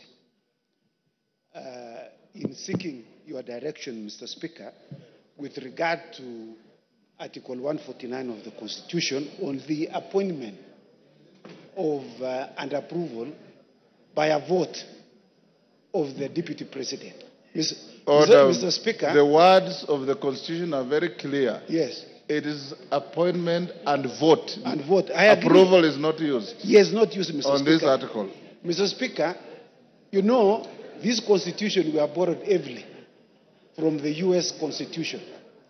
The 25th Amendment of the U.S. Constitution, which was passed in 1967, has a similar provision that provides that a vice president shall be appointed, shall be nominated by the president and approved by a vote by the House. It uses the words confirmation, Mr. Speaker. Previously in the United States, Mr. Speaker, before the 25th Amendment, there was no similar provision. In fact, there was in the past, before 1967, there was a cumulative of 37 years when there was no vice president, when one either passed away or one was appointed as became the president. And so, Mr. Speaker, we would like you to express yourself with regard to this issue. What is the threshold? On the removal of the deputy president is 2/3. So is the approval or by vote of the deputy president 2/3? Because it's not provided in the Constitution. Honorable Chepkonga. Yes. If you are paying attention, you are saying exactly what Bukose said. Oh, I had walked out. And you are sitting next to him. No, I walked out, Mr. Speaker. Yes. I walked out. So word for word, what you are asking me to say. He has stolen from me, Mr. Speaker. Yes. Yes, Wamboka. DK, if you want to catch the speaker's eye, there's no provision for you to stand up. You sit and I'll give you. Yes, Wamboka, member for Bumula. Honorable Speaker, as you are aware, Article 118 of the Constitution requires this House to facilitate public participation in its legislative and other business of the House. Honorable Speaker, the issue of public participation is a sensitive matter which has often attracted debate and court challenges. Indeed, our recent experience in considering the special motion for removal of the Deputy President made us even appreciate better the need for public participation. Honorable Speaker, with this in mind, please guide this House on whether we shall be expected to conduct public participation in voting for the nomination to fill the vacancy in the office of the Deputy President. Thank you. DK. Thank you, Mr. Speaker. I'm rising on a point of order, still on the same issue that I need your guidance. Looking at His Excellency the nominee, we just vetted not more than 2 months ago, and that implies not more than 6 months ago. And the questionnaire that is expected is still the questionnaire that we used. Why don't we use the same motion and we use the same output and we just put the motion and we put the question and we finish today? Thank you. Daud. Yes. Thank you, Mr. Speaker. Mr. Speaker, it's great that Honorable Kindiki has been nominated by the President. My question is, Mr. Speaker, will IEBC have to be involved as the same was done during the election, or it is not a factor in this case? While I congratulate Kindiki for nomination. Donya, what is it? Mr. Speaker. On the same issue? Yeah, on the same issue. Go ahead. He's saying that we use the same questionnaire that he used as the interior for the position of the Deputy President. He's incorrect because you cannot use the same questions when it is a different docket. It's out of order. Thank Mr. you for Speaker. helping the Speaker. Yes, Member for Langata.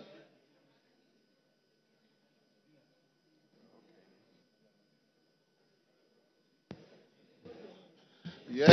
Thank you, Mr. Speaker. Having seen how things move very fast in this House, let me take this opportunity to congratulate the newly appointed Deputy President. Order, Kindiki. Order Jalango. He has not been appointed. He has been nominated. I've just said on how things move very fast here, sir. Let me congratulate him. Let me be the first person to congratulate the newly elected Deputy President. Thank you, Mr. Speaker. You can come now. Eh? No, come and take the seat. Yes. Honorable members, we'll end this here. I'll make some reasoned direction on those issues raised. I will now ask all members of the House Business Committee, Kainan and your team, to move to room 9 for a meeting. And the Deputy Speaker will go on with the statements. I had not given direction on the member for Moyale's statement. It's committed to the committee responsible and to bring a response in 2 weeks.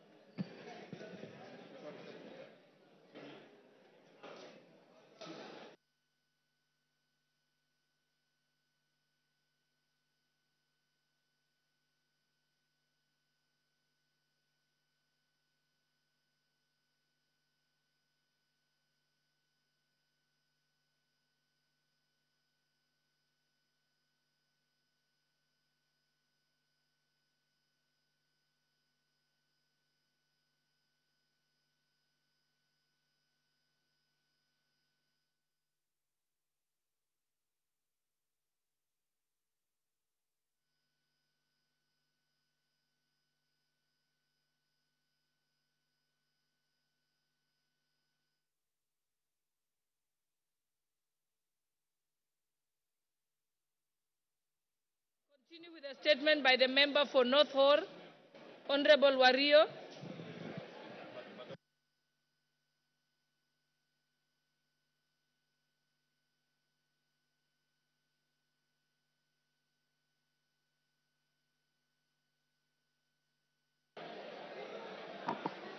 Thank you, Honorable Speaker. Honorable Speaker, pursuant to the provision of Standing Orders 44.2c,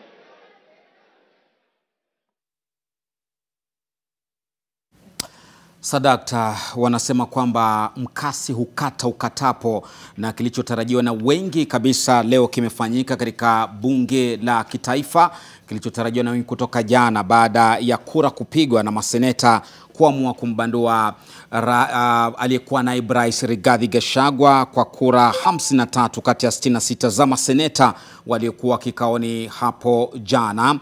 Mtazamaji, kwa sasa ni kwamba tayari tumelipokea jina na limetangazwa rasmi, limepokelewa na wabunge, jina la Profesa Kithure Kindiki kuchukua nafasi ama ameteuliwa ili kuweza kupigiwa kura.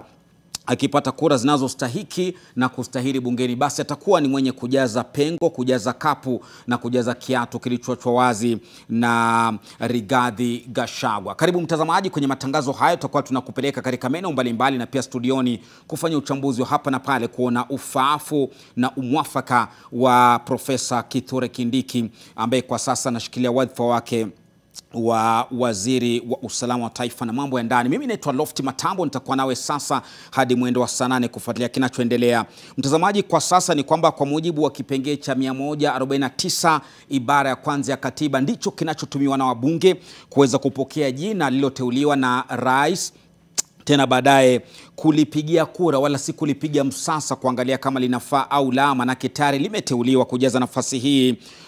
Siku 14 hazija tamatika, manake rais alikuwa na nafasi kwa kipindi cha siku 14 kutafuta jina hilo, lakini amelipata mapema na lishatolewa tayari. Siku 60 za kuweza kupiga kura, lakini wataamua kama kura itapigwa leo, kesho ama kesho kutwa. Ndio maana tumeona baadhi ya wabunge, kwa mfano kama mbunge Walangata Felix Oduora akiweza kutoa kauli yake kwamba tayari inaona nimpongeze Profesa Kithure Kindiki kwa sababu mambo yanakwenda kwa mwendo wa kasi ya farasi katika taifa hili la Kenya, tulivyoona hapo jana katika mchakato mzima wa kuweza kumbandua huyu aliyekuwa naibu rais Rigathi Gachagua. Kipengee cha 118 cha katiba pia kimetajwa pale, ambacho kinahusiana na ujumuishaji wa umma katika kuchukua maoni ambao tulishuhudia siku 2 kabla ya mchakato kuregeshwa tena bunge wa kumbandua Rigathi Gachagua iwapo utatumika au la. Na vile vile pia wamegusia kipengee cha idadi inayohitajika, maana wakati wa kubanduliwa kwa Gachagua ilihitajika idadi ya wabunge 233 ikiwa ndio thuluthi 2 ya wabunge. Je, itahitajika idadi hiyo ya kura kuweza kumbandua na ambaye ni spika wa bunge la taifa Wetangula Moses atakuwa ni mwenye kutoa mwelekeo baadaye katika baadhi ya maswali haya ya kutafuta mwelekeo wa namna gani watakuwa wanafanya. Kwa sasa bunge limechukua pumziko fupi kidogo kuingia katika kamati ya shughuli za bunge ili kuweza kutafuta mwafaka wa hivi vipengee ambavyo wananchi watatamani kujua kwa mujibu wa wawakilishi wao ambao ni wabunge. Je,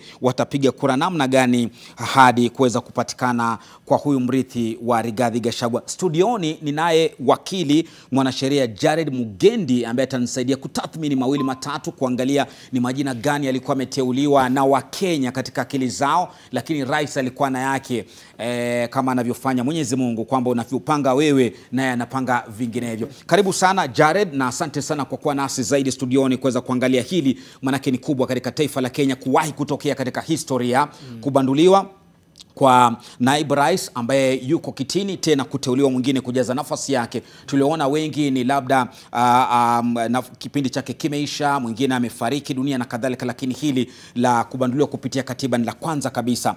Majina ambayo yalikuwa akilini mwa Wakenya ni kama Anne Waiguru, gavana wa Kirinyaga, Irungu Kang'ata, gavana wa Murang'a, pia Ndindi Nyoro wakati wa nyuma alikuwa ametajwa kabla kuja kuonekana akiwa ameukumbatia unyamavu mkubwa katika mchakato mzima, lakini leo Profesa Kithure Kindiki kura imemwangukia.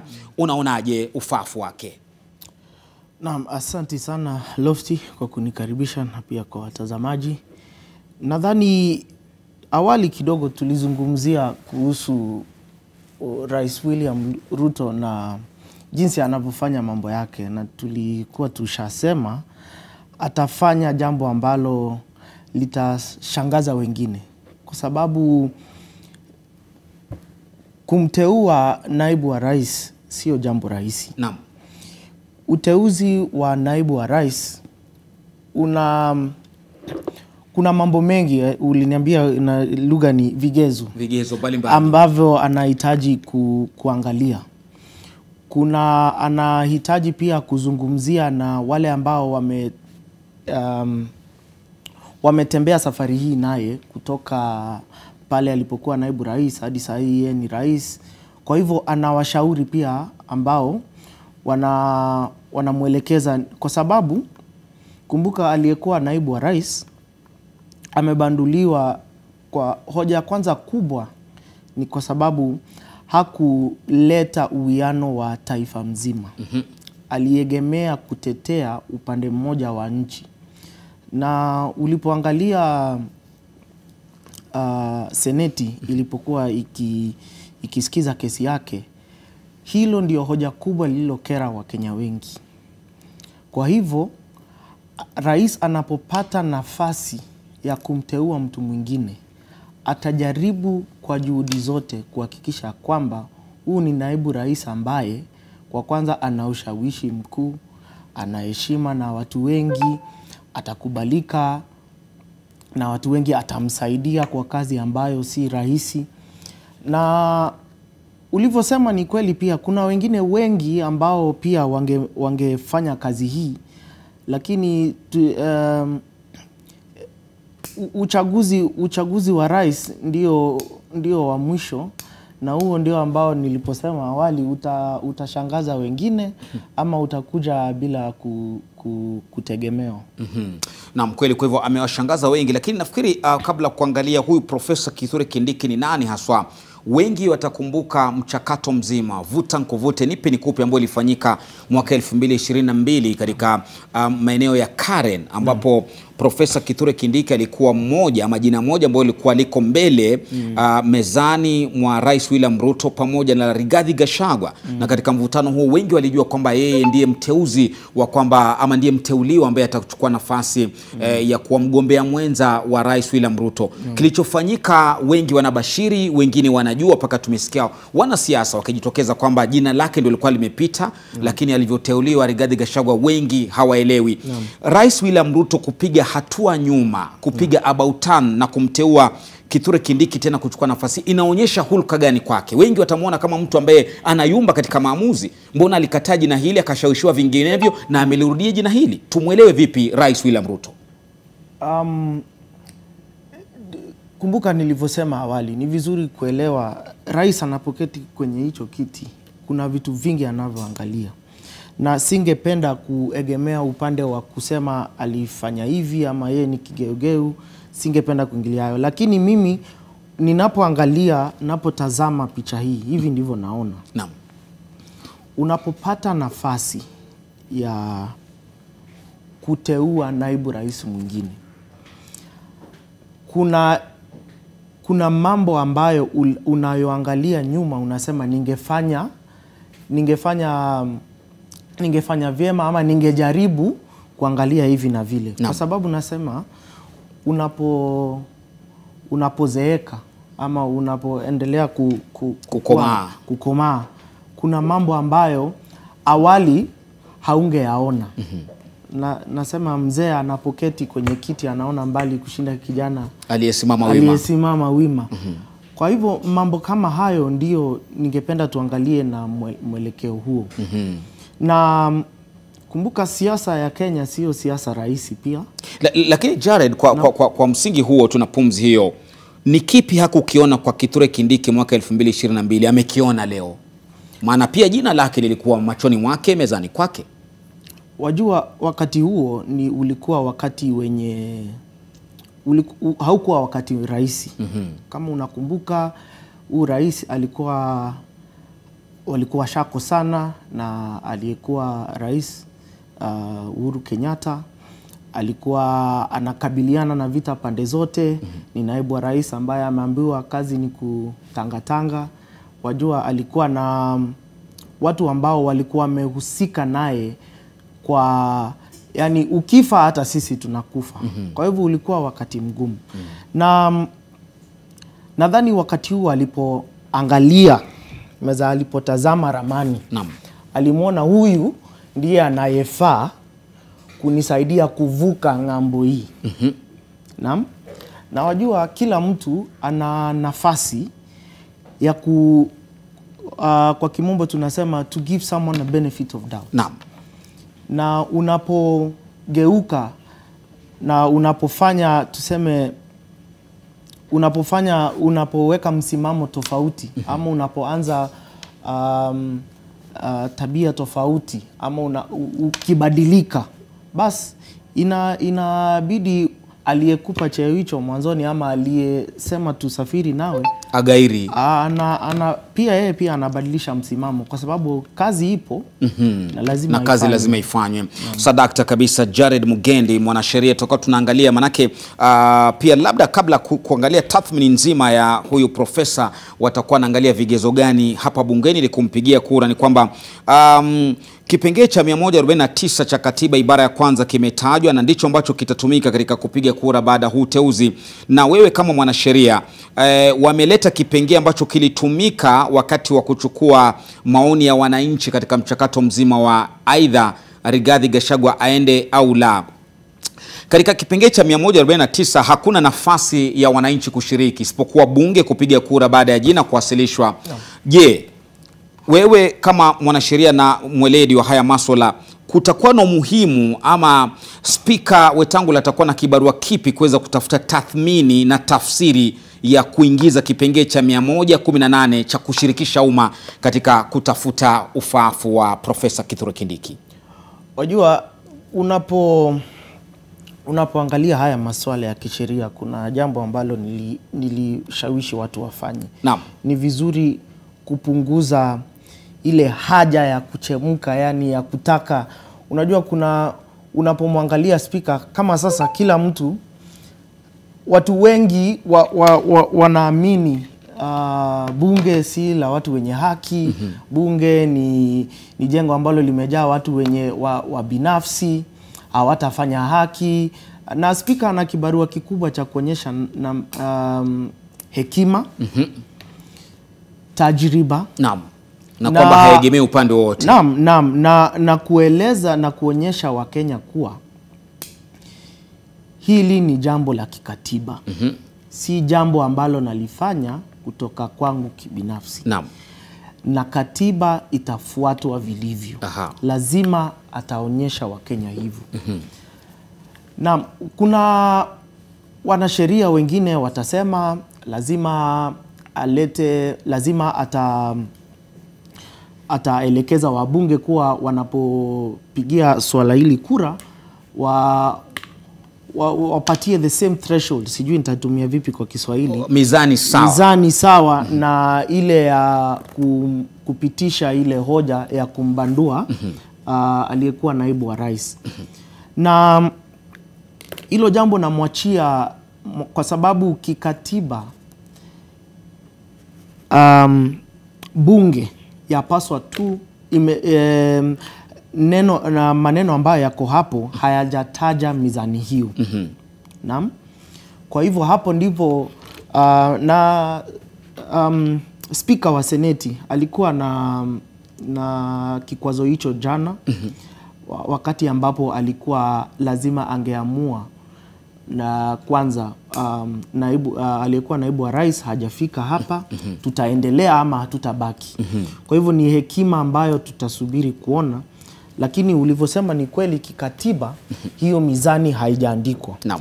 Lakini kwa sababu ya kupunguza hisia za hasira ama kupunguza hisia kali ambazo tumezielekeza kwenye bunge, nadhani atachukua mwelekeo hiyo wa kuweka mizani na kusema walio wengi wakipiga kura hii ionyeshe kwamba amekubalika na bunge.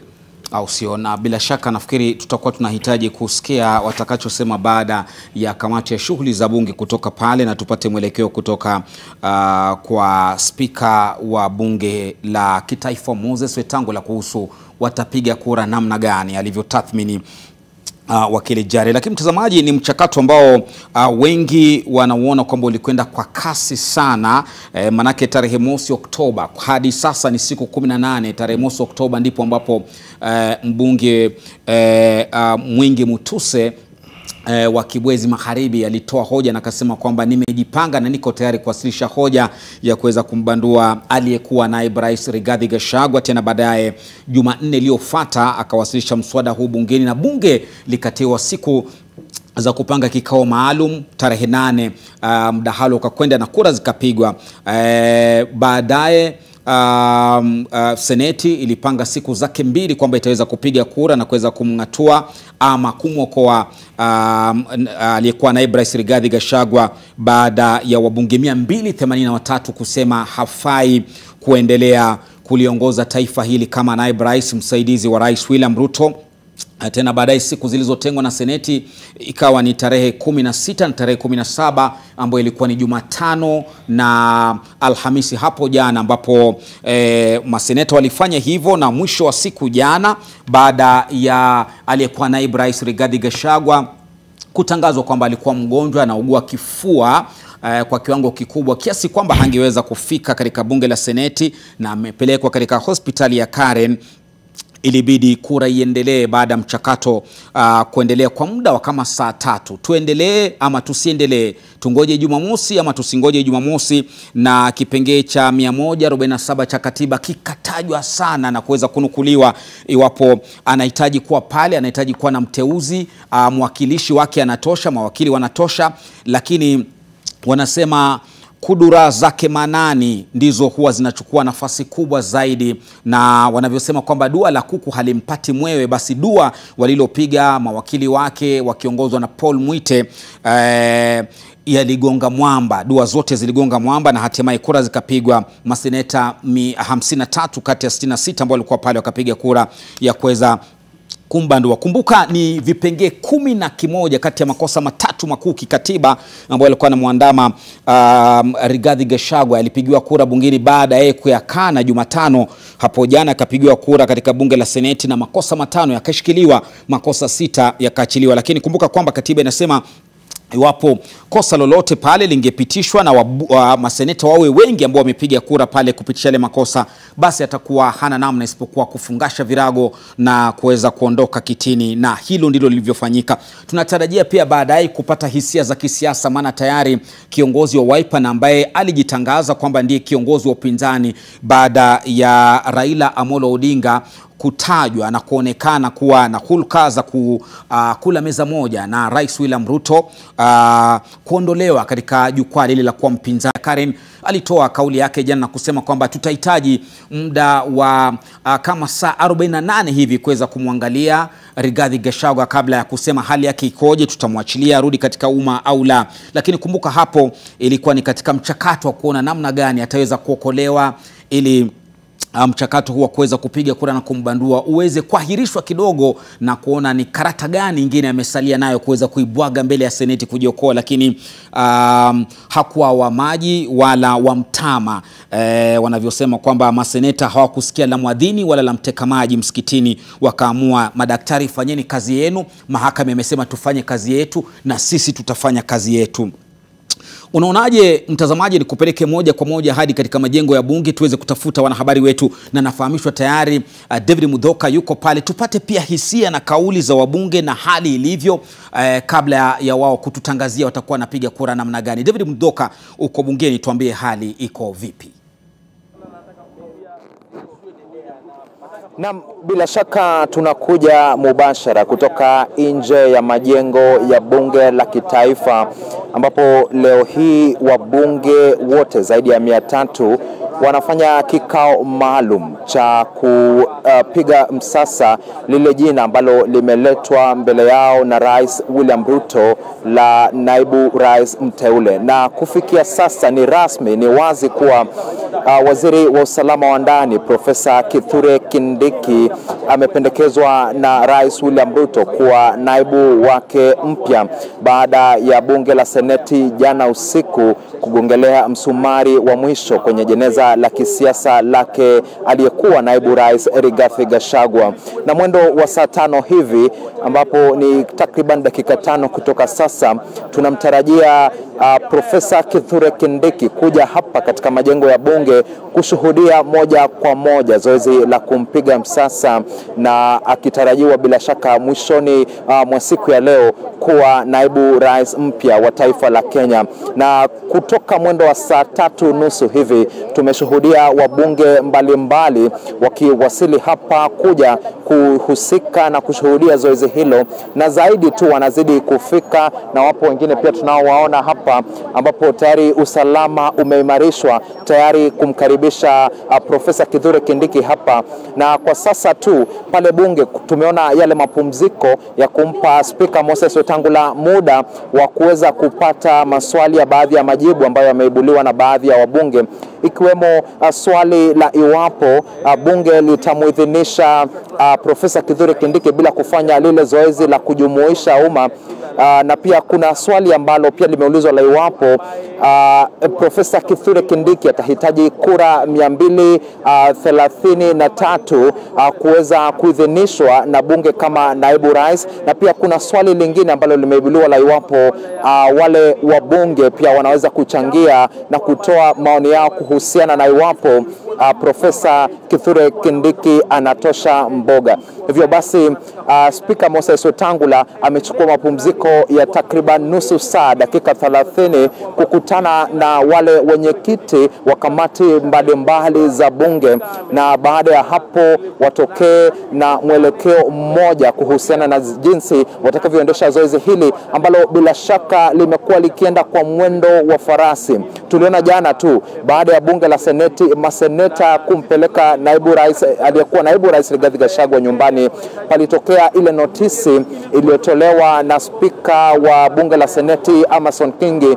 na kwamba kuna pengo katika ofisi ya naibu rais, na bila shaka tukaona lile bunge la kitaifa likianza vikao vya kujadili kumpiga msasa na kumwidhinisha naibu rais mpya ambaye wengi wamesema huenda akamkaribisha Rais William Ruto kwenye jukwaa tarehe 20 ambayo ni siku 2 kutoka sasa kule Kwale, taifa litakapokuwa likifanya sherehe za mashujaa. Na hivyo basi ningependa kuwashirikisha wabunge ambao wako hapa. Kuna mbunge Tindi Mwale hapa. Asante sana kwa muda wako. Najua mtakuwa mkirejea pale pia kupata yale majibu kutoka kwa Spika Moses Wetangula jinsi shughuli hii itakavyofanyika. Lakini sasa ni rasmi kwamba Kithure Kindiki ameweza kupendekezwa na rais kama naibu wake mpya. Je, uteuzi huu unaona vipi? Mwanzo tu tuanzie hapo kabla nikuulize maswali mengine. Uteuzi naona uko sawa, kwa sababu ukiangalia Profesa Kindiki vile amesoma, vile amefanya kazi katika usalama, na ile matamshi yake ni ya kuleta Wakenya pamoja. Kwa hivyo naona si makosa, rais amefanya vizuri, na pia ameonyesha ya kwamba hiyo kiti vile ilikuwa pande ya Central, hakuna makosa ikirudi huko, lakini kiongozi akuwe ule anaunganisha Wakenya na ule anajua ya kwamba hii uongozi haiko ati ni ukabila ama unapendelea huyu ama yule, hapana. Kabla nikuachilie ukimbie, kuna lile swali la mchakato huu umekimbizwa kwa mwendo wa farasi. Tunaelewa katiba inatoa muda wa siku 14 kwa jina kupendekezwa na muda wa siku 60 kwa bunge kuweza kupiga msasa yoyote atakayeteuliwa na Rais William Ruto. Je, maoni yako ni yapi kuhusiana na kwamba mchakato huu unakimbizwa sana? Mchakato haukimbizwi kwa sababu unajua ofisi ya naibu wa rais ni ofisi kubwa katika taifa, na tunataka rais apate ule mtu ambaye atamsaidia. Tuko na mashida mingi sana Kenya, hata tuko na mashida ya bei ya vyakula iko juu, mafuta. Kwa hiyo tunataka tupate mtu ambaye atasaidia rais, na tusikae sana tukijadili hili jambo ni kama hatuna viongozi Kenya.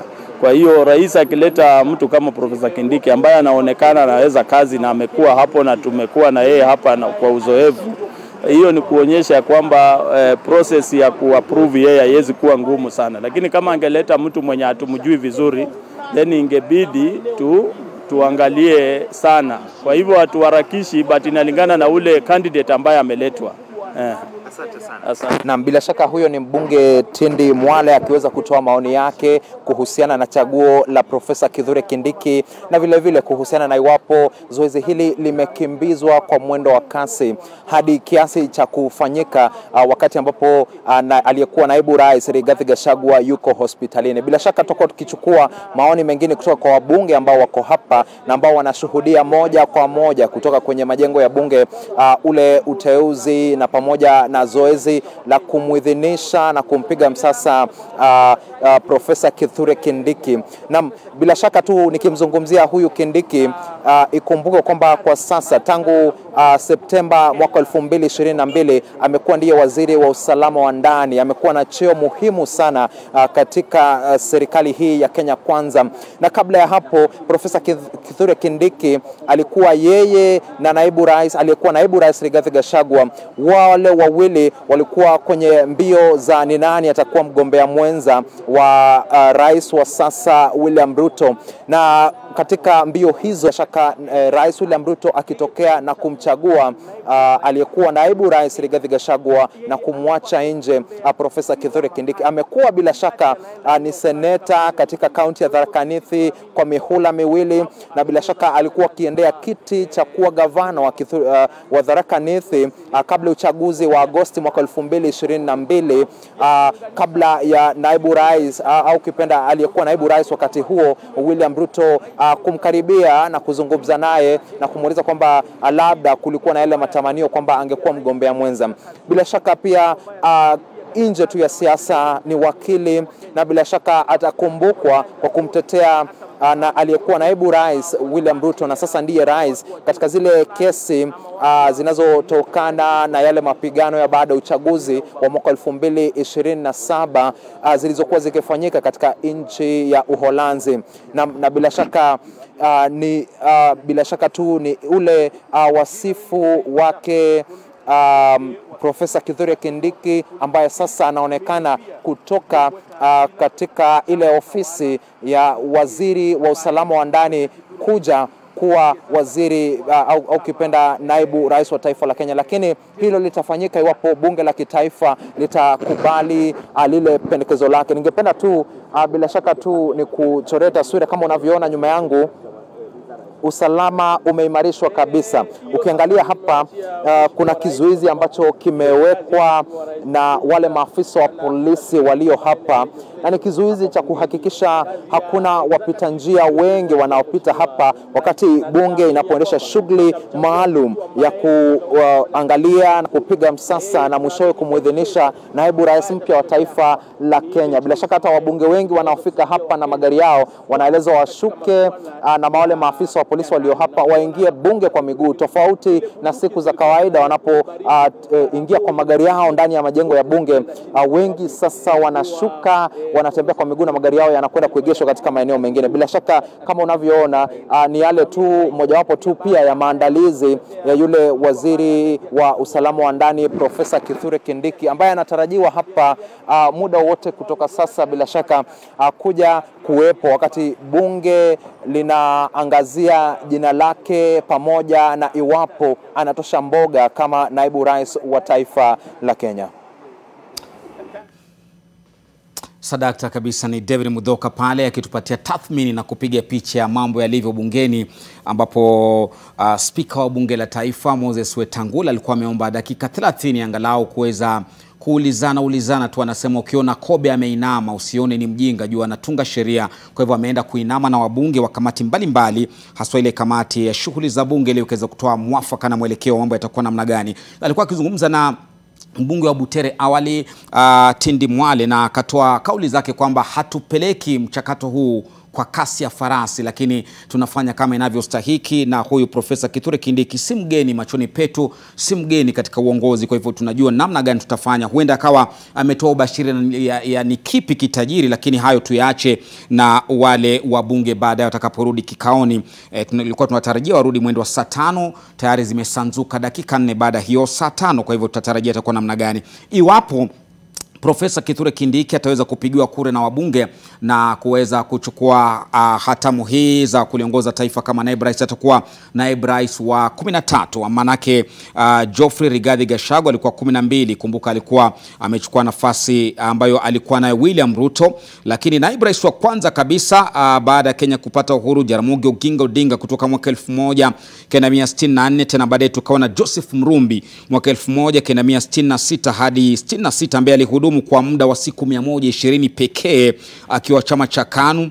Kisha tukawa na Daniel Toroitich Arap Moi kutoka mwaka 1967 hadi 78. Huyo alihudumu kwa miaka 11 pale na siku 229.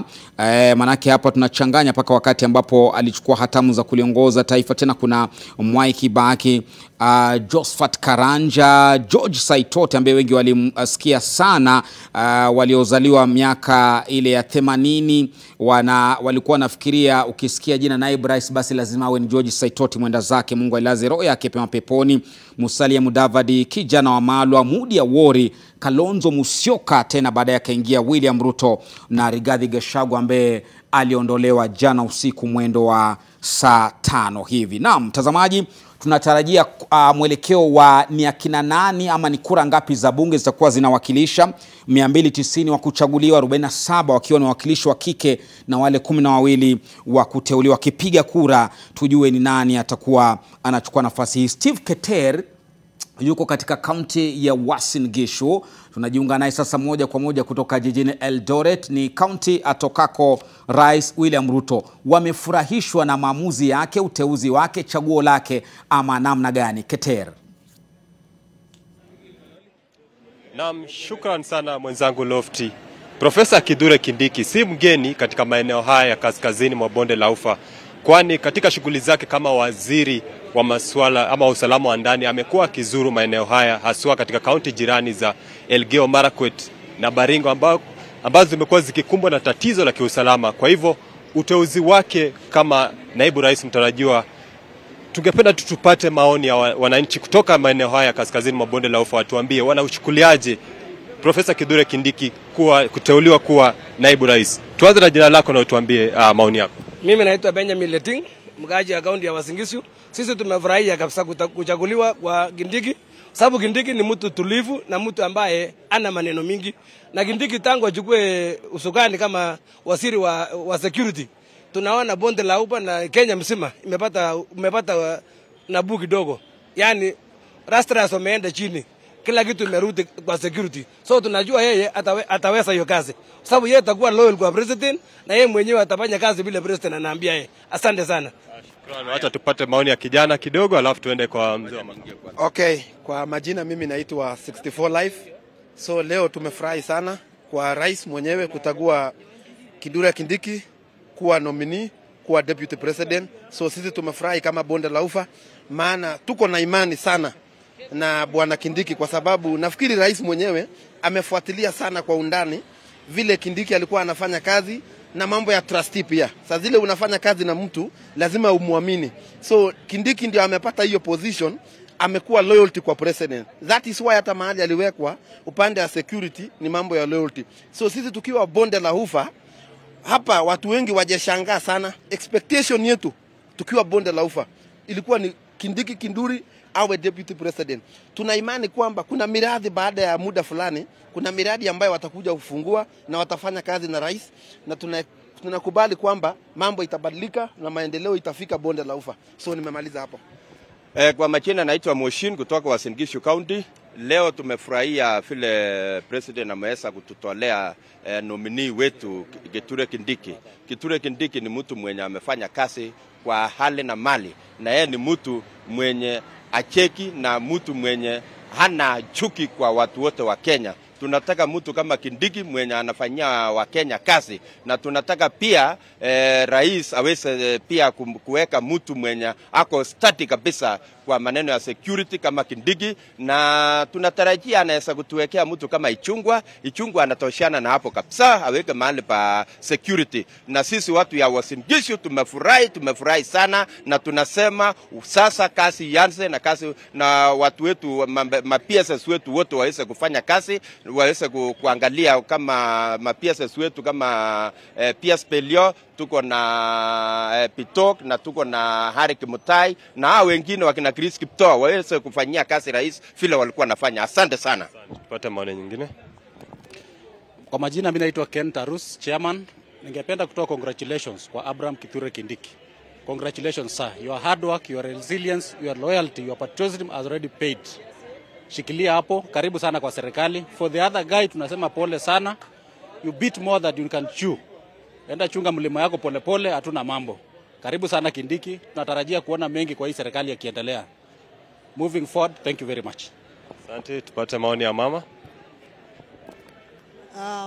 About what? Hebu tuelezee maoni yako kuhusu na kuteuliwa kwa Profesa Kithure Kindiki kama naibu rais mtarajiwa. Okay, asante sana. Majina yangu naitwa Kate Kirui. Mimi ni mkaaji wa hapa Uasin Gishu County na mwanasiasa na kiongozi. Ninapongeza Kindiki kwa kuchaguliwa kukuwa deputy president. Na tunamuomba akifika pale afanye kazi from his past work tumeona amefanya vizuri, kwa hivyo tuna expect afanye hata vizuri zaidi. Asante. Maybe mara ya mwisho tupate maoni kutoka kwa kijana. Anza na jina lako. Kwa majina naitwa Kelvin Kipkorir. Mimi nafurahi penye wamepea Kindiki. Huyu Kashago alikuwa mko kiburi. Mtu kila siku anaongelea mlima. Eri huyo mwenye anaweza kuja kufanya kazi Kenya mzima. Na itakuwa sawa. Na Lofty, ni baadhi tu ya maoni kutoka kwa wakaazi wa Eldoret ambapo wengi wakimpigia upato Profesa Kithure Kindiki kuwa kutokana na ukuruba wake ama kuwa mwendani wa Rais William Ruto huenda wakawa na uhusiano mzuri wa kikazi huku wakipongeza uteuzi wake. Kwa sasa narudisha kwako Lofty. Sadakta ni Steve Ketere akizungumza na wakazi wa Eldoret, na wengi wamemlinganisha na kumlinganua mteuliwa huyo Abraham Kithure Kindiki na aliondoka Rigathi Gachagua. Na Jared, kama ulivyosikia, maoni ya wana Eldoret ni mengi kabisa, maoni sufufu, maoni upogo, maoni mseto, lakini pia wanatumai kwamba akiingia atamsaidia rais kufanya kazi, na wengi labda watahoji kwamba wamepiga picha tofauti, kwamba tulichokishuhudia mwezi wa 6 katika maandamano ya majenzi kwamba rais hafai, ni kama sasa inaonekana aliyekuwa naye ndio alikuwa anamfanya asifanye kazi ama hafai. Wana ukweli wote katika matamshi yao, kwenye maoni yao? Wajua kitu ambacho sisi tunaochanganua mambo haya tunazingatia, hasa mimi naangalia mtu anapokuwa na ushawishi mmoja, ni vizuri tujifunze kama Wakenya kusoma somo kutoka wananchi hao, kwa sababu kuna mwingine wataenda kwingine usikie hisia tofauti. Lakini hisia ni kwamba, na hili ndio jambo kuu ambalo lilikumba aliyekuwa naibu wa rais, jambo hili la kuegemea upande mmoja ama kujiweka kama kiongozi wa eneo moja, sio jambo ambalo Wakenya wengi wanalichukulia vizuri, kwa sababu nchi yetu ni nchi ambayo imekumbwa na janga la kikabila, na ukabila kwa wengi ambao wanaweza kusema kwamba hatujakubalika kwenye serikali, hatujapendelewa na maendeleo, hatujafikiwa na maendeleo, viongozi wetu wametusahau. Ukitaka kupata cheo katika serikali lazima uwe rafiki ya mtu fulani na fulani. Kwa hivyo unaposema mambo hayo kwenye hadhara ya watu wengi hawachukulii maneno hayo vizuri. Hata wasipotamka, hisia hizo huwa zinabaki ndani ya roho. Na mambo hayo yanaibuka unapokuwa na hoja kama hizi za kumbandua kiongozi. Hapo ndipo watu wanapokuja na hizo hisia, na zinakuwa kali, na zinakuwa hisia ambazo kama tungetaka kuendelea mbele ni vizuri tuwasikize pia. Kwa zile hisia zao. Na tutaona iwapo Profesa Kithure Kindiki atabadilisha mambo, maana wenyewe wabunge wamekiri kwamba kuna mengi Kenya ambayo yanafaa kushughulikiwa, hili liondoke, tugange mbele. Na mtazamaji, tunakupeleka sasa katika kaunti ya Nakuru, ambapo pia wana Nakuru wanatamani kuwa miongoni mwa wale ambao wanaandikisha historia, kutoa maoni kwa mara ya kwanza kwa naibu rais kuteuliwa baada ya mwenzake kubanduliwa katika historia ya taifa hili. Ruth, wanasemaje wana Nakuru?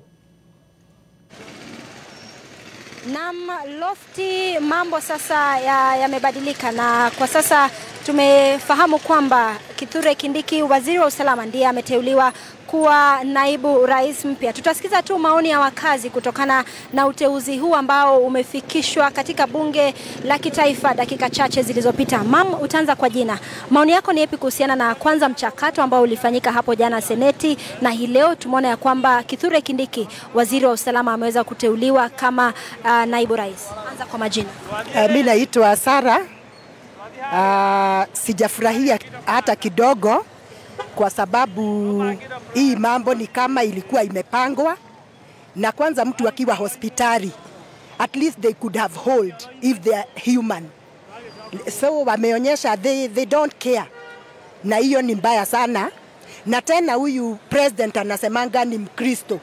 Kwani huyu Kristo hauna uvumilivu? Ni wa aina gani?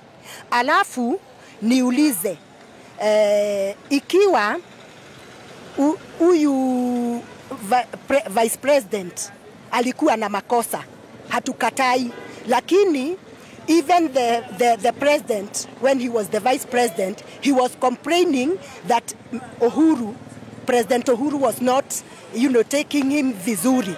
Kwa nini Uhuru alivumilia, akamvumilia mpaka term ikaisha? So I can say this was very unfair. Ana hata hakuongea, angeongea aseme vile mambo iko.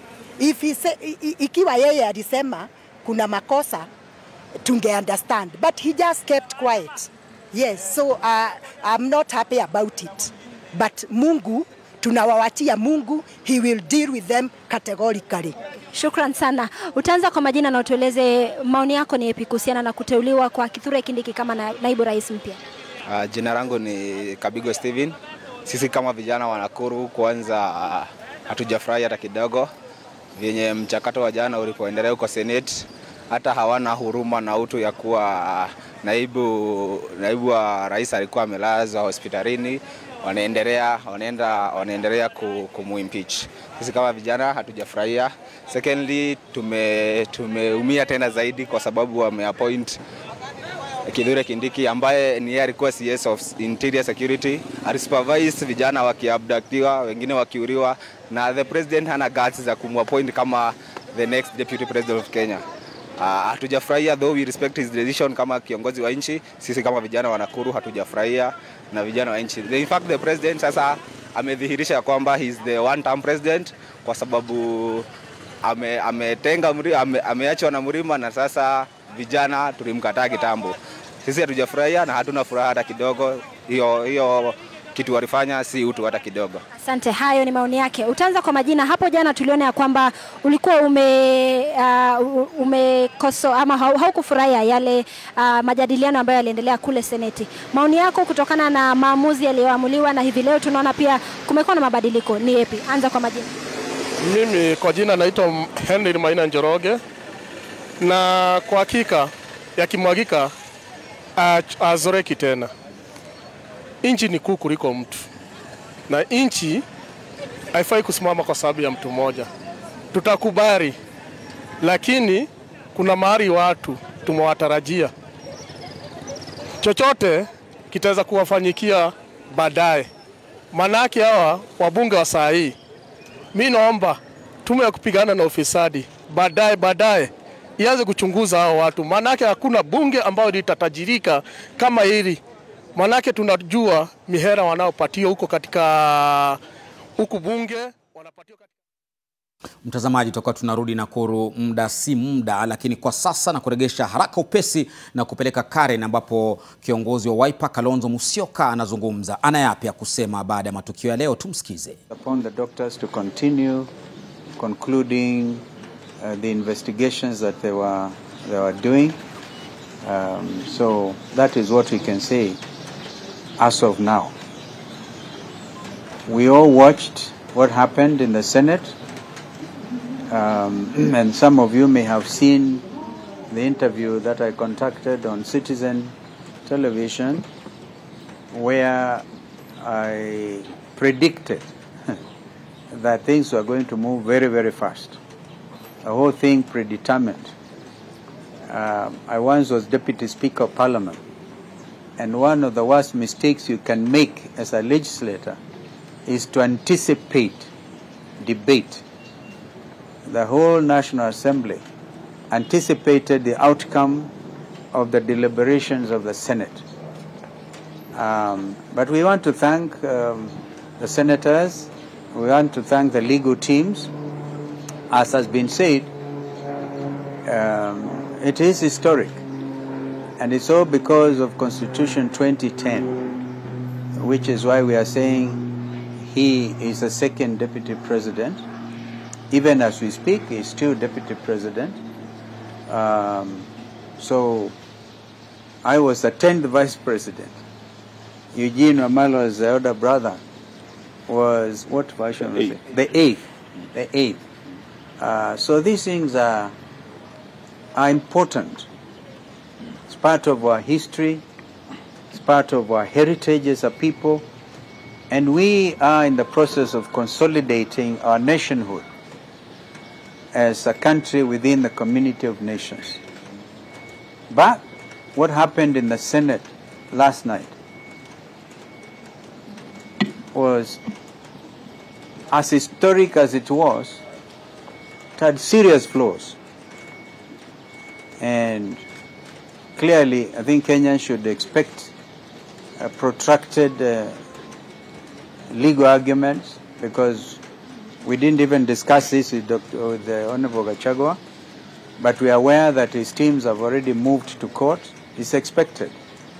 And as senior counsel, I can tell you that you cannot, the law of natural justice demands that no person, man or woman,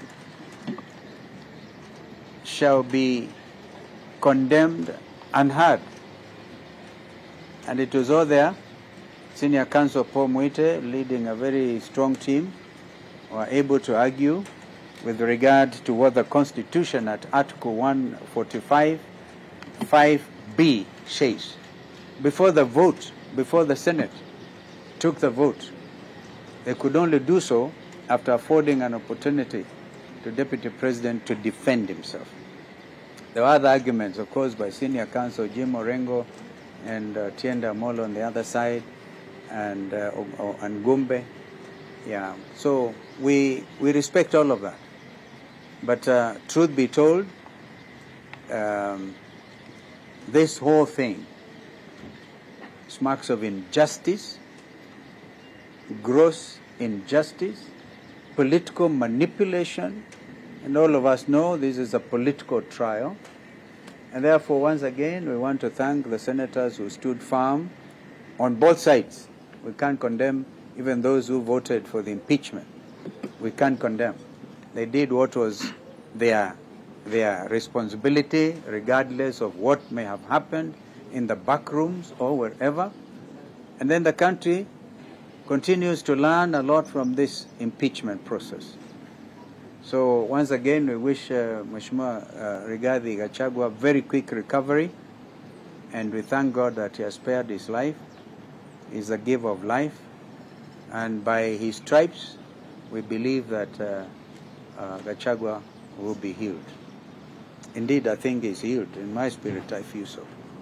So, kama kuna kitu mwenzangu angeongeza, anaweza kuongeza, and one senator maybe, the ones who are on the floor.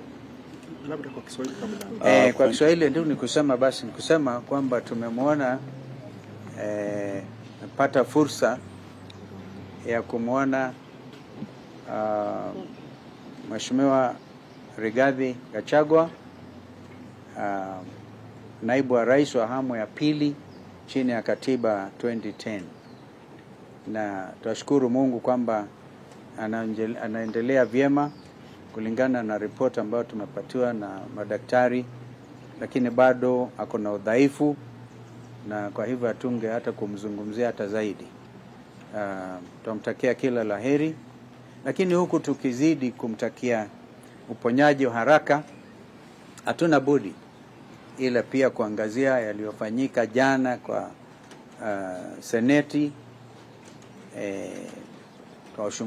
Tuwapongeza wale maseneta ambao walichukua msimamo wa kikatiba, lakini kama wanasheria, mimi mwenyewe najiunga wazi na yale ambayo Mheshimiwa Senior Counsel Paul Mwite aliyazungumzia juu ya ukiukaji wa sheria kikatiba na mambo yao, na hayo maneno ni wazi yataangaziwa kindani sana kwa mahakama. And we continue to insist that the last line of defense for the future of this country remains our judiciary. So we want to urge that justice reign, even though the heavens may fall but may justice reign. May justice reign in our courts. May there be men and women able to avoid a situation of state capture, as we have said. This country's economy is under state capture. We all have said it openly before that the legislature itself is under capture by the executive. And we will, as a people's loyal opposition, continue to talk to Kenyans, have conversations about that fearlessly, knowing that this is a country under God. My colleague can add something. Thank you very much. Just to associate myself with the comments of Senior Counsel Stephen Kalonzo Musyoka, particularly on the issue of violation of the basic rules of natural justice. And he has said one of those basic principles of natural justice is that no one should be condemned unheard. Yesterday was a sad day for this country because His Excellency Rigathi Gachagua, who had submitted himself to the jurisdiction of both houses of parliament and never missed a sitting, never was late, both in the National Assembly and in the Senate.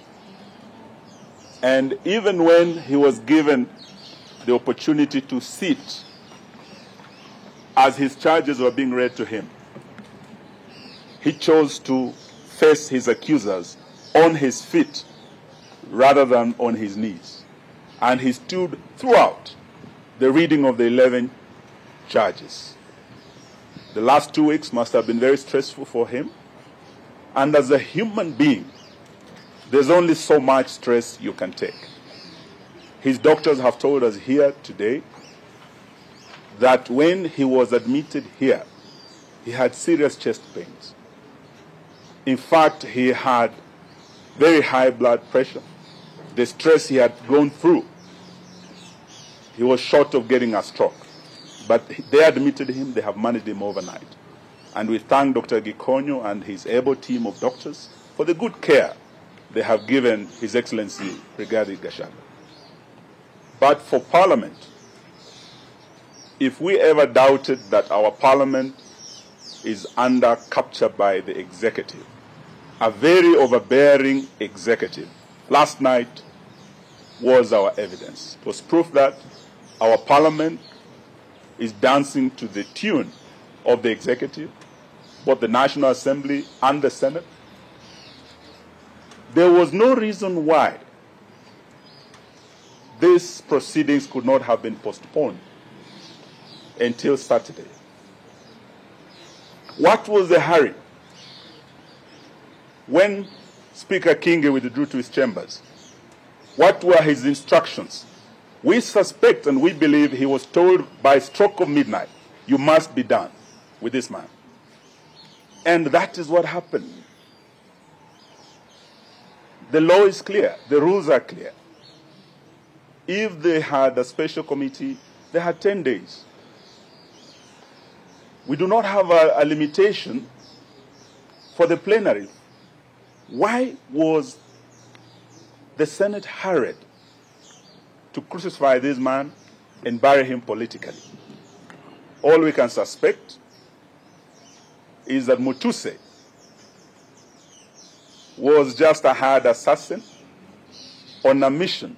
And that was evident throughout cross-examination. And we must thank His Excellency the Deputy President's lawyers. They brought out the truth that, and this is what Senator Wambua asked Mutuse, whose motion is this? You could tell he was not the owner of the motion. He was just a gun for hire. And through cross-examination, that became very evident. But today, apart from the principle of a man not being condemned and hard, especially when he's on his back in a hospital bed, the second principle that was broken by the House, which is a fundamental principle of natural justice, is that you shall not be a judge in your own cause. the rule of bias is a very basic principle of natural justice. Both speakers of the two houses had been mentioned as shareholders, beneficiaries of an arrangement in Kenya Kwanza. They were interested parties. And one of them had, in fact, before the matter appearing before him, Speaker Wetangula, I think, was in Machakos County, when he showed his bias on a matter coming before him, he had already pronounced himself as to what should happen to Rigathi Gachagua, who was going to appear before him. Open bias was shown by the Speaker, Wetangula, Deputy Speaker, Sholei, Majority Leader, Kimani Ichung'wah, the Chief Whip, Osoro, and there couldn't have been a fair trial for Rigathi. So today we want to say this, that as a country we missed an opportunity to showcase that we have one of the best constitutions, not in Africa, in the world, the most progressive. Last night it was being tested. As a country under the rule of law, we should have respected and observed the two principles, fundamental principles of natural justice, and we let our country down. However, all is not over, as His Excellency has said. Our last line of defense is the judiciary. We pray and we hope, as His Excellency's team appears before court, they will do justice. And this is what the Senate should have done. They were not politicians last night. They were jurors. They were judges. They should have been fair. They should have allowed time for Gachagua to defend himself. But this will be a basic ground upon which I believe the decision of the House can be invalidated and justice shall be done. This, we want to say thank you to our senators. Our leader in the Senate, Senator Wambua of Kitui, I think captured everything Azimio stands for. Our leader in the National Assembly, Honorable Robert Mbui, spoke for all of us as Azimio. But their counterparts in ODM spoke a different language. So today, even as we go forward, we can no longer pretend that we are like-minded. On impeachment, we did say this was not a priority for Kenya. Kenyans have more serious issues. Kenyans cannot take their kids to school because of the failed new funding model in our universities. Patients are dying because when you go to hospitals now, dialysis, you're being turned away. When you have no money, you are a poor person, you are condemned to death by William Ruto and his failed policy, Adani Shah. These are issues that even as we speak, as Azimio, we have differed, not just on this impeachment, not just on joining the bread-based government. We have also differed on Adani, and yesterday we were in court led by senior counsel. Kenyans will on 22nd of October see who is really fighting for them, because we'll be back in court to continue the fight against corruption. In open court. In open court, we will be there on 22nd. We welcome all Kenyans to come. But the matter as it rests today rests with the judiciary. It's the last line of defense. It's our only arm of government that has not been captured. And we pray to God, because between this nation and disaster is the judiciary. That is our shield and defender. Thank you. Thank you very much. Maybe we hear Senator Kamau from Lamu. Asante sana. I think on behalf of the Senator. Yes. Nataka nichukue hii fursa niweze kushukuru His Excellency Kalonzo Musyoka pamoja na His Excellency Eugene Wamalwa kwa sababu ya kuweza kuandamana pamoja nasi. Tuko hapa katika Karen Hospital. Tumekuja hapa asubuhi ya leo kuja kuona His Excellency the Deputy President Rigathi Gachagua, ambaye nyote mnajua kwamba kuanzia jana aliweza kuletwa hapa akiwa mgonjwa na anaendelea kupata matibabu. Tumeweza kuongea na daktari ambaye anamhudumia, na amesema kwamba bado matibabu inaendelea na kwa sasa hawezi kuweza kuongea kwa sababu anaendelea na matibabu. Jambo nataka niseme ni kwamba jana, mnajua vile ilitendeka ya kwamba naibu wa rais Rigathi Gachagua alikuwa aweze kuingia katika bunge la Senate, aweze kujitetea kutokana na mashtaka ambayo alikuwa amekelewa na Mutuse, na mnajua kwamba haikuwezekana kwa naibu wa rais kuja kujitetea kwa sababu aliweza kugonjeka kabla ya yeye kuja kujitetea katika jumba letu la Senate.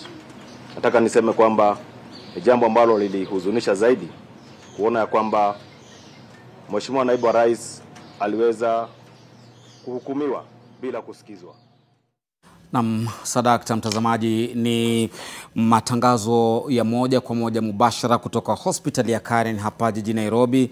Anayezungumza ni Senator Joseph Kamau ambaye ni seneta wa Lamu, lakini kabla huyo tumemsikia Eugene Wamalwa ambaye ni kiongozi wa chama cha DAP Kenya akitoa kauli zake sawa na za Senator Kamau kwamba Rigathi Gachagua alihukumiwa bila kupewa nafasi ya kujitetea, na maombi yao ni kwamba haki itafanyika na kwamba macho yao yako mahakamani, matumaini yao yako mahakamani, kilio chao kiko mahakamani. Wameongozwa na kiongozi wa Wiper Kalonzo Musyoka ambaye vile vile pia amezungumzia swala hili. Kumbuka Kalonzo Musyoka alikuwa naibu rais wa 10 hapa nchini Kenya, wakati huo wakiitwa makamu kabla ya katiba ya mwaka 2010 ambapo waliingia baadaye Rais William Ruto, tena Rigathi Gachagua ambaye anaondoka. Kiingia Kithure Kindiki wapo atapita, atakuwa 3 chini ya katiba mwaka 2010.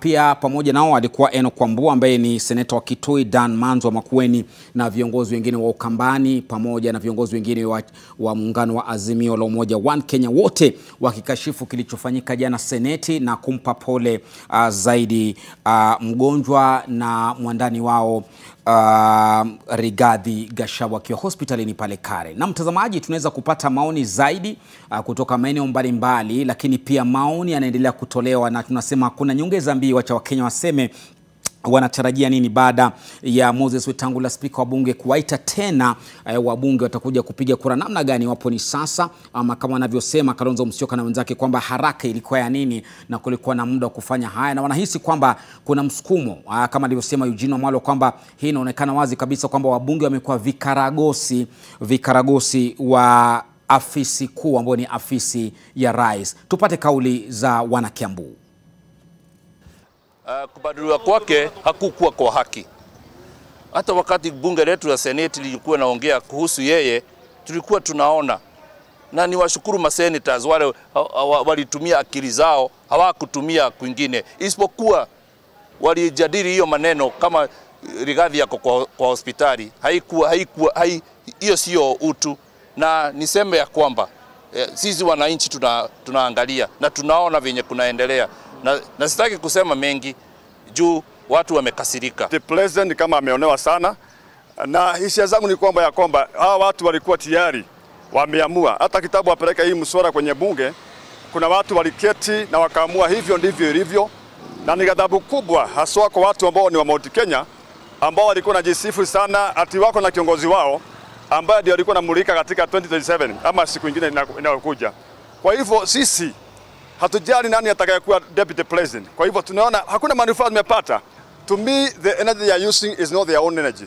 It's something that it's a script that was written for them to lead on behalf of their masters. It is so sad. It is so sad kuona wanatimua mtu mwingine. It's like he's not a human being. It is so frustrating.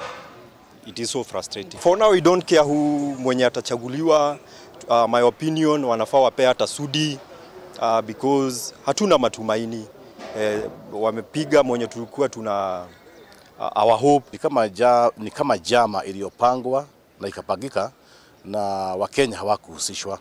Jambo tungeta kusema ni kwamba katiba yetu kama haitaheshimiwa, nchi yetu haitakuwa daima imara, kwa sababu ni lazima katiba yetu iheshimiwe, na naona hapa katiba haijaheshimiwa. Na kama makanisa tungesema kwamba rais hiyo jambo watu waelewane, kwa sababu inaonekana kuna jambo imetengenezwa ambapo itakuwa na njia rahisi hata ya kungatua rais, hata ya kungatua mtu yeyote. Tungetaka kuwe na public participation ama kuwe na wananchi wahusishwe, ndio nchi yetu katiba yake ionekane kwamba imeheshimika.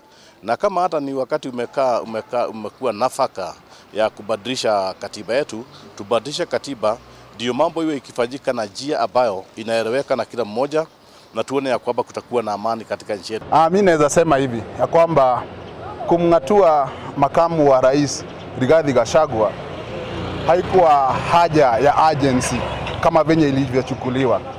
Mimi venye naweza waambia watu wa Legion ya Mount Kenya, ya muhimu ni tumakinike, tukae na amani.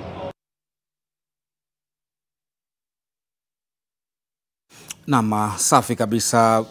Jared, maoni ndio hayo ya Wakenya mbalimbali. Hawa ni wana Kiambu, na kama tulivyoshuhudia pale awali kabla maoni yao, pia wanaazimio wametoa kauli yao na wanasema wanasikitishwa na kilichofanyika, lakini haki itapatikana mahakamani.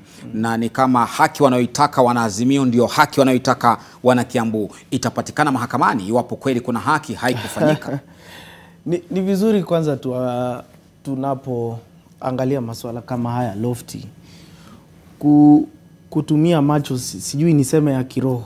Kwa sababu unapomwangalia mtu kama Stephen Kalonzo Musyoka anavyoongea, ni kana kwamba anajitayarisha kuwania kiti cha urais katika uchaguzi ujao, na yule ambaye walikuwa wanie kiti cha urais naye amekwisha banduliwa kwenye uongozi. Naam. Kwa hivyo ni vizuri tuanze hapo. Tulipoanza awali tulisema hata wakienda kotini, ni vigumu koti kuketi na kufanya kazi ya bunge, kwenda kushawishi koti ya kwamba bunge ilifanya hivi, batilisha yoyote ambayo bunge ilifanya. Naam. Kisha uweke umregeshe aliyekuwa naibu wa rais. Ni jambo gumu kushawishi koti kufanya hivyo. Na haswa angalia maswala ya kumngatua mtu kama naibu wa rais, si swala ambalo kikatiba linapaswa kwenda kotini. Bunge inapofanya kazi yake, swala hilo kikatiba linapaswa kutamatishwa pale. Lakini kuna ile haki labda mtu aone kwamba alijaribu hadi mwisho. Kabisa, ni ukweli. Manake wanasema kama inavyofanyika wakati wa chaguzi, mtu anasema aliibiwa kura, badala ya kuishia kwa IBC na kutangazwa atakwenda hadi mahakamani. Kwa hivyo unasema atakwenda mahakamani itakuwa ni kazi bure bilashi. Kwenda mahakamani, utakwenda mahakamani useme hakusikiza, atakwenda aseme kama hakusikizwa, kama tulipokuwa tukisikiza kauli za wananchi. Ndio kipengee muhimu hicho, wanasema watashikilia hakusikizwa. Watasema pia kauli za wananchi hazikutumika vilivyo, muda ulikuwa mfupi, aliharakishwa, hakusikizwa, kulingana na Article 25 that a right cannot be derogated. Sijui tutasema vipi kwa Kiswahili, lakini mambo kama hayo hayawezi kubatilisha uamuzi wa bunge. Naam.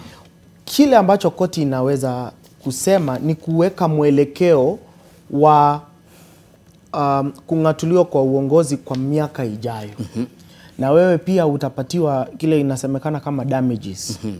Leo umenifunza mambo mengi, sijui nifunze hilo linasemekana vipi kwa Kiswahili. Utakuwa nalipo hasara uliyopata. Naam, hasara ambayo umeipata. Lakini kushawishi koti wafanye kazi ya bunge na kitu cha kwanza si jambo la busara, lakini kulingana na katiba yetu kila mtu ana haki ya kwenda kotini kusema haki zangu tekelezwa, nimenyimwa haki, haki haijatekelezwa, na naomba koti itueleze jambo hili lingefanywa vipi. Naam. Lakini si kusema tena jambo hili ligeuzwe. Mahakama inaweza kuwa na nafasi ya kusema mchakato huu urudiwe tena ili apatiwe nafasi ya kusikizwa kabla ya kura kupigwa? Kumbuka jambo hili kuna mambo mawili ambayo yanakwenda sambamba. Naam. Na moja kama ulivyosema, kuna farasi ambayo inakimbia kwa kasi. Naam. Na huu ni farasi wa kisiasa. Huu ni farasi ya kisiasa. Naam. Kwa hivyo kabla huu farasi mwingine mchanga, farasi wa haki mahakamani, afikie huyu mwingine, mambo yatakuwa yamekwenda mbali zaidi. Naam. Na nasema hivyo kwa sababu hivi sasa kamati za bunge wanaketi kupata mwelekeo. Naam. Jinsi ambavyo watatathmini kuteuliwa kwa Abraham Kithure Kindiki profesa. Naam. Hawa kotini wameshaweka makaratasi yao kuambia kotini, tunaomba kusiteuliwe mwingine hadi kesi yetu isikizwe. Kwa hivyo tayari wamepitwa na wakati. Kusema ukweli, kisiasa, farasi wa kisiasa amefika mbali zaidi. Naam. Na kugeuza jambo hilo litakuwa ngumu, italeta kitu ambacho tunaita constitutional crisis. Aha, mtafaruku wa kisiasa. Naam, mtafaruku wa kisheria. Wa kisheria, naam. Kwa sababu bunge imekwisha fanya kazi yake, rais amefanya kazi yake. Najua kuna ule ushawishi ambao ama si ushawishi, fikira ambazo watu wanasema rais ana siku 14 na bunge lina siku 60 kuangalia na kuteuliwa na mbona kuna haraka. Lakini jambo ni rais anapofuata katiba. Naam. Haraka sio kizuizi cha yeye kufanya. Maana yuko ndani ya zile siku 14. Ako ndani ya zile siku. Yuko ndani ya zile siku 60. Wajua? Hajatoka nyuma wala mbele. Hajatoka nyuma ama mbele. Na unajua hapo ndio nasema kwa wakati mwingi siasa inakwenda kwa kasi kushinda sheria. Au sio? Na wanasiasa wanajua hilo. Kushinda wana sheria ama wananchi. Na ningependa wananchi tuzoee kuelewa siasa zaidi. Ndipo unajua haya yanatuelekeza sisi kama wananchi, tunaweza kuelekeza viongozi wetu na to hold them accountable kwa namna ambayo wametuonyesha. Kwa hivyo ni jambo ambalo pia wanatufunza sisi na ni vizuri tufuate. Na hata sisi tunaweza kutumia hivyo. Lakini sio jambo rahisi. Sio jambo rahisi. Lakini ni jambo ambalo tunasoma na sisi wote tunaangalia vipengee vya katiba ambavyo kwa kawaida tungepita tu. Umesema kwamba iwapo mahakama italazimisha kwamba turudi nyuma, tutaingia katika kitu kinaitwaje kisheria? Mtafaruku wa kisiasa. Mtafaruku wa kisiasa. Kiingereza umesemaje? Constitutional crisis. Angekuwa muhariri wangu mkuu, meneja muhariri Joe Ageo, angesema ni constitutional quagmire. Au sio? Lakini iwapo ndo sasa mtazamaji umefungulia runinga yako, ni kwamba kinachoendelea ni kwamba kuna pendekezo la jina la Profesa Kithure Kindiki ambalo limependekezwa na Rais William Ruto na likasomwa bungeni muda wa saa 4 na dakika 15 hivi na Spika wa bunge Moses Wetangula. Tena baadaye wakajadili kwa kipindi kifupi tu na kuchukua pumziko, walilosema tutakuwa pumziko la dakika 30, lakini sasa tuelekea saa 6, kumaanisha saa nzima imesanzuka. Wakirudi baada zile kamati za bunge na kamati utenda kazi wa bunge watakuwa ni wenye kuja ama kupiga kura ama kutoa mwelekeo watafanya namna gani. Maana haraka ijapo ipo, lakini wana siku 60 za kufanya ambacho wanaweza kukifanya leo, na ndio maana tunafanya uchambuzi huu. Kumbuka pia Moses Wetangula, mtazamaji, amesoma vipengee 6 ambavyo anasema rais alizingatia. Moja ni alizingatia kwamba Profesa Kithure Kindiki hana makosa na idara ya ukusanyaji ushuru nchini KRA, vile vile maadili na kupambana na ufisadi EACC, upelelezi wa jinai DCI, mikopo ya elimu ya juu HELB, na vile vile ile tume ya elimu ya vyuo vikuu. Anasema kote huko amesafishwa, hana doa wala dosari, ni msafi kama pamba, lakini bunge litasema baadaye. Je, wana Mombasa wanasemaje? Kevin Mutai ni mwanahabari wetu kule, tujiunge naye pia tupate maoni yao. Kevin. Na mtazamaji, matukio katika ulingo wa siasa yanikumbusha semi za seneta wa Uasin Gishu Jackson Mandago kwamba siasa usiweke kwa roho, kwani ni pumzi, pumua tu yaishe. Hayo ambayo ndio maneno ambayo yanajiri kwa sasa baada ya uteuzi wa Profesa Kithure Kindiki kama naibu wa rais, masaa chache ama siku moja tu baada ya kubanduliwa kwa Rigathi Gachagua kama naibu wake Rais William Ruto. Na mtazamaji, kwa hakika ni matukio ambayo yamekuwa yakiendelea kwa siku kadhaa yakifuatiliwa kwa kina sana na Wakenya wakazi hapa Mombasa, hasa wakiandaa vikao kama hivi, hasa kuweza kujadiliana maneno ambayo yanatokea katika ulingo huu wa kisiasa. Na moja kwa moja pengine niungane na baadhi yao tu tuweze kusikia semi zao na hisia zao kutokana na mambo ambayo yanaendelea kujiri katika siasa za humu nchini. Pengine kwanza kabisa tuelezee majina yako na tuelezee uteuzi wake Profesa Kithure Kindiki kama naibu rais, wachukulia vipi kama mkazi wa Mombasa? Kwa majina naitwa Martin Charo Hamisi kutoka hapa Mombasa. Kwa mtazamo wangu ni kwamba ni kama William Samoei Ruto amechukua mdogo akachole mkubwa. Hakuna tofauti ya mkubwa na mdogo. Hao wote wawili ni ndugu. So hakuna vile Wakikuyu wanaweza jutia kwa Kindiki. Yule ni yule mtu mmoja. Sasa wakisema kwamba anaweza pigana na Kindiki ni urongo mtupu. Wakenya lazima wafikirie vizuri. Kwa hivyo hakuna vile sisi tunaweza juta. Kama angekuwa amechukua mkoba huo akapeleka kwa Musalia Mudavadi, tungekuwa tunaweza sema, lakini sasa hii hatuwezi sema na hata hawezi fanya strikes sijui akaanza maandamano, haina haja. Lazima tukae kwa umoja na tuelewane. Hiyo story kama imeisha. Na pengine hisia zako tupe pia kutokana na yale matukio ambayo yalitokea pale katika bunge la Seneti baada ya naibu rais kuweza kugonjeka, hakupewa nafasi pale kuweza kujiwasilisha licha ya mawakili wake kuweza kutetea kwamba wapewe hadi siku ya Jumamosi ili naibu rais kuweza kufika katika mbele ya Seneti kuweza kujitetea. Je, pengine hatua iliyochukuliwa katika bunge la Seneti kuweza kumbandua baada ya maseneta kupiga kura ya kutokuwa imani naye tena? Kwa mtazamo wangu ni kwamba wewe ukishajua ya kwamba mimi hapa nishapigwa teke, ni lazima nitafute mbinu ya kujiondoa polepole. Kwa sababu alikuwa resign kutoka mwanzo, lakini sasa kwa sasa ilikuwa imefika ile time ya kwamba shamba basi hii ni ngoma kama imepangwa. Sijui kama kulikuwa kuna upande mwingine, kuna kitu imejificha nyuma ambao sasa ilikuwa inamfuatilizia. Pengine mwenyewe alikuwa hajui. Lakini sasa ilikuwa iko wazi ya kwamba Kindiki anaenda kuchukua. Na alivyo notice hii kwamba hii kitu inaenda kuchukuliwa, kiatu yangu inaenda kuvaliwa, sembuse mimi nijiondoe. Haina haja nikasimame tena na natetea nini? Hakuna kitu pale. Wacha nikae kando. Sasa ndio ile anapata shock kidogo, yani ya kutingisika. Kwa nini imeenda hivyo? Na ni lazima. Sasa mti umekatika. Lazima wale makinda wahangaike. Oh, vipi kwa hivi mzee kwa hapana, hakuna lolote hapo. Ni lazima apate kurelax kidogo. Atulie, alafu atulize ubongo, arudi kwa biashara kama vile alivyokuwa mwanabiashara, na serikali pia imwachilie afanye biashara kama vile alivyokuwa akiendelea biashara.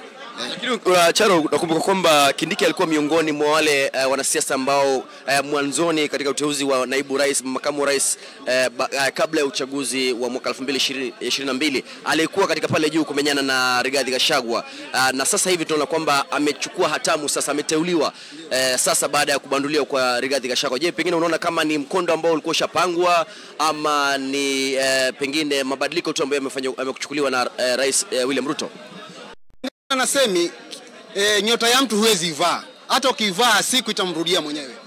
Sasa yule bwana ilikuwa ni yake ile amana, lakini sasa huyu bwana akalazimisha kwamba mimi ndio mkubwa hapa kwa hili shamba. Sasa ni lazima niwe mimi. Na akiangalia hivyo anaona kweli huyu bwana ni mkubwa. Hata katika ukubwa wake yule jamaa akatumia ukubwa zaidi kupindukia. Sasa ule ukubwa ndio umemfikisha pale alipofika sasa. Kwa hivyo sisi hatuna budi kusaliti amri bana. Kwa hivyo pale Kindiki amechukua nyota yake, imemfuata mwenyewe. Si kwamba yeye ameizunguka, imemfuata kama riziki yake ilikuwa imepangwa. Pangwa. Tafadhali naomba tupate na maoni yako. Mashujaa, sherehe za mashujaa mwaka huu zaandaliwa katika kaunti ya Kwale, na huenda Kithure Kindiki, Profesa Kithure Kindiki akawa naibu rais, ashaapishwa na pengine huenda akamhudhuria sherehe zile kuweza kumkaribisha Rais William Ruto. Kama mkazi wa eneo hilo, ujitambulishe kwa majina, alafu tueleze pengine ina taswira gani katika sio tu jamii bali taifa nzima. Kwa majina naitwa Vincent, na kwanza ningependa kusema this is a momentum time in our history whereby it's the first time in history to impeach the deputy president. Na mimi I welcome you to nominate the Professor Kithure Kindiki as the deputy president of the Republic of Kenya, whereby I believe him. He is the cabinet secretary in terms of interior, and he was the former senator for Tarakaniti County. He is a humble man whom I believe is a person who can transform this Kenya as one people, as one nation, not as a regions in terms of shareholders, whereby we had the former Deputy President Rigathi Gachagua, who is outgoing now, whom he was transforming this Kenya under the terms of shares and shareholding. So hapa Kwela, jirani yetu hapa Kwale, ni jirani hapa tu, tunafuka mto wa feri hapa. Tutafuka sisi sote kwenda kumtazama Profesa Kithure Kindiki pale, na tutamkaribisha kwa shangwe na fikelekele sote. Asanti mzee, naomba tafadhali sogea hapa karibu. Jana Rigathi Gachagua alikuwa naibu rais. Leo anatambulika kama aliyekuwa naibu rais baada ya kubanduliwa katika bunge la Seneti jana. Pengine tupe semi zako, hisia zako kutokana na hali hiyo. Kwa majina naitwa Joseph Charo. Kwa hakika kule kubanduliwa kwake naibu rais Gachagua kwa nje instead of kwa Kindiki ilikuwa ni vizuri, manaki Gachagua alikuwa anakuja na mfumo mwingine wa kutugawanya kimaeneo, kikabila na hata kiuchumi kwa uko ndani pia kutugawanya. Sasa vile kutoka yeye ni vizuri kuingia Kindiki, naye tumwangalie asiwe kama huyu Gachagua. Naye tunataka huyu mwadilifu mwenye kuunganisha jamii zote na mapato zote unganishe, nasi tutakuwa tayari kumkaribisha. Hasa Kwale kule na kwenda ni kwetu, tutakuwa naye huko, tumkaribishe Kindiki mwanzo, alafu yeye Kindiki amkaribishe rais wake, tutamchangilia kwa shangwe. Na je, pengine kwa mtazamo wako unaona pengine uteuzi wake Profesa Kithure Kindiki kama naibu rais utakuwa na uzito gani hasa katika uchaguzi wa mwaka 2027? Uzito wa Kindiki kwa uchaguzi unaokuja hautakuwa mzito sana, au utakuwa mzito kwa vile Kindiki yuko kule mlimani, na wa mlima yule aliyetoka ni wa mlima na aliingia vile vile wa kule. Sasa hapo wananchi watajiandaa kwa chonjo sana kuchunguza mambo. Na pengine ukimalizia tupe tu kabisa taswira kamili. Huyu ni waziri ambaye amehudumu kama katika Wizara ya Usalama wa Kitaifa. Sasa amepewa nyadhifa ya kuweza kutumikia taifa la Kenya kama makamu rais. Ni majukumu ambayo yameongezeka. Je, pengine unaona kama kwamba atatoboa? Kwa hakika hiyo wizara alikuwa nayo kabla kuteuliwa kwa naibu rais, alikuwa mtu mzuri anayeperform vizuri ile wizara yake. Sasa kwa mtu atakayeteuliwa kurithi ile wizara yake awe afuate nyayo za Kindiki, na Kindiki naye atakuwa na moyo amwambie zaidi au advisor wake vizuri, na huko anachapa kazi vizuri, hapo Kenya tasonga mbele. Asante. Pengine pia tukisonga mbele, haya maneno ambayo yanaendelea kujiri, kuna taarifa ambazo pengine ama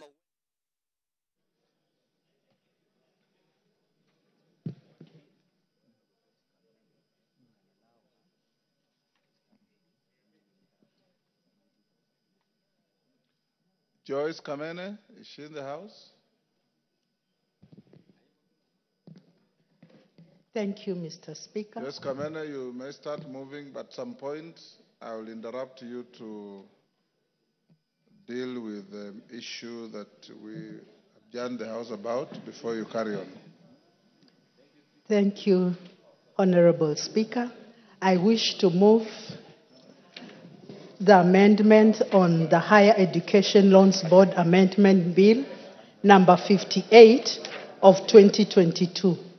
Honorable Speaker, the principal object of this bill is to amend the Higher Education Loans Board Act number 3 of 1995 to address a specific challenge faced by some of the young students, those who have not yet attained the age of 18 years and, as such, are ineligible to apply for higher education loans under the current legal framework. However, mtazamaji, bunge limerudi, wabunge wamerudi kikaoni, lakini kwa sasa hoja inayojadiliwa ni hoja ya kukarabatiwa na kupigwa msasa sheria ya mikopo ya elimu ya juu, ukipenda HELB. Kwa hivyo tutakuwa tunawapa nafasi waendelee wakati hoja ya kuweza kutueleza wameamua vipi kuhusu kupiga kura, ni leo, ni kesho, ama ni baada ya kukaribia siku 60 kuhusiana na pendekezo la jina la Profesa Kithure Kindiki kumrithi Rigathi Gachagua. Tutakuwa tunarudi bunge, lakini kwa sasa mtazamaji, tutakuwa tunapata maoni mbalimbali kutoka maeneo mbalimbali. Pokot Magharibi wako tayari, pia naambiwa wana Embu pia wataka kuzungumza, ni karibu na Tharaka Nithi. Tena tutakuwa tunaingia hadi kitovuni anakotoka Profesa Abraham Kithure Kindiki, Tharaka Nithi, pia tuwasikilize wanasemaje. Naam, kwa sasa moja kwa moja tuenda katika kaunti ya Embu. Wananchi mnasemaje Embu? Huyu deputy president ambaye tumekuwa na yeye, imekuwa ikionekana ya kwamba vile aliingia katika ofisi alikosa kuelewa ya kwamba amekuwa deputy president, ameendelea kuongea mambo ambayo inakaa kana kwamba bado ako kwa campaign, na tulimchagua ili aweze kututumikia sisi kama Wakenya wote. Na wakati amekuwa akiongea katika mikutano mingi na mahali kwingi ambapo amekuwa akiongea, tumekuwa tukisikia akiongea mambo ambayo kama deputy president hafai kuongea mambo kama hayo. Tumekuwa tukisikia akisema ya kwamba serikali ni kampuni na ni ya shares, ilhali tunajua ya kwamba sheria inasema mwananchi yoyote kutoka katika eneo lolote katika Kenya anafaa kujihisi ya kwamba yeye ni Mkenya na anafaa kupata maendeleo na anafaa kujihisi ya kwamba hajaweza kutengwa na serikali ambayo iliyo katika mamlaka. Naamini kiongozi wangu Rigathi Gachagua ataenda kotini. Ninaomba koti likaweze kuwajibika kwa njia inayofaa. Tunawaangalia, macho yetu Martha Koome iko katika kotini, tunataka kuona justice na mambo ya koti ikifanyika, kwa sababu tunajua ya kwamba koti sometimes inakuwaga compromised. This country has done something of a high impunity and we cannot condone and we cannot tolerate anything of such nature anymore. Every 2 years tunapata mambo. Tunaenda kwa debe tunapata every 2 years musukumano. Actually we are tired of this. Ukichaguliwa kama wewe ni president, fanya kazi na mwenye umepewa. Acha kuleta mambo. So the next person who might be becoming the deputy president, I want you to note and get this, you are becoming a puppet. Kama hii kiti inafaa kuremain Mount Kenya ama inafaa kutoka nje ya Mount Kenya, I think that is not relevant for now. Kwa sababu hata ikiletwa Mount Kenya na tumeona kile kimefanya Gachagua atolewe ni kwa sababu ya yeye ni mtu wa kusema na kusema ukweli na kutetea na kufinyiria kukataa mambo ambayo ni ya kufinyiria. Sasa yule atakayewekwa pale atakuwa ni puppet ama atakuwa nini ili tuseme mlima imesaindika? Yule atakayepewa hii kiti tunataka tu awe ni mtu ambaye anaweza kuwa maybe a national unity figure. Pili, tunataka iwe mfano wa kuonyesha sio lazima regions zikuwe zinachukuliwa kama regions, kama wao wanasema hiyo si venyewe kulikubaliana kwa wakati wa makubaliano ya vyama. Na bila shaka Waswahili wanasema asiye na rafiki na wakwao. Waembo hawa mlimani wanamtetea Rigathi Gachagua, ijapo kuna wanaosema kwamba mchuma janga kula na wakwao, mchimba kisima huingia mwenyewe, anayelikoroga lazima alinywe mwenyewe. Ni misemo mbalimbali kuashiria tu, je, Rigathi kayapata aliyoyapata kwa kuyachuma, kuyatafuta mwenyewe, ama kuna haki hakutendewa? Maana kuna misingi ya siasa pia na misingi ya haki na kisheria.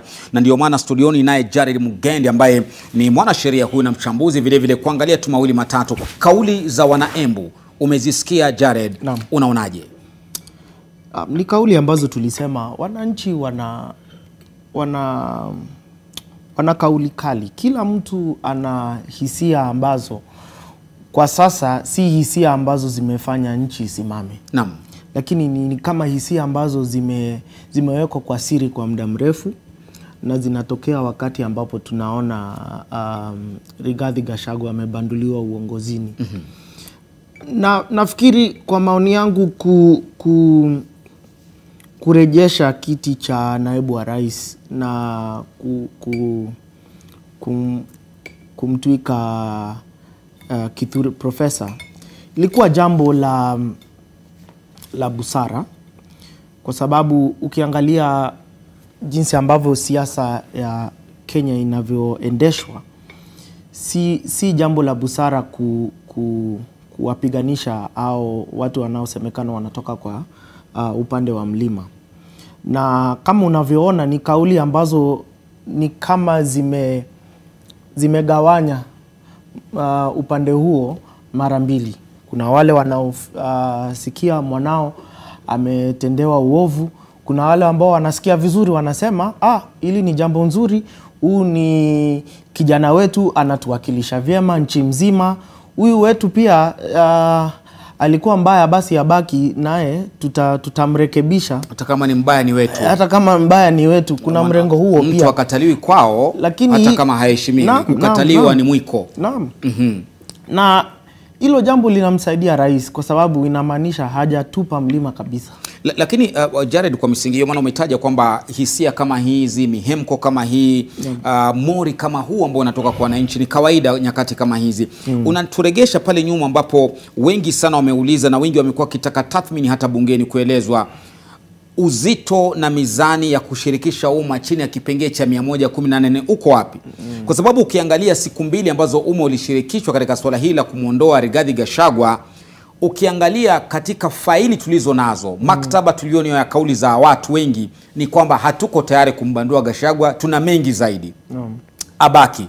Kukatokezea kauli ya kufa makanga, kufa dereva. Ilikuwa kauli ambayo ilikuwa karibu katika kila kaunti. Ijapo tu kufanya tathmini ya ule utafiti wa kuangalia wangapi 10 wamesema nini, 5 vipi, lakini kwa kauli za kutazama na kusikia kwenye runinga mbalimbali, kauli ilikuwa hiyo karibu kila pahali. Lakini kilichofanyika sahihi, wananchi watasema ni tofauti na sisi tulivyosema. Unamaanisha kwamba maoni ya wananchi hayana maana katika mchakato wa kuendesha taifa? Maoni ya wananchi kikatiba yana msimamo mkubwa zaidi. Na kuna jambo ambalo umesema ambalo ni jambo nilikuwa nataka kuweka mkazo. Naam. Ni vizuri tunaposema wananchi wamesema, tunachunguza kwa kina. Hapa walisema wangapi? Hapa walisema wangapi? Kwa sababu niwie radhi kueleza hivi. Kwa mara nyingi unaposoma maneno katika mtandao ama unaposoma kuhusu hadithi ya mtu kwenye mtandao,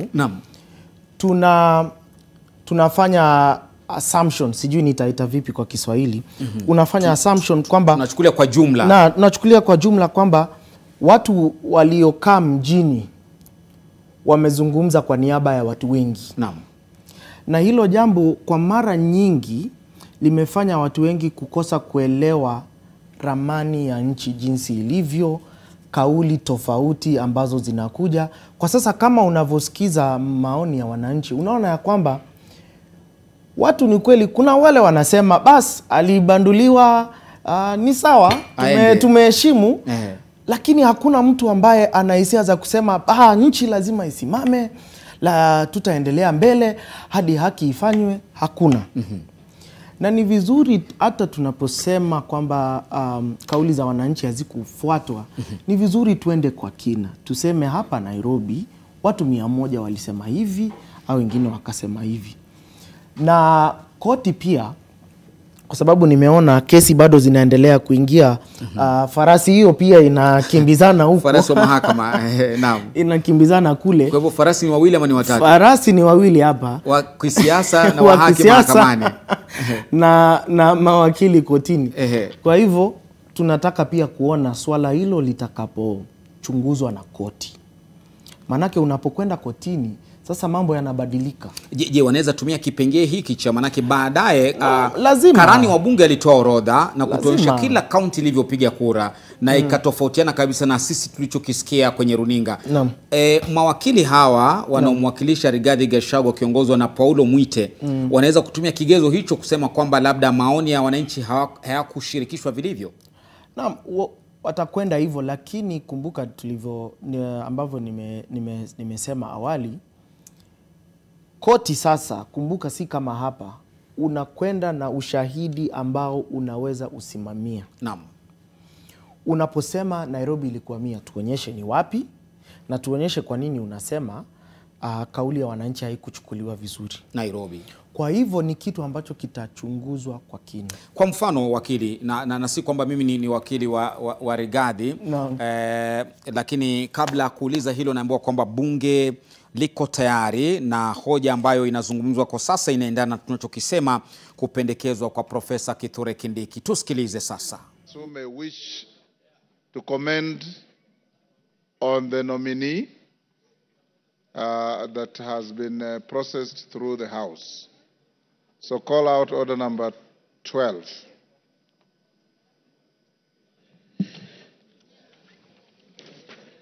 Order number 12, voting on the nomination of Professor Kithure Kindiki, EGH, to fill the vacancy in the office of the Deputy President of the Republic of Kenya.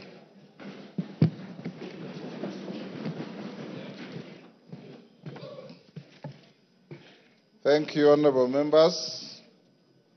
Honorable members, I have a communication to make on the nomination of Professor Kithure Kindiki, EGH, to fill the vacancy in the office of the Deputy President of the Republic of Kenya. Honorable members, you will recall that earlier this morning at the commencement of the sitting, I notified the House of the receipt of a message from His Excellency the President nominating Professor Kithure Kindiki, EGH, to fill the vacancy in the office of the Deputy President pursuant to Article 149 of the Constitution.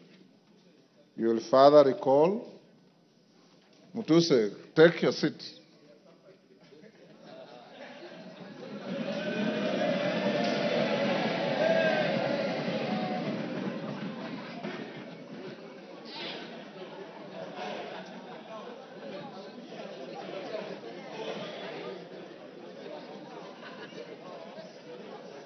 Gagusha, take a seat.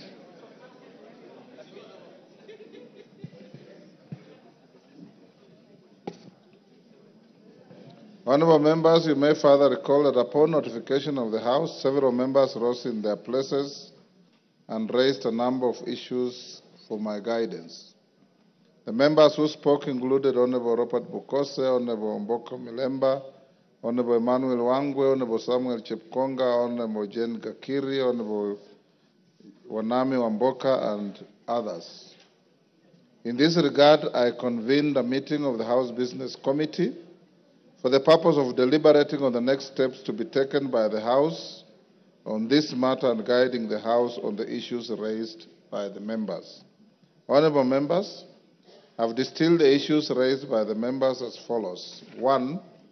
Whether Article 149(1) of the Constitution envisages an approval process in the manner contemplated by the Public Appointments Parliamentary Approval Act, Cap 7F. 2. Whether the House shall conduct public participation in voting on the nomination under Article 149(1) of the Constitution. 3. Whether the members shall be required to debate on the nomination under Article 149(1) of the Constitution. And 4. The timelines envisaged under Article 149(1) of the Constitution. And 5. The threshold for voting on the nomination and Article 149(1) of the Constitution. Honorable members, permit me to examine each of the issues that have been raised. The first, on whether Article 149(1) of the Constitution envisages an approval process in the manner contemplated by the Public Appointments Parliamentary Approval Act. It's noteworthy that the Article 149(1) of the Constitution provides as follows, and I quote, "Within 14 days after vacancy in the office of the Deputy President arises, the President shall nominate a person to fill the vacancy and the National Assembly shall vote on the nomination within 60 days after receiving it." From a reading of Article 149(1) of the Constitution, it's expressly provided that the National Assembly shall vote on the nomination within 60 days after receiving it. The drafters of the Constitution distinguish the language used in Article 149(1) of the Constitution by expressly providing that the House is required to vote and not approve the nomination. Indeed, this is to be distinguished from the provisions of Article 132(4) of the Constitution, which provides that the President shall nominate and, with the approval of the National Assembly, appoint and may dismiss the Cabinet Secretaries in accordance with Article 152, the Attorney General in accordance with Article 156, the Secretary of the Cabinet in accordance with Article 154, Principal Secretaries in accordance with Article 155, and High Commissioners, Ambassadors, and Diplomatic and Consular Representatives. Members of the bar, take the nearest seats.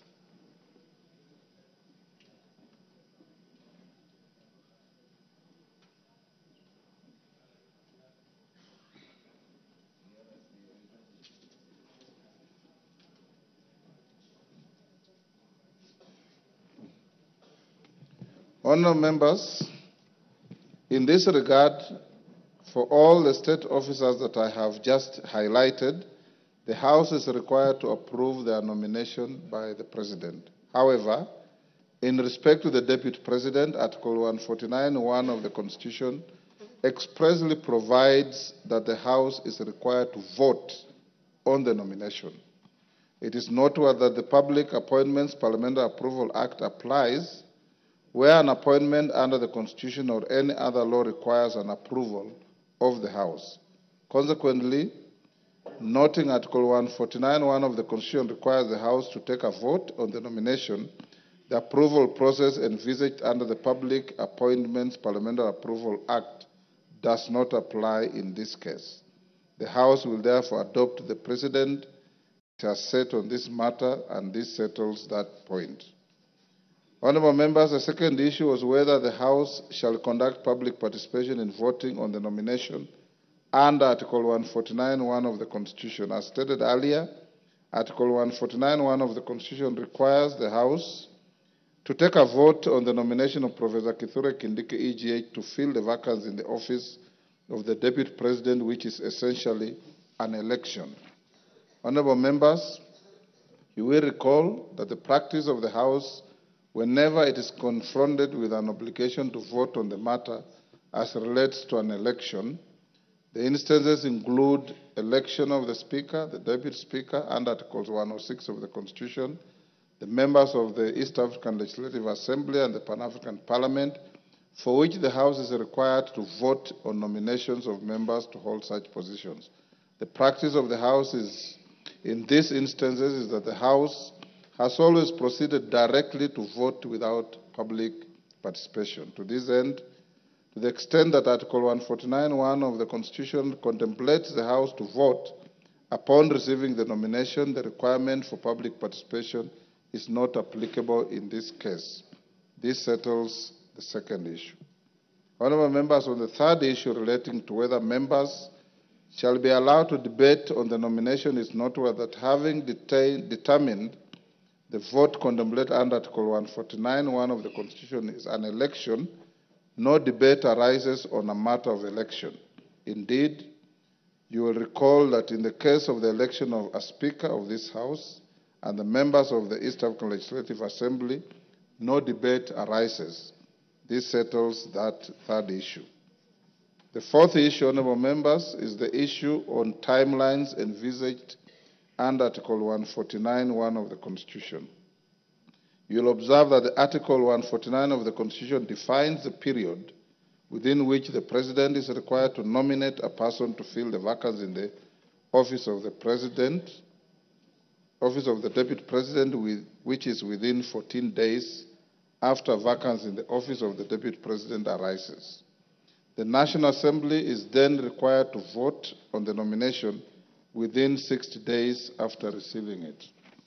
Honourable members, from the foregoing, Article 149(1) of the Constitution defines the maximum period within which the President and the National Assembly are required to act.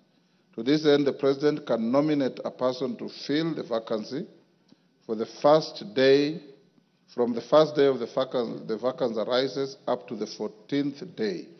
On its part, the National Assembly is required to vote on any day from the first day it receives a nomination up to the 60th day after receipt of the nomination. Consequently, the nomination of Professor Kithure Kindiki, EGH, and the vote the House is required to take today on the nomination is within the constitutional timeline provided for in Article 149(1) of the Constitution. This settles that fourth issue. The fifth and final issue that was raised was guidance on the threshold for voting under Article 149 of the Constitution. It is noteworthy that Article 149(1) of the Constitution has not defined or provided for the threshold for voting for the nomination of a person to fill the vacancy of the office of the Deputy President. Article 122(1) of the Constitution provides that, except as otherwise provided in the Constitution, any question proposed for decision in either House of Parliament shall be determined by a majority of the members in that House present, and voting. Consequently, the threshold for voting on the nomination of Professor Kithure Kindiki EGH is a majority of the members in this House present and voting as provided for in Article 122(1) of the Constitution. That final issue is also settled.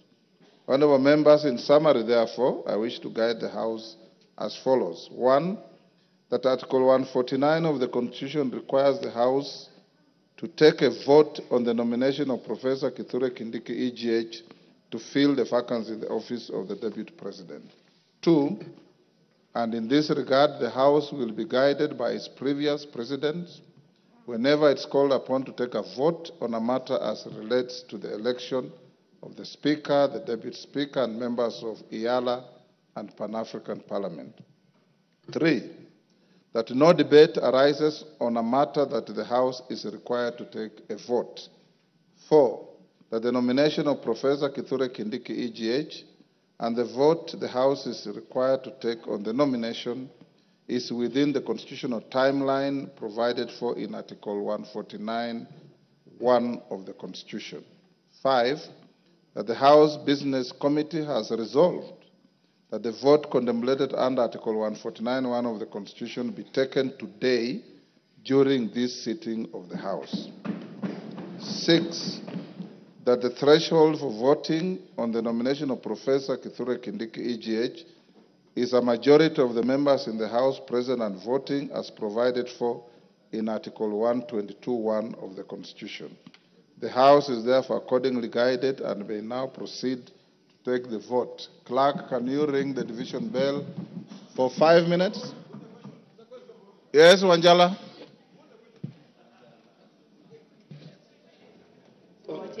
Wanjala? Yes, Mr. Speaker. As you have rightly said, that we will take a vote. But, Mr. Speaker, this House recognizes 3 types of voting. There is acclamation, there is direct digital voting, and then there is a vote we take by reading out the names. Roll call. Roll call, Mr. Speaker. Yes. And, Mr. Speaker, when I sit in this House, we are in concurrence that Professor Kindiki is the man, is the Deputy President. Why don't we just, so that we go home, some of us want to take flights, why don't we just vote by acclamation? Roko? Thank you, Mr. Speaker. Article 149, protect me, Mr. Speaker. Go on, I'm listening. Article 149 of our Constitution, Section 1, as you have rightly pointed, that the National Assembly shall vote on the nomination of the nominated Deputy President. Mr. Speaker, the mood of the House is that there is no objection whatsoever as far as nomination of Professor Kindiki is concerned. Yes, we are ready with our cards to vote electronically, but Mr. Speaker, we seek your ruling and indulgence so that we can go by acclamation and we solve the matter once and for all. Thank you, Mr. Speaker. Order, honorable members. Yes, Senior Counsel. Senior Counsel Otiende. Give Otiende a moment. Thank you. Honorable Speaker, honorable members, I know this is a serious moment in history. It is also a constitutional moment. I wholly agree with the Honorable Wanjala, Honorable Ruku, in terms of the mood of the House. However, Mr. Speaker, there are things we need to do for the record, not just for ourselves. Even as we speak, this whole process is being challenged in court. We need not allow any gap, because so far, from the start to now, we have not allowed any gap. Let us not be in a rush to allow a gap. I beseech members, let us vote electronically. It does not take time. Thank you, Mr. Speaker. Honorable members, let's not open debate on this. Electronic voting takes less than 5 minutes. I'm sure you know this. So since the House is nearly full, let's have the division bell rung for just 5 minutes.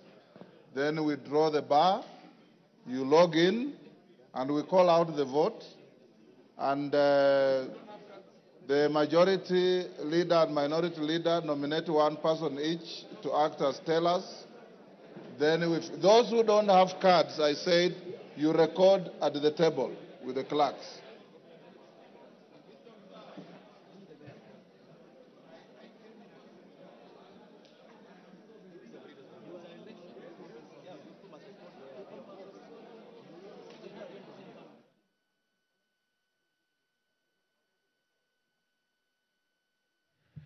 You're watching live pictures from the National Assembly, where members of parliament.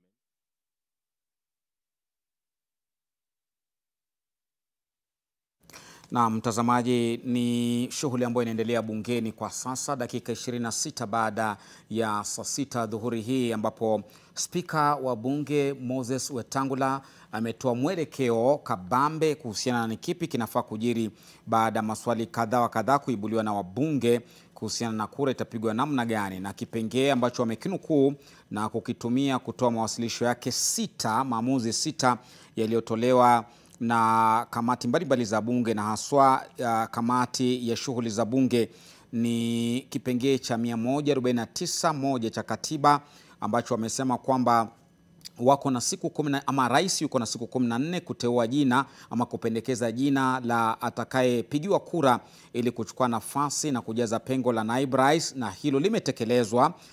Na vile vile wabunge watakuwa na siku 60 kupiga kura ili kuona kama aliyependekezwa na rais anafaa au la. Katika hoja zile 4 ambazo wamezigusia, hoja nyingine ikawa ni iwapo wabunge wanafaa kuwa na mdahalo ama kujadili jina hili au la. Na ukitazama katika kipengee kile cha 149(1) kimekuwa na hakina uwazi ama hakijaeleza ama hakijataja kwamba kutakuwa na mdahalo. Kwa hivyo lililo wazi katika kipengee hicho ni kwamba ni kura inapigwa na wala sio mdahalo kufanywa. Na spika vile vile amenukuu kipengee cha katiba 132(4) ambacho ni tofauti na hichi ambacho kinatumika. Kipengee hichi hutumiwa kupiga msasa mawaziri, na vile vile akataja vipengee vingine ambavyo hutumiwa kupiga msasa makatibu wa kudumu na maafisa wengine serikalini, ambacho wabunge wanahitajika kupiga msasa, kwa kimombo approval, kabla kupiga kura. Lakini katika swala la naibu rais ni speciali, na kipengee cha 149(1) kinawapa nafasi tu ya kupiga kura.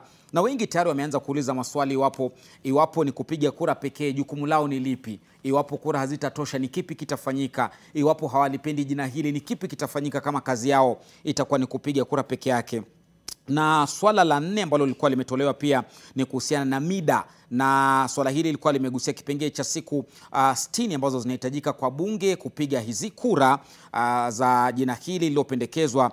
Na vile vile spika ametoa mwelekeo wake kwamba kuanzia siku ya kwanza hadi siku ya 60, siku yoyote wanaweza chagua, na hao wameamua siku ni ya leo. Kuhusiana na idadi ya kura ambazo zinahitajika kupitisha jina hili ambalo limependekezwa na rais ni kwamba kipengee cha 149 ibara ya kwanza hakiko wazi kuhusiana na idadi, lakini wakaamua kukopa na kuomba mwelekeo kutoka kipengee cha 122 ibara ya kwanza cha katiba, ambacho kinasema kwamba iwapo kipengee kinachotumia kufanya shughuli za bunge hakiko wazi kuhusu idadi, basi maswali yote na mapendekezo na maamuzi yote yafanywe kwa wingi wa kura. Kwa hivyo kura zitakazopigwa zikiwa nyingi, basi litakuwa swala hilo limepitishwa.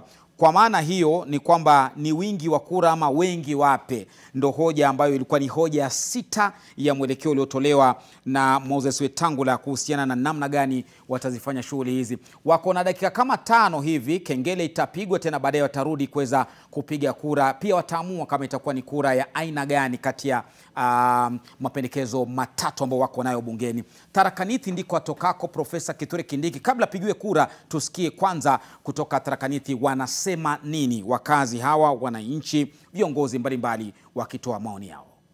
Leo ni sikukuu ile tulikuwa tunongojea, na tunajua vizuri sababu hii ni mapendekezo watu wananchi wameamua, si ati ni senators wanaamua ama MPs wanaamua vile wananchi wanasema. Gachagua amekuwa mtu ambaye si Mkenya, amekuwa ni mtu wa kabila lake mahali ametoka, na Gachagua anapoenda nyumbani ile mashtaka amehukumiwa nayo, tunaomba hata kiondoka apelekwe mpaka kotini ndiye aweze kurudisha pesa za serikali. Na wakati Gachagua anasema yeye ni mtu wa mlima, anaeneza ukabila. Wakati umechaguliwa na wananchi ukuwa deputy president, wewe ni Mkenya, unapaswa kupatanisha wa Kenya wote. Wala wewe ni Mjaluo, wewe ni Mkalenjin, wewe ni Mudharaka, wewe ni mtu wa mlima, hiyo hatutaki Kenya. Tunaomba William Ruto katika ile kuchagua nani atachukua kiti ile ilikuwa na Gachagua, tunamuomba aende direct kwa Kithure Kindiki. Kulingana na vile Senate wanaendelea na kulingana na zile account tumeelezewa kuhusiana na naibu rais, hii Kenya tunarudi nyuma sababu ya ufisadi.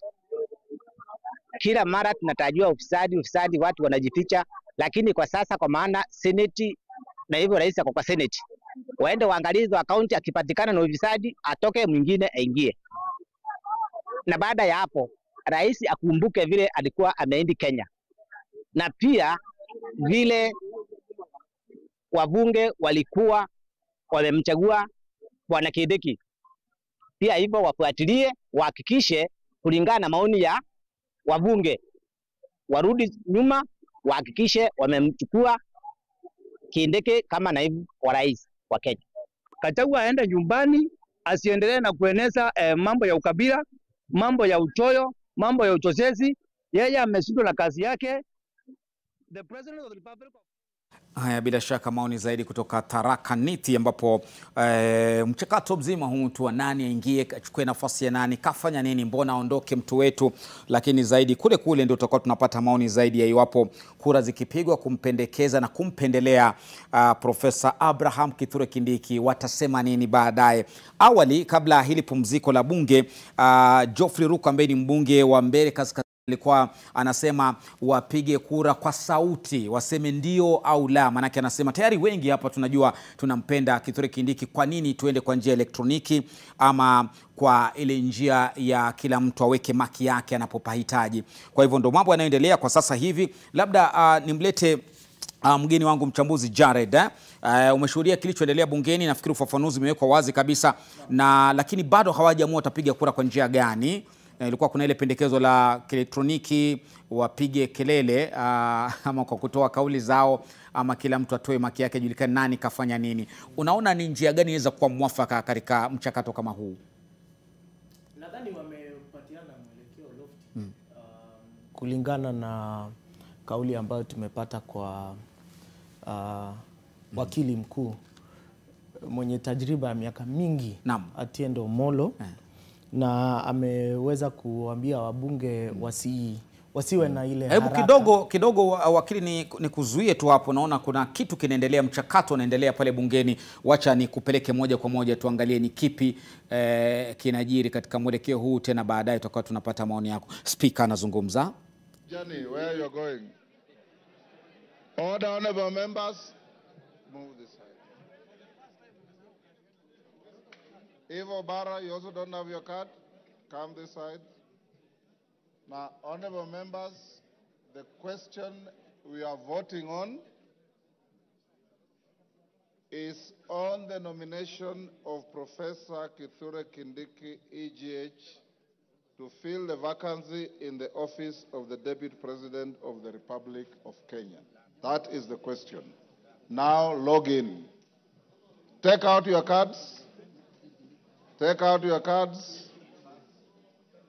Log in.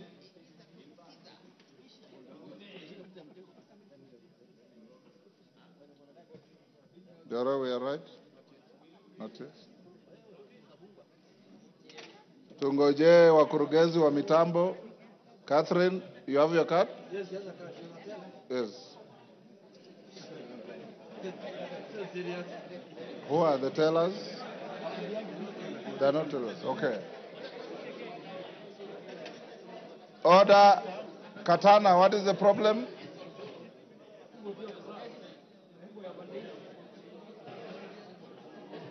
Tunangojea wakurugenzi wa mitambo. Jora, are we ready?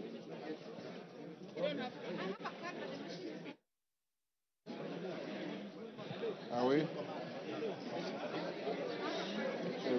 Yes. It's not work. Then join this. Okay, members. Members who have logged in now vote.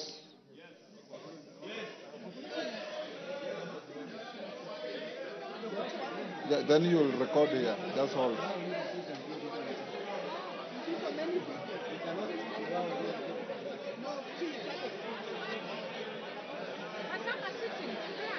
Yeah?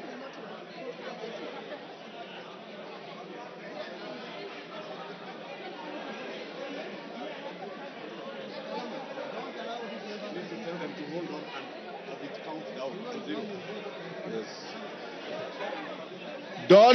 Order members, don't interfere with your cards so that the system can record and count as you vote.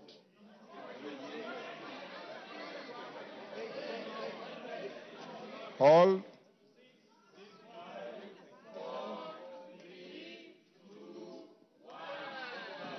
End of voting. Vote now.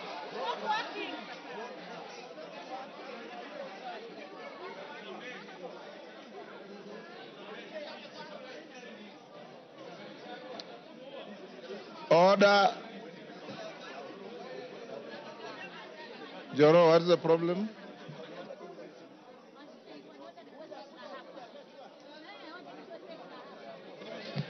Order, members. Let's repeat. Log out. And your rules require that you vote in silence. Log out. Log in. Eh?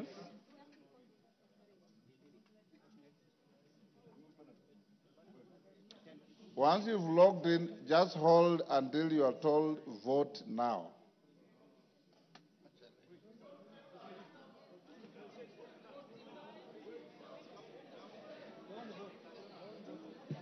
Don't vote yet.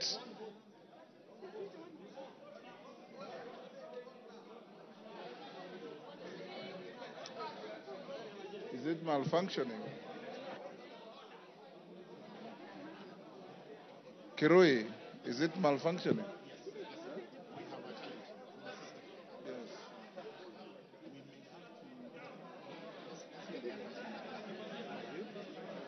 Flag. It's registering. They can see to log in now.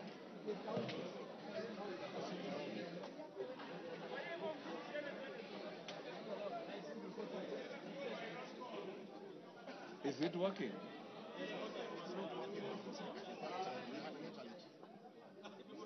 You're okay? You have a problem? Vote now. Vote now.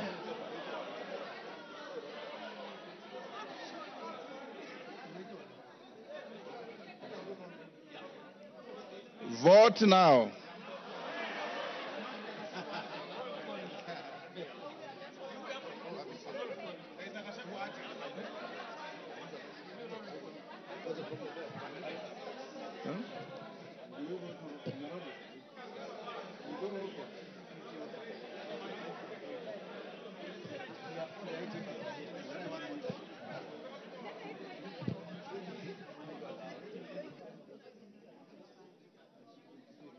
The IT man, what's the problem? Let's try one more chance. Then if it doesn't, we explore different opportunities.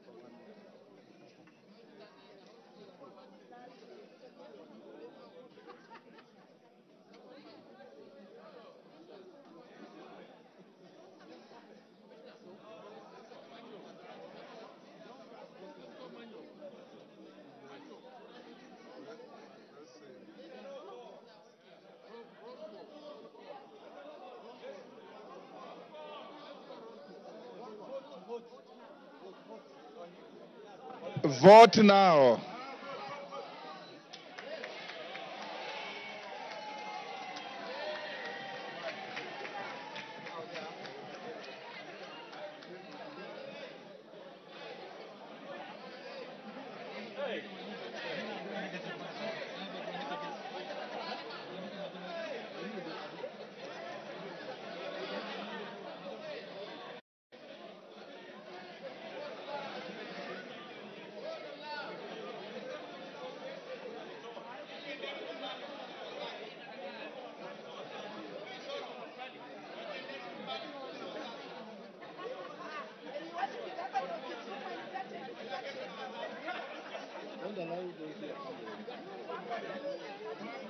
Member for Kisumu, you have voted. You remain where you are.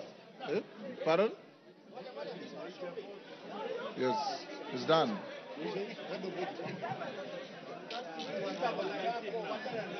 Order, members. Order. So you remain in your seats. When the voting is going on, you remain in your seats. The three ladies go back. What's the problem? Now, for the members who didn't have their cards, you will pass one by one, and they will tick against your name. You've already voted here. Oh, very good. And yourself? You have voted? Oh, you are voting? Okay. If you have voted, take your seats. Those whose equipment malfunctioned can come to the desk here and report to the clerk. Eh? Okay, okay.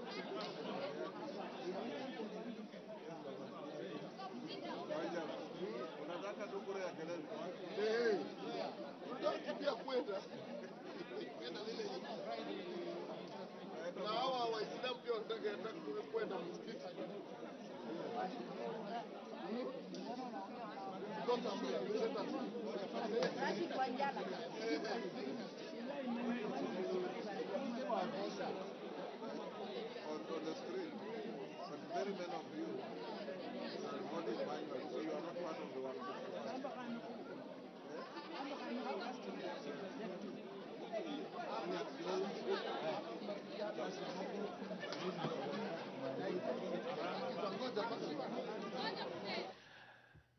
Good afternoon. You're watching live pictures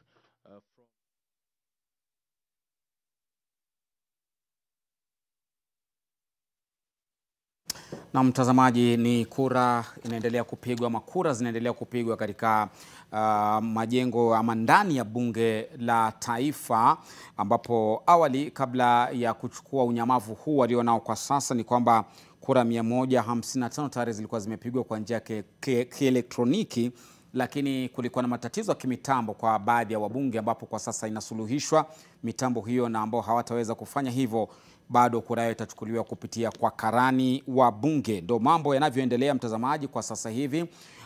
Kuna kadi ambazo kila mbunge anafaa kuchukua tena kutumia hiyo kupiga, lakini wale ambao wamekosa kadi zile wamepatiwa mbinu mbadala ama njia mbadala kuweza kupiga kura bora kura zao ziweze kuhesabiwa. Na kama nilivyokuguseni pale katika kidubwasha cha kielektroniki ni kwamba zilikuwa zimefika kura 155 kupigwa bila kuhesabiwa kujua ni ipi imekwenda upande gani, lakini kwa sasa tutakuwa tunasubiri wale ambao walikuwa hawana kadi na wale ambao mitambo yao ilikosa kufanya kazi watapatiwa njia mbadala kupiga tena baadaye kura zile ziweze kuhesabiwa. Kumbuka mtazamaji, tunatarajia kwamba kura hizi zitapigwa na kuhesabiwa kama ilivyotathminiwa na kuwekwa wazi.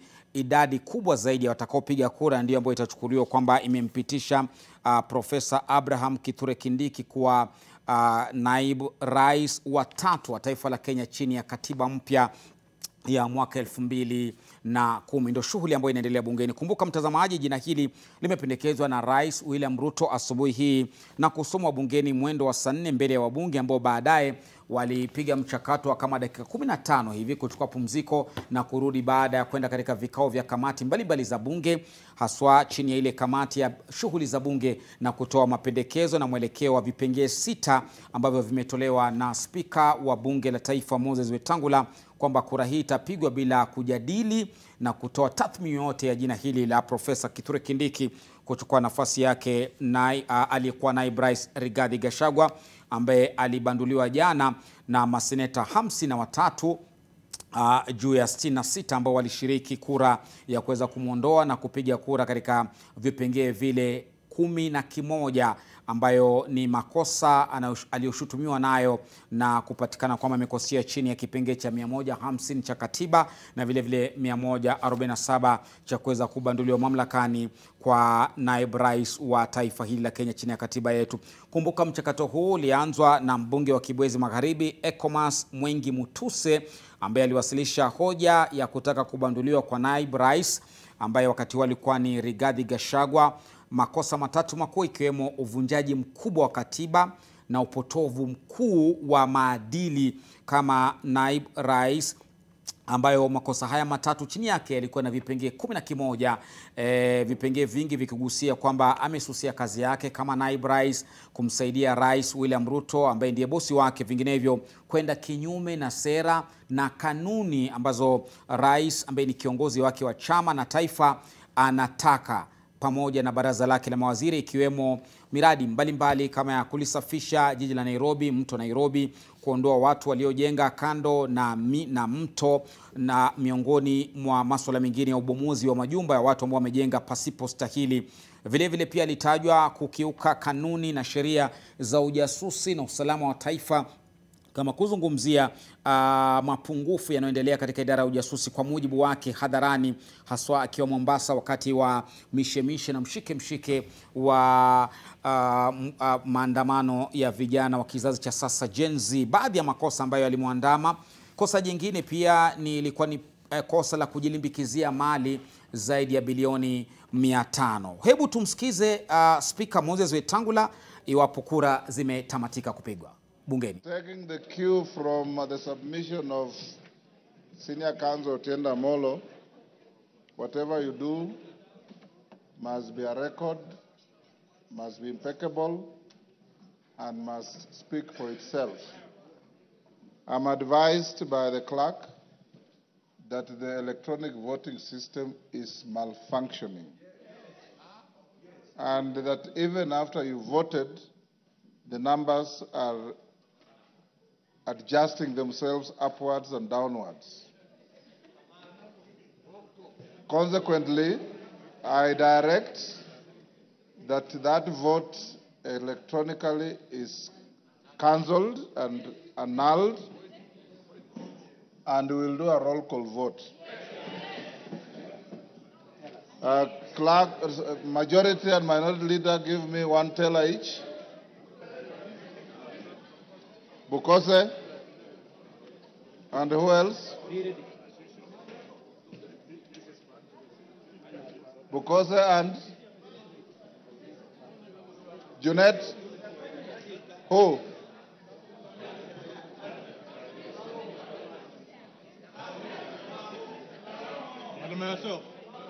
Okay. Bring to who? Zamzam? Yes. And who else? One more.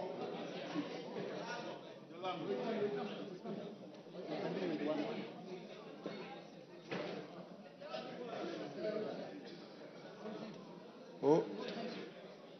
Owino. Martin. Okay, honorable members, once again, the vote is on the nomination of Professor Kithure Kindiki, EGH, to fill the vacancy of the office of the Deputy President of the Republic of Kenya. Clerk, you can start. Remain in your seats, remain silent. We can do this very quickly.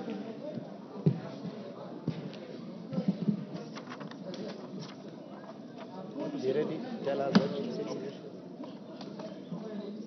Ready? Ready? Ready? Ainabkoi, Chepkonga Kiprono Samuel. Ainamoi, Langat Benjamin Kipkurui. Ainamoi, Langat Benjamin Kipkurui. Not present. Aldai, Kitani Marian Jebet.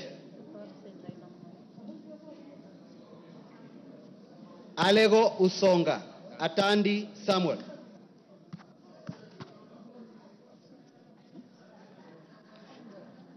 Alego Usonga, Atandi Samuel. Awendo, Owino John Walter.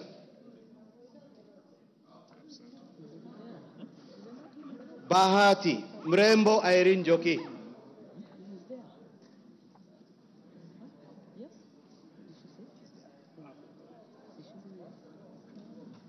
Balambala, Shurie Abdi Omar.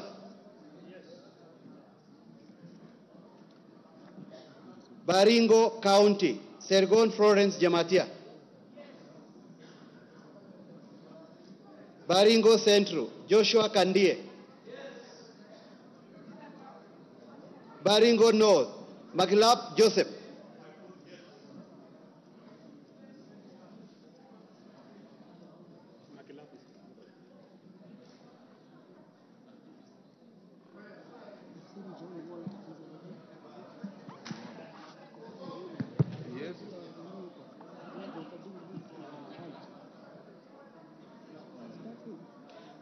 Baringo South, Charles Cameron. Belgut, Nelson Koech.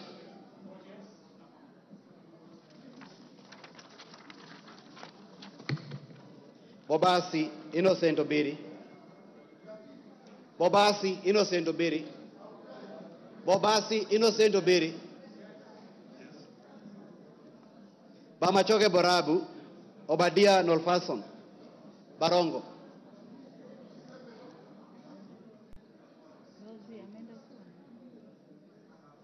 Bamachoke Chache, Alpha Miruka Ondieki.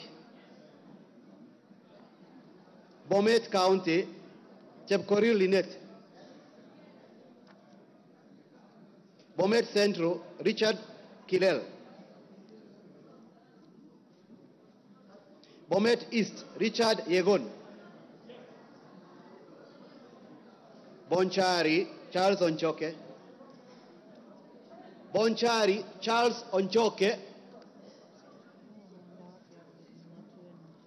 Bondo, Gideon Ochanda.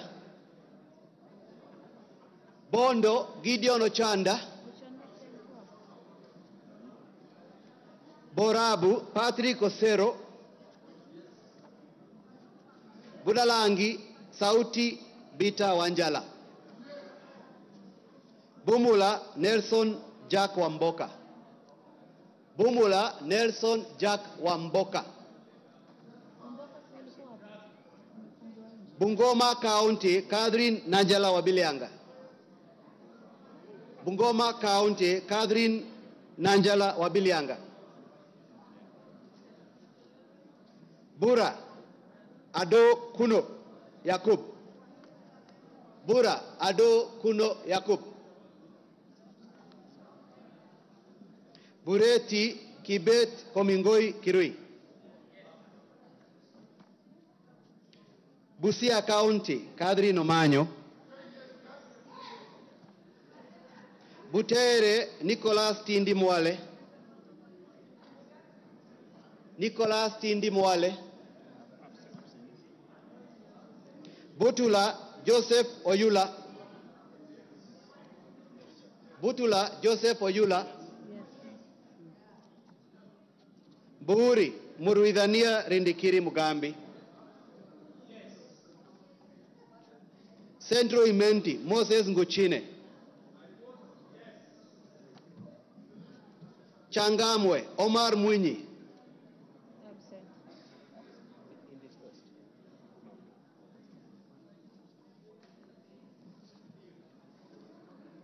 Chopalungu Victor Koech. Chopalungu Victor Koech. Cherangani Patrick Simiu Barasa.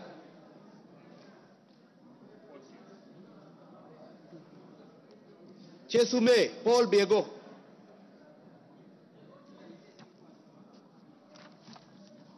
Chuka Iganga Ngombe Ntwiga Patrick. Dadab Farama Alim. Dagoretti North Beatrice Elachi. Dagoretti South John Carey. Eldama Ravine Musa Sirma. Eldas Adan Kenan. Elgeyo Marakwet County Jepto Ngelechei. Embakasi Central Major Dong Gadiro Benjamin. Embakasi Central Major Dong Gadiro Benjamin. Embakasi East Babu Owino. Embakasi East Babu Owino. Embakasi North James Gakuya. Embakasi North James Gakuya.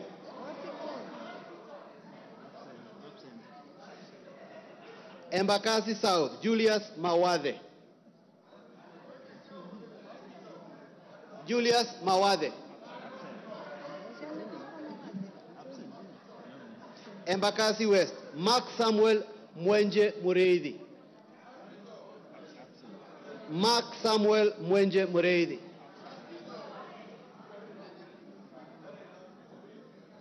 Embu County Double N Pamela Njoki. Mgwen Lelmengit Joseph Kipto. Mgwen Lelmengit Joseph Kipto. Emuhaya Omboko Milemba. Emurodikil Johanna Ngeno. Endebes Hukose Doctor. Fafi Farah Sala Yakub.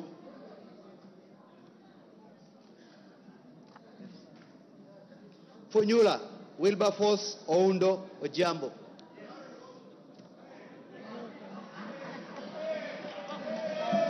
Galole Said Buya Hiribai. Galole Said Buya Hiribai. Said Poster.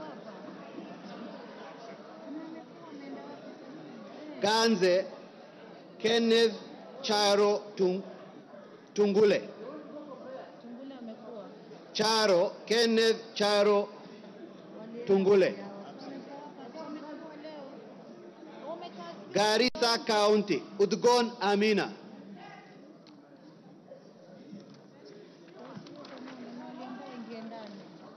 Garissa Township Major Deko Baro.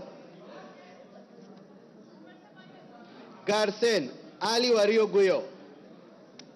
Garsen Ali Wario Guyo. Katanga Mureu Wakili.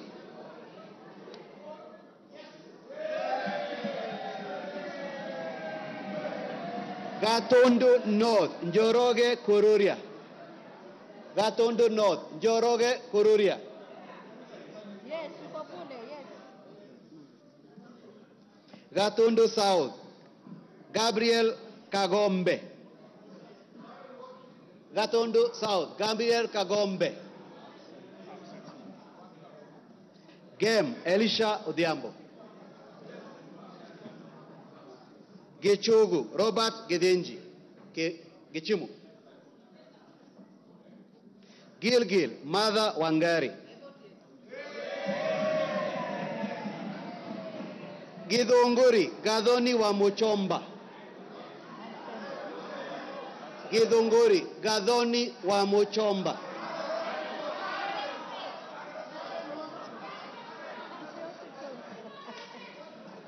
Hamisi Charles Gimose.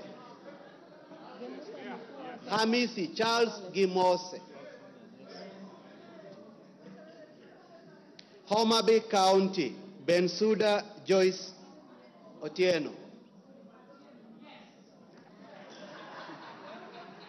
Homa Bay Town George Peter Kaluma. Igembe Central Daniel Kili Karido. Igembe North Taitumu Mnaiba Julius. Igembe South John Paul Mwirigi. Ijara Abdi Ali. Ikolomani Bernard Shinali Masaka. Isiolo County Mumina Bonaya. Isiolo North Joseph Samal.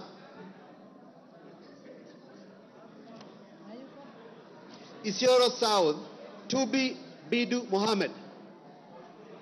Tubi Bidu Mohammed. Jomvu Badibadi Twalib. Jomvu Badibadi Twalib. Juja Koimbori George. Juja Koimbori George.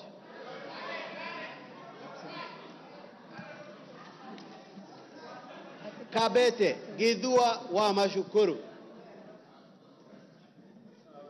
Kabondo Kasipul Ivo Bara. Kabuchai Joseph Kalasinga. Kabuchai Joseph Kalasinga. Kacheliba Lote Titus. Kacheliba Lote Titus. Kaiti Joshua Kimilu. Kaiti Joshua Kimilu. Kajiado County Lea Sankaire.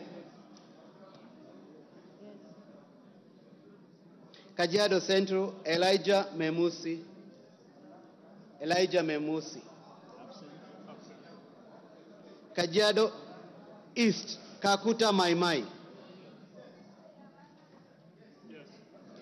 Kajiado North Ngogoyo Onesmus. Ngogoyo Onesmus.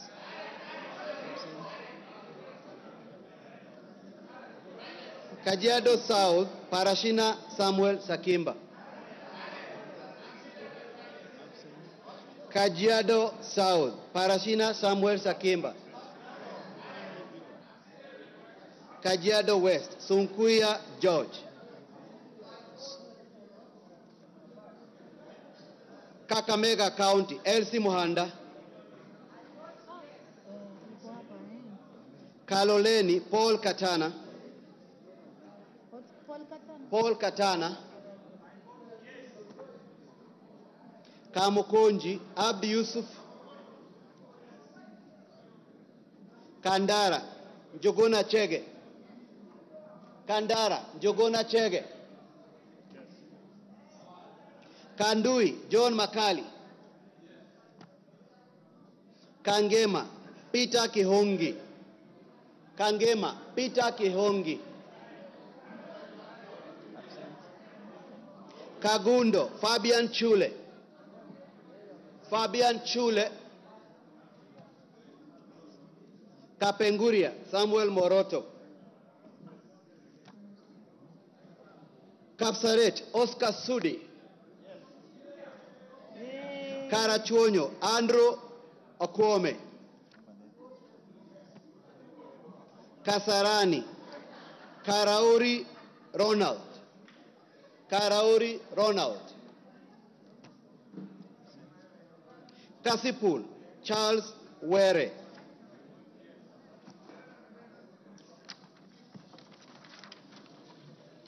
Kadhiani, Robert Mbui.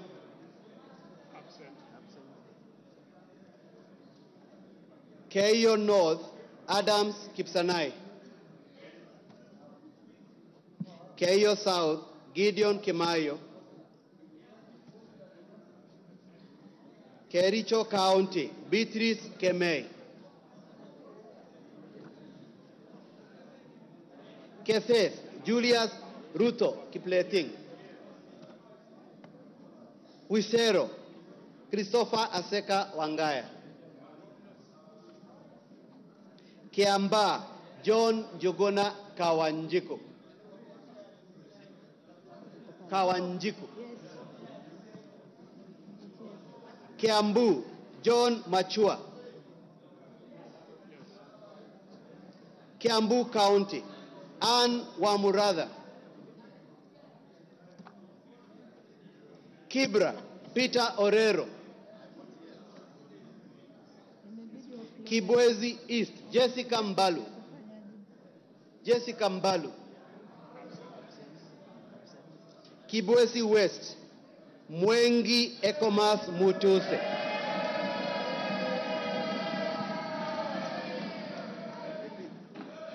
Kieni, Njoroge Wainaina.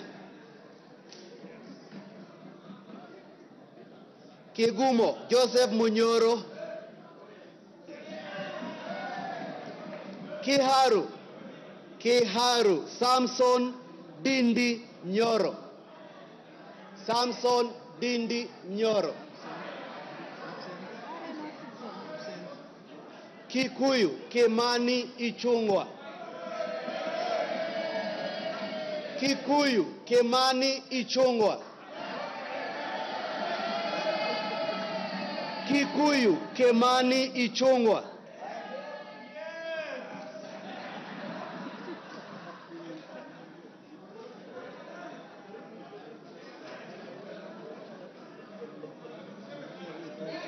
Kilgoris, Sunkuli Julius Lekaken.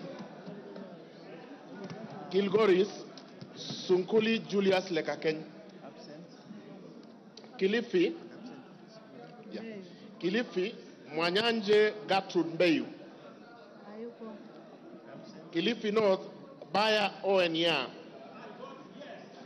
Kilifi South, Kiti Richard Ken Chonga. Kilome, Thaddeus Kituan Zambia. Kimilili Mutua Didmas Wekesa Baraza. Kiminini Bisau Morris Kakai. Kinango Rai Samuel Gonzi. Kinangop Tuku Zakari Kwenya. Kipipiri Wanjiko Mohia. I repeat, Duku Zakari Kwenya. Thank you. Kipipiri Wanjiko Mohia.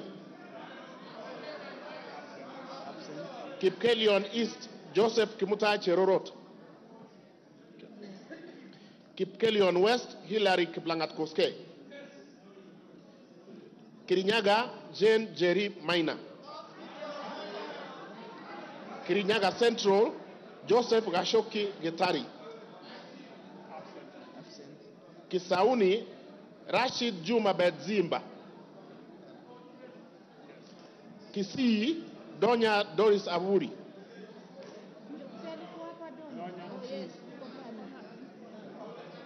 Okay. Kisumu Ruth Odhiambo Odinga Busia. Kisumu Central Joshua Odongo Oron. Kisumu East Shakil Ahmed Shabir Ahmed. Kisumu West Rosa Akinyi Buyu. Kitui Irene Mudhoni Kasalu. Kitui Central Makali Benson Mulu. Kitui East Nimrod Biduka Mbai. Kitui Rural David Mwalika Mboni. Kitui South Rachel Kaki Nyamai. Kitui West Edith Vethi Nyenze. Kitui Chache North Nyakundi Jafeth Mokaya. Kitutu Chache South Anthony Kibagendi. Kitutu Masaba Clive Ombane Gisairo. Konoin Brighton Leonard Yegon. Kureso North Mutai Alfred Kibrono. Kureso South Please repeat. Can I repeat? Kureso North Mutai Alfred Kibrono. Thank you. Kureso South Joseph Kipkoske Tanui. Kuria East Maisori Marwa Kitayama Kemero. Kuria West Matthias Nyamabe Robi. Kwale Fatuma Hamisi Masito. Kwanza Ferdinand Kevin Wanyonyi. Lafe Abdirahman Mohamed Abdi. Lagdera Abdikadir Hussein Mohamed. Laikipia Jane Wangeshi Kagiri. Laikipia East Festus Mwangi Kionjori.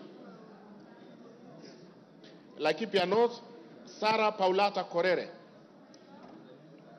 Laikipia West Stephen Washira Karani. Laisamis Joseph Lekuton. Lamu Monica Mudhoni Marufu. Lamu East Ruwaida Mohamed Obo. Lamu West Mudamas Stanley Moirori. Langata Felix Odiwor Kode. Lari Joseph Buruka Hangara. Likoni Mishi Juma Hamisi Mboko. Likuyani Innocent Maino Mugabe. Likuyani. Okay. Limuru John Keragu Chege. Loima Protas Ewesit Akuja. Luanda Dick Maungu Oyugi. Lugari, yeah, he did. Yeah, he said yes. Okay.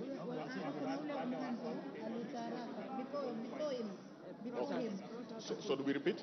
Yes. Dick Maungu Oyugi. Luanda, okay. Nabi Nabwera Daraja, Lugari. Okay. Lunga Lunga, Mangale Munga Chiforomondo. Lurambi Titus Hamala Mukwana. Mara Jafet Lurambi Titus Hamala Mukwana. Okay. Jafet Miriti Kareke Mbuki Mara. Kamene Joyce Machakos.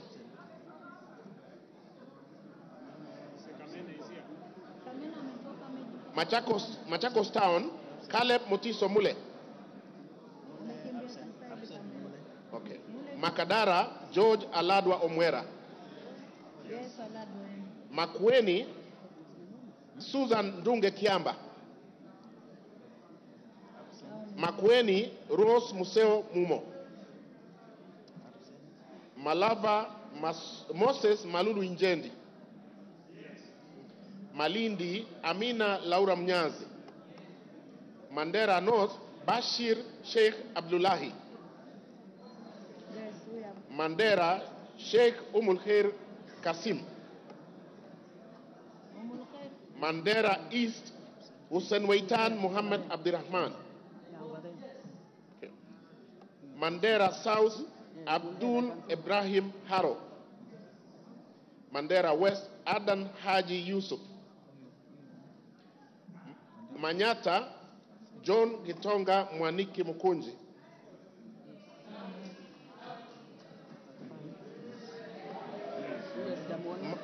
Maragwa, Mary Wamaua Waidera Njoroge. Okay.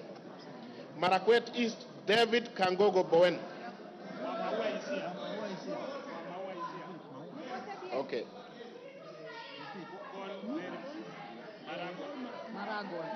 Okay.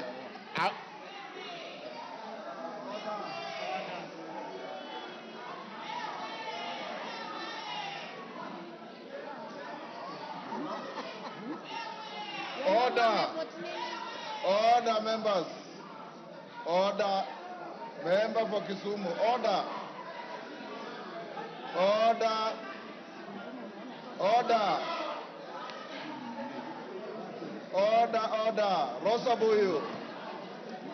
Order. Wamaua, vote.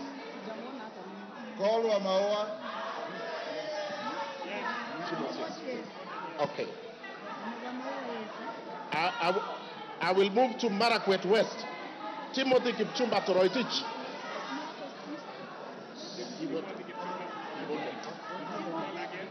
I will repeat, Timothy Kipchumba Toroitich.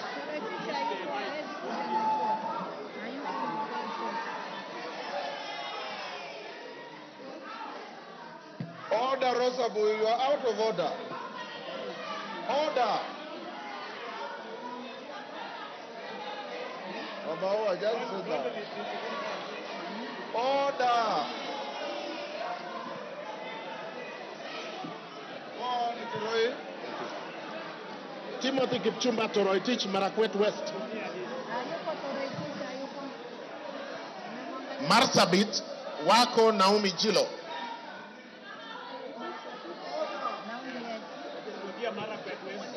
Okay, I repeat, Marakwet West. Order, Lillian Kogo. Order. Lillian. Order. Lillian Kogo, take your seat. Take your seat. Order.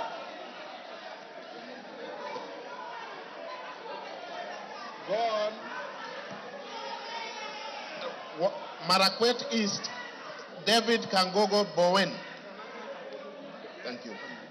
Marakwet West, Timothy Kipchumba Toroitich. Marsabit, Naomi Jilo Wako. Order, Lillian Kogo. Order. Masinga, Joshua Mbidi Mutua Mwalio.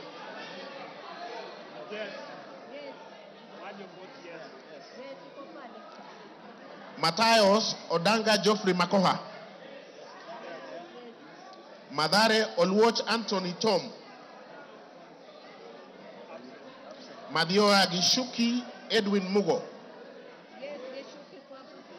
Madira Kahugu Eric Mwangi.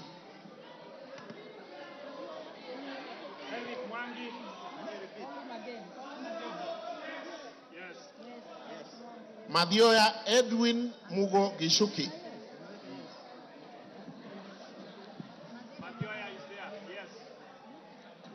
Okay. Madira Eric Mwangi Kahugu. Thank you. Matuga Kasim Sawa Tandaza. Matungu Peter Oscar Nabulindo. Matungulu Stephen Mutinda Mule. Mavoko Patrick Makao Kingola. Mbere North Geoffrey Kariuki Kiringa. Mbere South Bernard Muriuki Nebat. Mboni Nzioka Erastus Kevasu. Mboni Nzioka Erastus Kevasu. Okay. Meru Elizabeth Karambu Kailemia. Karambu Kailemia Meru. Migori Muhammad Fatuma Zainab. Mogotio Ruben Kiborek. Moiben Phyllis Chepkemo Barto. Molo Francis Kuria Kemani. Mombasa Zamzam Muhammad Chimba. Mosop Abraham Kipsang Kirwa. Moyale Guyo Wako Jalesa. Msambweni Salim Faisal Bader. Msambweni Salim Faisal Bader. Mount Elgon Fred Kapondi Chesebe. Muhoroni James Onyango Oyo. Mukurwaini Kagusha John Philip Geshohi. Mumias East Peter Kalerwa Salasia. Mumias West Johnson Manya Naika. Muranga Betty Njeri Maina. Mvita Mohamed Sud Machele.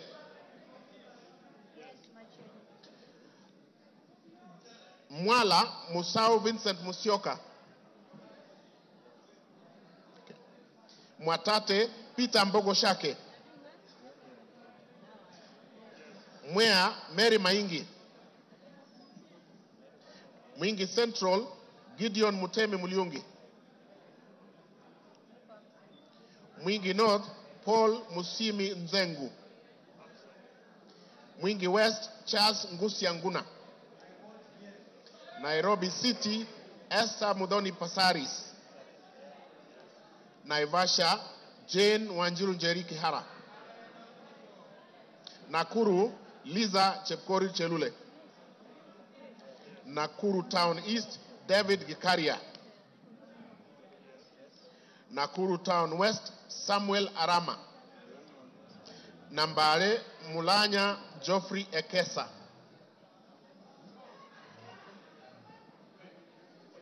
Nambare Mulanya Geoffrey Ekesa. Nandi Cynthia Chepkoske Muge. Nandi Hills Bernard Kibor Kitur. Narok Rebecca Nonaishi Tonke. Narok East Lemanken Aramat. Narok North Agnes Mantaine Pareyo.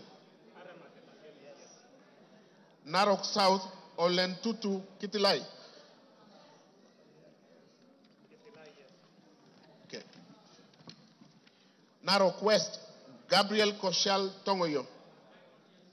Navaholo Emmanuel Wangwe. Ndaragwa George Gashagwa. Ndiwa Martin Peters Owino. I vote yes. Ndia George Masharia Kariuki.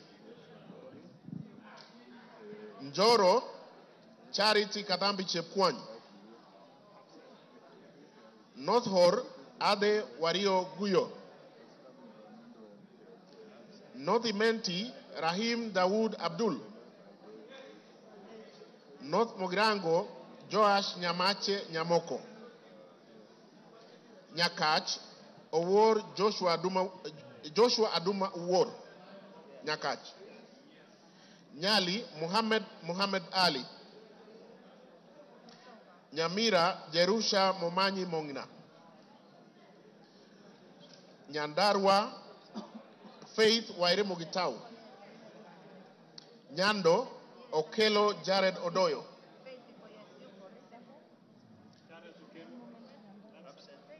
Jared Okelo Odoyo. Nyaribari Chache. Etari amevote. Nyaribari Chache, Janda Zahir. Nyaribari Masaba, Daniel Ogwoka Manduku. Nyatike, Tombo ya Odege. Nyeri, Rahab Mokami Washira. Nyeri Town, Duncan Maina Madenge. Oljororok, Michael Mwangi Mushira. Olkalau, David Juguna Kiaraho. Odaya, Michael Wambogo Wainaina. Pokot South, David Losiakao Kosing. Rabai, Mupe Anthony Kenga. Rangwe, Lilian Achiengogo. Rarieda, Paul Rangwe, Gogo Lilian Achieng. Thank you. Rarieda, Paul Otienda Molo. Rongai, Paul Kibet Chebor. Rongo, Paul Abuor. Roy Sambu. Okay. Roy Sambu, Agustin Kamande Muafrika.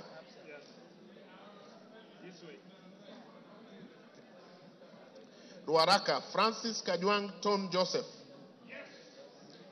Roido, Kiengara Simon Nganga.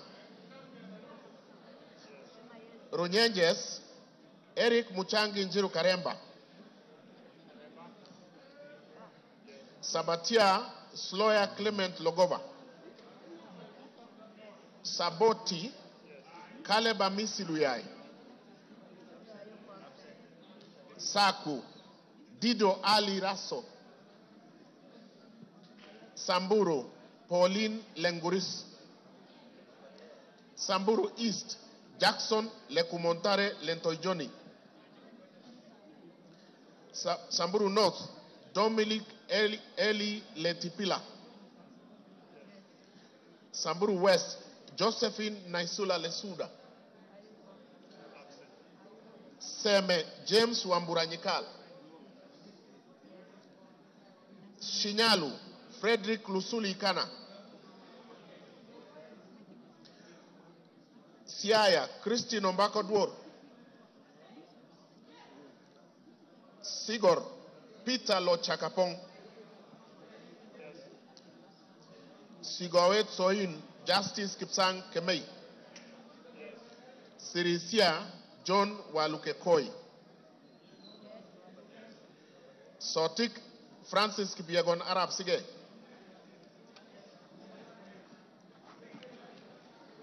Saudi Menti, Dr. Shadrach Mwiti Irenji. South Mogirango, Silvanas Osoro Nyego. Soy, David Kiplagat. Starehe, Mwago Amos Maina. Suba North, Millie Grace Akoto Diambo. Suba South, Karoli Omondi. Subukia, Samuel Kinudia Gashobe. Suna East, Muhammad Junet Sheikh Nu. Suna West, Peter Francis Masara. Okay. Taita Taveta, Lydia Haika Mnene Mizige.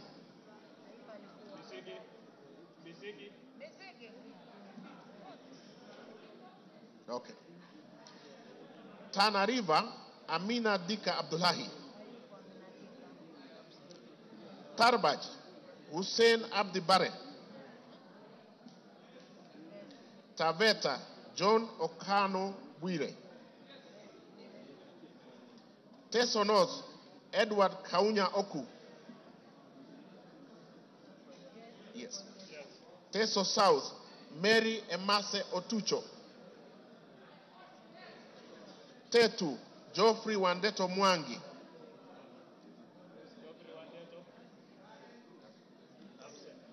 Tharaka, George Getonga Murugara. Tharakanithi, Susan Ngugenduyo. Thika Town, Alice Wamboi Nganga. Tiati, William Kamket Kasait. Tigania East, Lawrence Puruaburi. Tigania West, John Kanywidia Mutunga.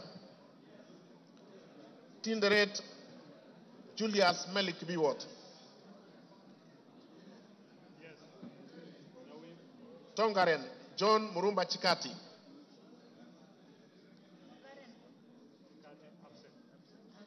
Transoia, Lillian Chebet Siyoy. Tarbo, Janet Chepkemboy Sitiene. Turkana, Cecilia Asinyen Nyetit. Turkana Central, Joseph Namuar Emate.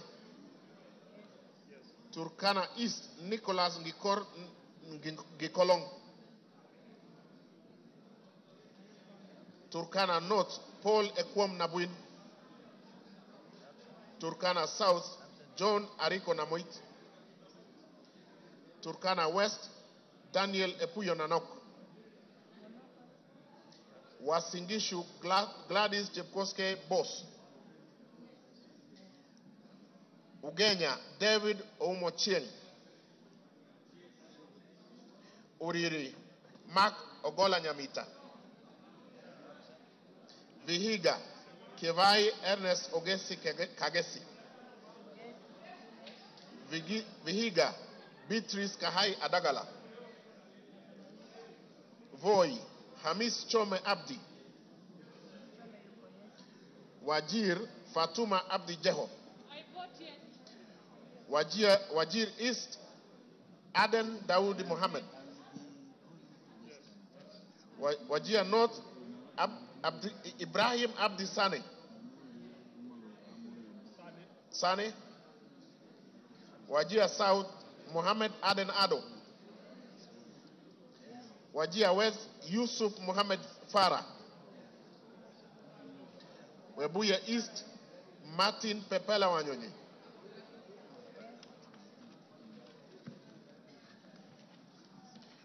Webuye West, Daniel Wanyama Sitati. Daniel Wanyama Sitati. West Mogrango, Stephen Mogaka. West Pokot, Rael Chepkemoy Kasiwai. Westlands, Timothy Wanyonyi Wetangula. Wundanyi, Danson Mwashako Makuona. Yata, Robert Ngui Basil. Ali Abdisirat Khalif. Sabina Wanjiru Chege. Joseph Hamis Sidena. Suleka Hulbale Harun. Dorothy Mudoni Ikiara. Jackson Kipkemoy Koske.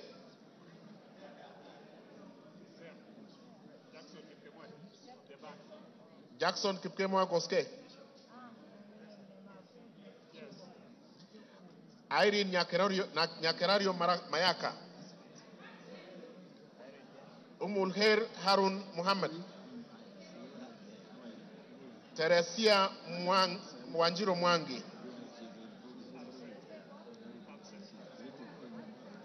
Abubakar Ahmed Talib.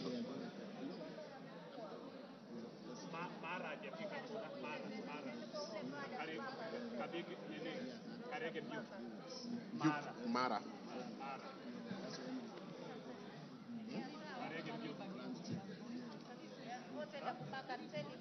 Yeah. Yes, yes. Yeah. Okay.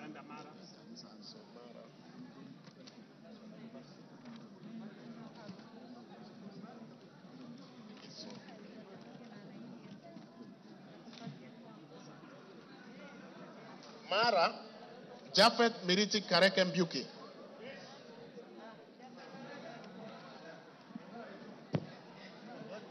Okay, we are done. Yeah. Order, members. Is there any member who has order, Kiborek? Order. Is there any member who has not had his or her name?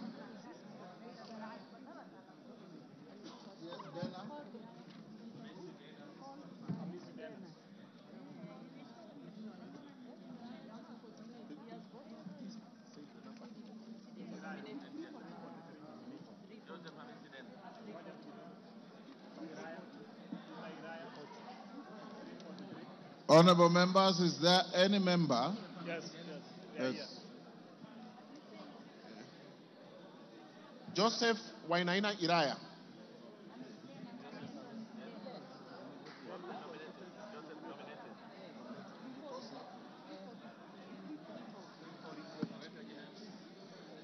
$340. Joseph Hamisi Dana.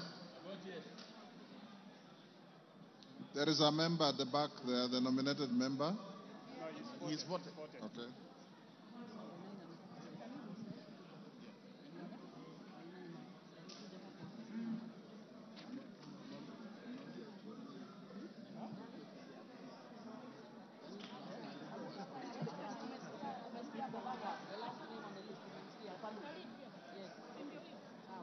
Honorable members, order, honorable members, is there any member who has not been called out on the roll call? No member.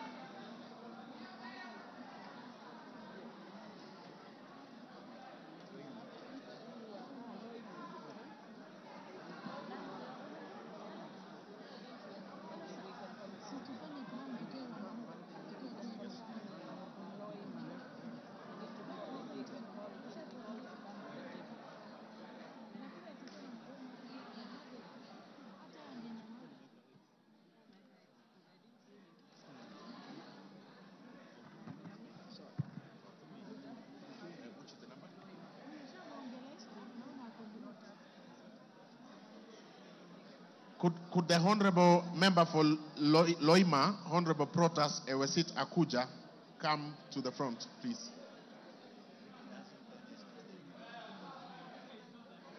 Thank you.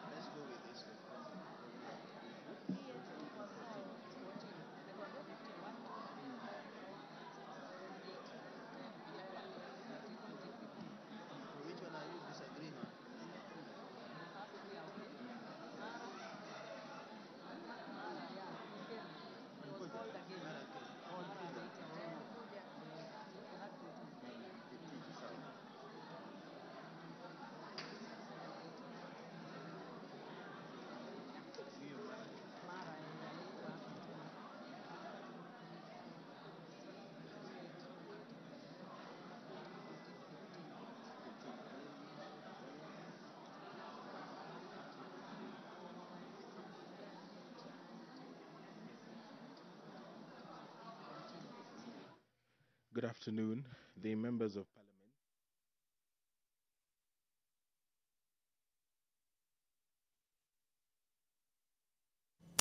Na mtazamaji, upigaji kura umetamatika baada ya wabunge wote waliokuwemo bungeni asubuhi ya leo na dhuhuri hii kusoma majina yao moja baada ya jingine. Kumbuka mtazamaji, ni baada ya bunge hili kuamua kwamba litapiga kura kwa njia ya elektroniki, lakini kwa sababu ya hitilafu za kimitambo wakaamua watachukua ile njia ya kusomwa jina baada ya jina, tena kusema ndio au la, wala mayai wakasema ni kwa njia roll call. Kumbuka kuna njia nyingine ya sauti ama kwa halaiki, wenyewe wakaita acclamation, lakini njia hiyo haijachukuliwa. Wamekwenda kwa njia roll call ya ndio au la kwa kusomwa jina baada ya jina. Tunasubiri kura hizi zihesabiwe, tena muda si muda atakuwa karani ni mwenye kutangaza, tena baadaye speaker achukue rasmi Moses Wetangula jukumu hilo la kutuambia ni kura ngapi zilizopigwa kwenda upande gani. Kumbuka kura hizi mtazamaji zinapigwa kwa mujibu wa kipengee cha 149 cha katiba ibara ya kwanza, ambayo inatoa mwongozo wa kupigia kura jina ambalo limependekezwa na rais wa taifa hili ambaye ni William Ruto, kuona iwapo litafaa kuweza kuchukua nafasi ya aliyekuwa naibu wa rais Rigathi Gachagua hadi jana mwendo wa saa 5 alipotimuliwa na Seneti. Kumbuka awali alikuwa amebanduliwa na wabunge 282 kati ya wote waliokuwa bungeni, ama kati ya idadi yote ya wabunge 349. Sasa jina hili limeregeshwa kwa wabunge hawa ili waweze kupiga kura, na linawakumbusha wengi kisa cha Biblia, kwa wale wanaopenda maandiko matakatifu, kwamba kulikuwa na Herode na Pilato, na ni kisa cha Yesu Kristo wakati ambapo alikuwa ni asulubishwe, na wakasema tumpe nani jameni?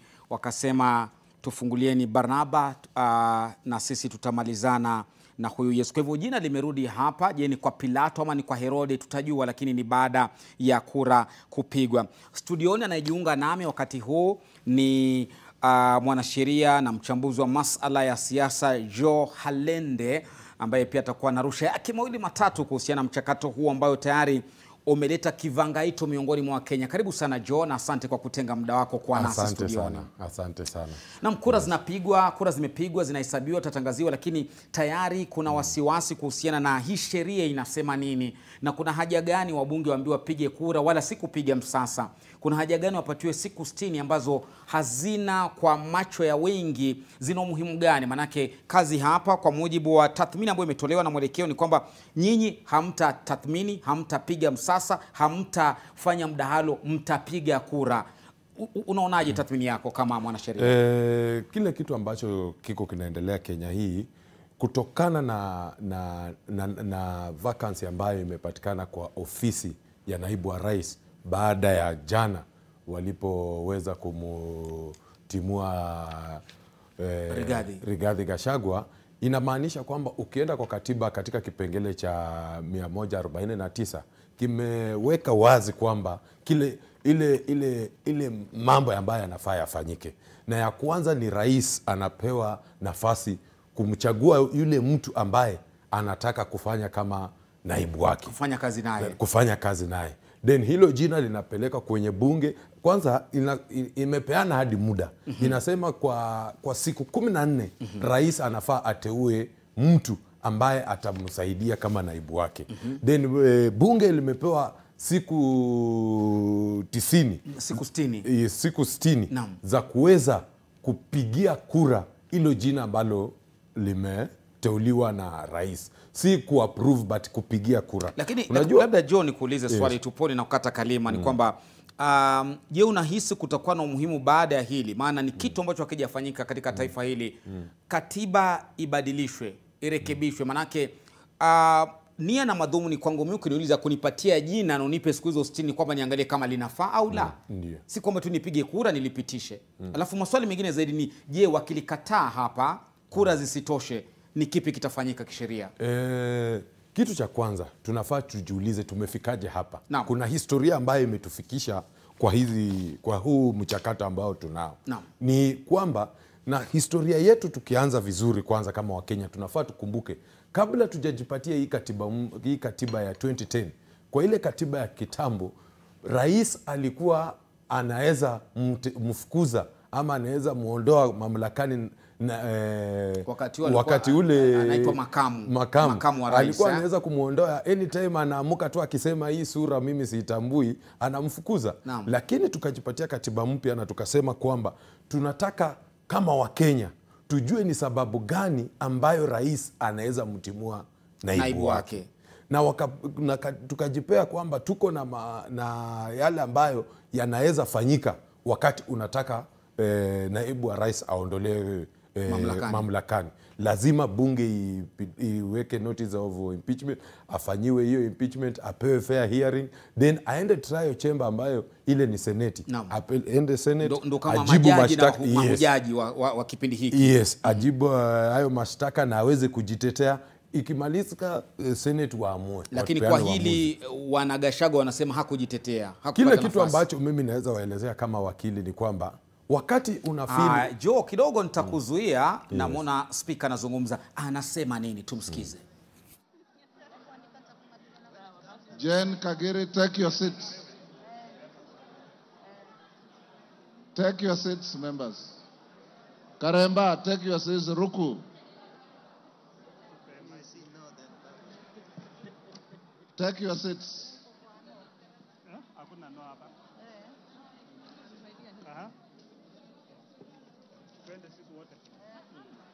Take your seats.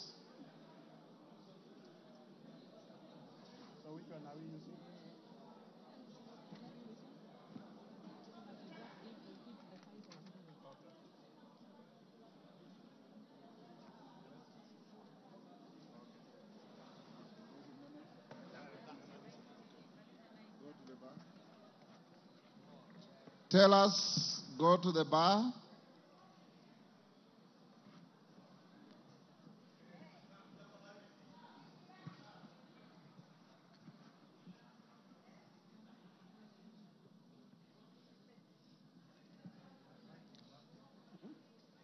Tell us, approach the dispatch table now.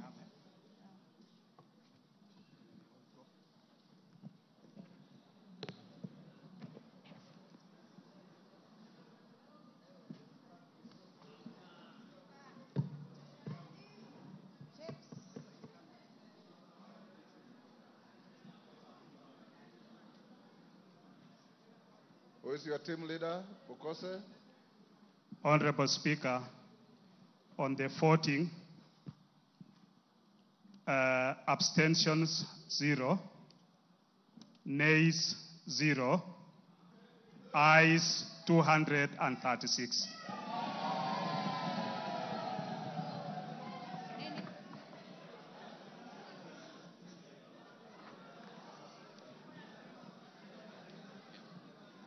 You have signed to the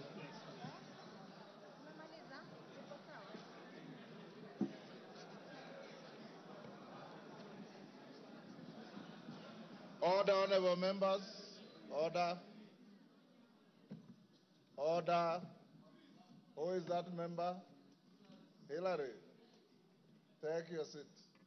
Honorable members, the vote on the nomination of Professor Kindiki to fill the vacancy in the office of the Deputy President of the Republic of Kenya is as follows. Abstentions, nil. Noes, nil. Ayes, 236.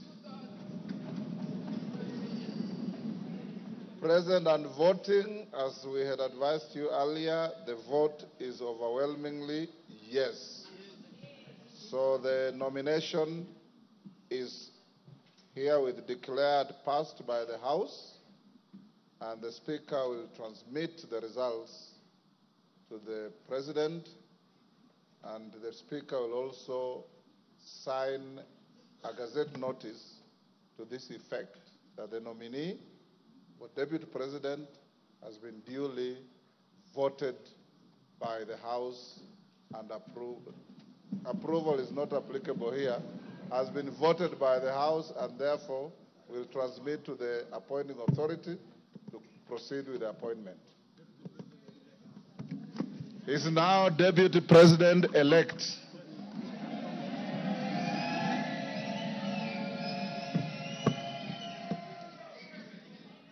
Members, having finished on the issue of the Deputy President-elect, it is now 1:54 p.m. and the House will adjourn until this afternoon at 2:30.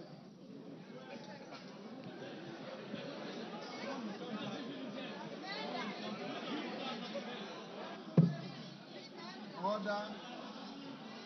If you wanted to break now, the majority leader would have approached the chair.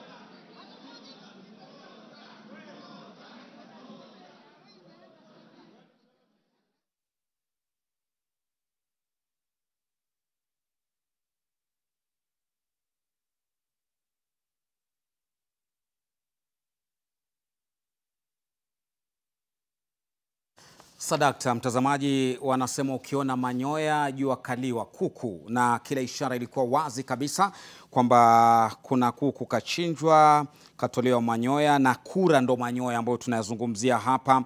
Waliopiga kura kusema hawamtaki Profesa Kithure Kindiki ni watu 0 ya wabunge 0, waliokosa kushiriki pia ni 0, walioshiriki ni 236 na wote wamempigia kura. Kura 236 za kuliteua jina la Profesa Abraham Kithure Kindiki kuwa naibu rais. Kinachosalia sasa, mtazamaji, kwa mujibu wa sheria za kudumu za bunge ni kwamba Spika Moses Wetangula atapeleka jina hili kwa Rais William Ruto, tena achapishe kwenye gazeti rasmi la serikali. Tena baadaye kutakuwa kuna wahusika, maafisa husika wa uteuzi ambao baada ya kuandaa hafla ya kuapishwa ataapishwa tena awe naibu rais. Kumbuka mchakato mzima ni pendekezo limetolewa, ndio maana tumesema Profesa Kithure Kindiki apendekezwa, baada ya kura anakuwa ameteuliwa, sasa anakuwa ni naibu rais mteule.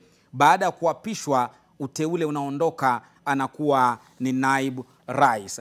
Naam, mtazamaji, ndo mambo yalivyokwenda katika bunge la kitaifa hapa, mtazamaji, ambapo wabunge 236 wapo ndo wanajiunga nasi sasa, wamepiga kura na kulipitisha jina la Profesa Abraham Kithure Kindiki kama naibu rais mteule wa taifa hili la Kenya. Atakuwa naibu rais wa 13 tangu taifa hili kupata uhuru, lakini naibu rais wa 3 chini ya katiba mpya hii ya mwaka 2010 ambayo imewekwa kwenye mizani, imewekwa kwenye msasa, na tunatarajia, manake habari zinazotufikia hivi sasa ni kwamba tayari kuna kesi 32 ambazo zimewasilishwa, wa Kenya, wanaharakati na watu mbalimbali wakipinga, ambao walikuwa wanapinga uteuzi wake na wanapinga kwamba kuondolewa kwa alikuwa naibu rais Rigathi Gachagua mahakamani. Macho yakifika mahakamani, kutakuwa kunahitajika pia tathmini na ufafanuzi wa vipengee ambavyo vimetajwa 149 ibara ya kwanza, 122(1), 118 kujumuisha umma na kadhalika. Na mtazamaji, kiduchu tu nikupe wasifu wa naibu rais Profesa Kithure Kindiki mteule, ambaye kwa kweli ameweza kuandikisha historia ya kuwa naibu rais mteule ambaye ameteuliwa baada ya mwenzake kubanduliwa kwa njia ya kupigwa msasa, kuangaliwa hafai na kuondolewa. Huyu Profesa Kithure Kindiki ana umri wa miaka 52. Alizaliwa mwaka 1972 katika kaunti ya Tharaka Nithi, wakati huo zikiwa bado ni wilaya, na ni mwanasheria msomi mzoefu ambaye alikuwa waziri wa usalama wa ndani ama usalama wa kitaifa ukipenda kutoka Oktoba mwaka 2022 hadi kuteuliwa kwake jana. Lakini kumbuka kulikuwa na kipindi kiduchu tu ambacho uteuzi wake ama wadhifa wake kama waziri wa usalama ulisitishwa. Nazungumzia mwezi Julai tarehe 11 mwaka 2024, ambapo kulikuwa na vuta nkuvute kati ya vijana wa Gen Z na serikali ya Rais William Ruto wa Kenya Kwanza, ambayo ilipelekea rais kuweza kulivunjilia mbali baraza lake. Kwa hivyo kipindi cha kutoka tarehe 11 Julai hadi tarehe 8 Agosti ambapo alirejeshwa tena akarudi katika wadhifa wake. Lakini kabla ya kuwa waziri, huyu profesa alikuwa nani? Profesa Kithure Kindiki, huyu alikuwa seneta wa Tharaka Nithi kutoka mwaka 2013 hadi mwaka 2022. Mihula miwili ambayo yote alichaguliwa bila kupingwa, hata kama alikuwa na upinzani lakini akaingia. Akiwa kule seneti alikuwa naibu spika na vile vile kiongozi wa wengi katika bunge la seneti, ndio tajriba yake. Na mtazamaji, Profesa Abraham Kithure Kindiki pia ni kama alivyokutajia ni mwanasheria aliye na uzoefu wa takriban miaka 24 na tajriba yake hii inakwenda mbali sana, kama kufanya kazi katika mashirika ya kimataifa. Nazungumzia shirika la wafanyakazi la ulimwenguni kote, ukipenda World Trade Organization WTO, na vile vile Umoja wa Afrika, Africa Union. Pia amewakilisha na kufanya kazi na IGAD ambao ni muungano wa mataifa na serikali za bara Afrika za maendeleo IGAD, na vile vile Umoja wa Mataifa United Nations UN. Pia kuna vitengo mbalimbali vya Umoja wa Mataifa ambavyo amevifanyia kazi. Kwa mfano, kitengo cha Umoja wa Mataifa cha kushughulikia wakimbizi UNHCR, pamoja na cha maendeleo ukipenda UNDP.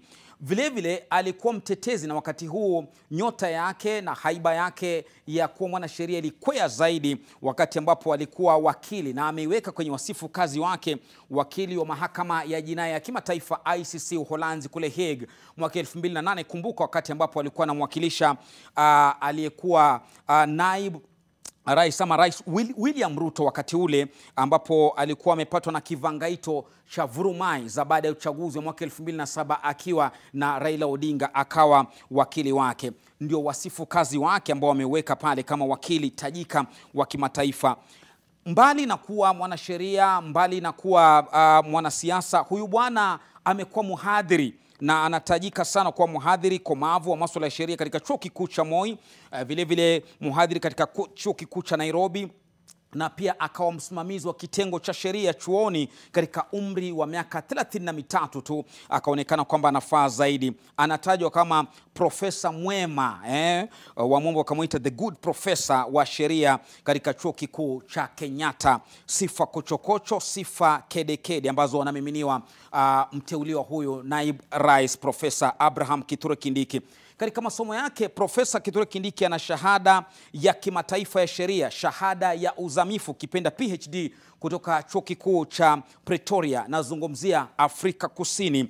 Profesa Kithure Kindiki pia ana shahada ya sheria kutoka Moi na shahada ya uzamili, yani masters katika chuo chicho hicho.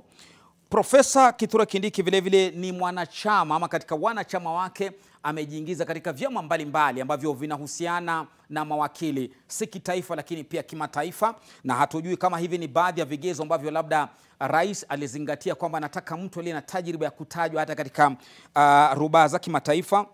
Mbali na vyama vingine ni mwanachama wa muungano wa mawakili duniani ukipenda ICJ, na vile vile mwanachama wa chama cha sheria katika taifa la Kenya ukipenda LSK, baraza la wanasheria nchini, na vile vile baraza machama cha wanasheria katika ukanda wa Jumuiya ya Afrika Mashariki ukipenda EALS. Ndo wasifu wake kazi kiduchu tu, lakini zaidi pia tutakuwa tunaangalia atakapochukua hatamu baada ya kuapishwa atakuwa anakabiliwa na yapi. Manake tayari wengi wanataja kwamba mwenzake ambaye ni mtangulizi wake aliyekuwa naibu rais Rigathi Gachagua aliligawanya taifa. Ndo baadhi ya makosa ambayo yalitumika. Atakuwa na kibarua kipi naibu rais mteule Profesa Kithure Kindiki kuliunganisha taifa? Atakuwa na kibarua kipi kupeleka miradi pale ambapo ilisemekana haiendi? Atakuwa na kibarua kipi kuendeleza sera za rais William Ruto ambazo tayari wengi wamezitilia shaka kwamba anayoyafanya ni sawa na ardhi na mbingu ukilinganisha manifesto yake wakati alikuwa anataka kuingia uongozini? Nafikiri kitakuwa ndo kibarua chake. Na moja kwa moja nimetoa wasifu kazi wa profesa, lakini pia akona mzigo mbele yake ya kuweza kutua mabegani mwa Wakenya, sawa na alivyosema Rigathi Gachagua ameshindwa. Atawezaje? Ukiangalia hiyo wasifu ya Profesa Kindiki Kithure, unaona kwamba ni mtu msomi, ni mtu wakili, ni mtu amefanya siasa, anaelewa siasa, na ni mtu ambaye ile ukiangalia ile karakta yake, ni mtu ambaye anaweza kwa ile kazi ambayo naibu wa rais ako nayo. Kitu cha kwanza ni kuwa symbol of national unity, na mimi nina matumaini kwamba Kindiki ni mtu ambaye ataonesha umoja wa Wakenya. Kitu cha pili, ile kazi ambayo Kindiki saa hii anafanya kama waziri ni kazi ambayo ameifanya kwa vizuri sana, na ameifanya kwa ukakamavu tangu mara ya kwanza alipopewa hiyo kazi na mara ya pili alipopewa hiyo kazi. Tunaona amepeleka mapendekezo mapya katika idara ya polisi kufanya mabadiliko. Tuliona wakati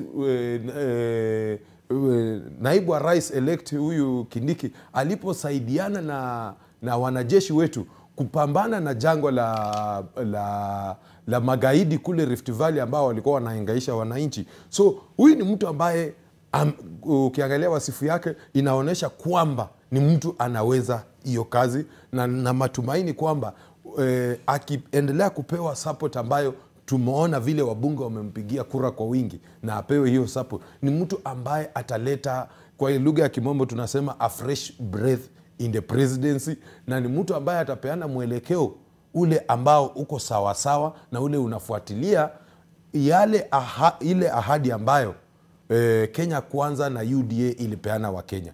Kile kitu ambacho najua wa Kenya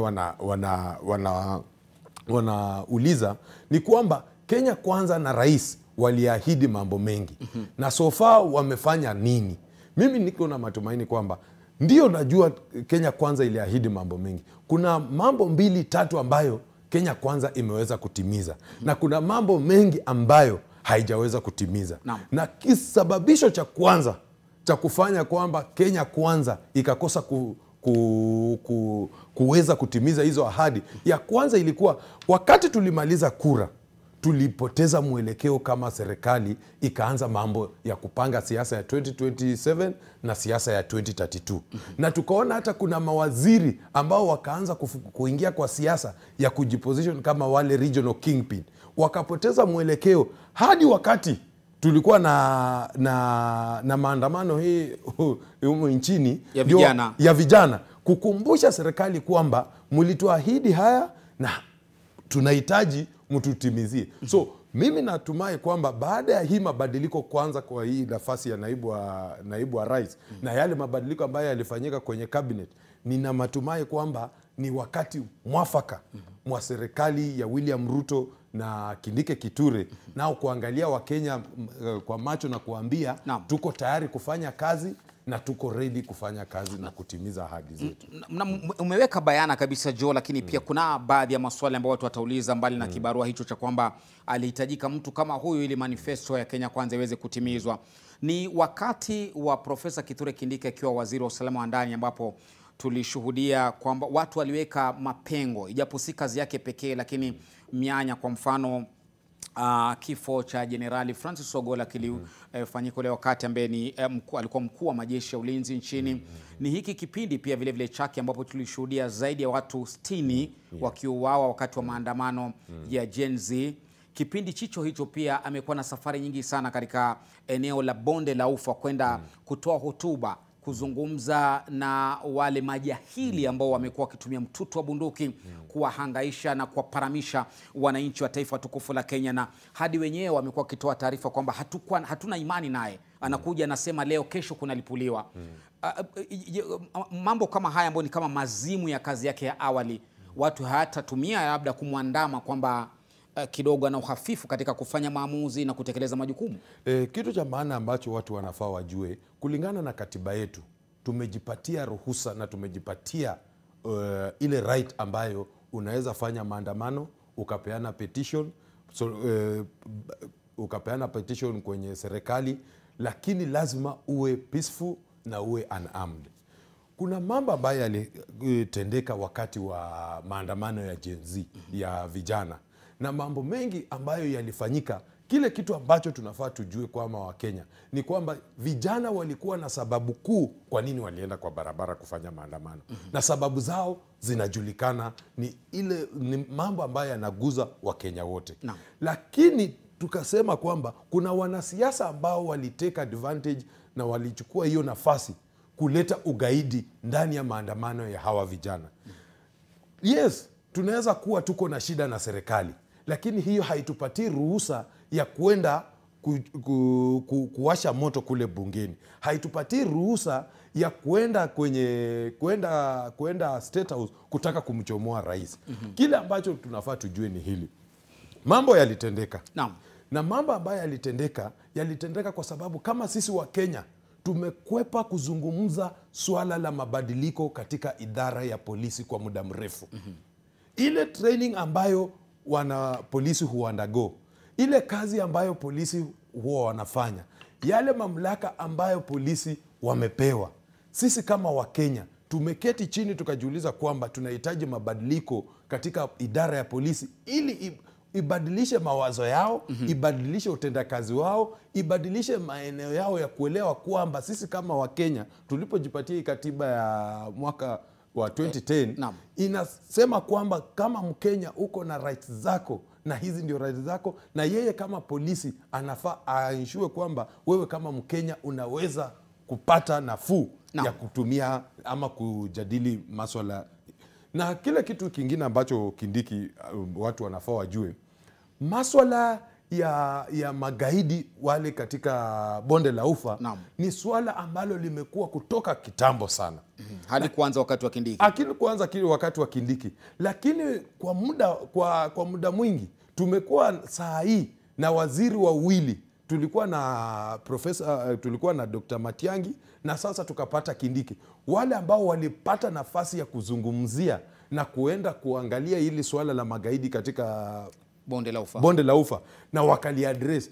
Kuna wakati kile kitu ambacho Wakenya hawaelewi, kuna wakati Kindiki alikuwa analala kwenye tent kule bonde la Ufa. Hadi kuna siku moja magaidi walijaribu kuzunguka convoy yake, karibu wapoteze maisha yake. So huyu ni mtu ambaye alijitolea kufanya kazi. Naam, ndio umezungumza vizuri, lakini wanavyosema kwamba unasema aliyapata hapo akaendeleza, sijui kama ameacha hapo ama alisuluhisha, lakini wanasema kiongozi mzuri huacha sifa na sifa ziwe nzuri.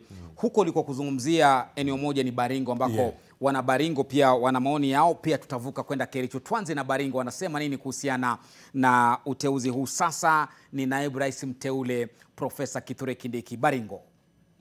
Shukran sana studio, na kuja moja kwa moja kutoka kaunti ya Baringo, hii ikiwa ni siku ya historia katika taifa hili la Kenya, ambapo naibu wa rais Rigathi Gachagua aliweza kubanduliwa na vile Profesa Kindiki kuweza kuteuliwa kama naibu wa rais mpya katika Jamhuri ya Kenya. Na kwa sasa tunaungana na wakazi wa kaunti ya Baringo ambapo waweza kutoa maoni yao kuhusiana nayo. Karibu kwenye NTV. Utaanza kwa jina yako na pengine kwako wewe waweza kuonaje kubanduliwa kwake Rigathi Gachagua na kuteuliwa kwake Kindiki? Kwa majina mimi naitwa Geoffrey Kokoyo, mkaaji wa Baringo. Kubanduliwa kwa Rigathi Gachagua imekuwa ni uchungu sana kwangu. Nimesikia uchungu na najua Wakenya wengi pia wamesikia uchungu.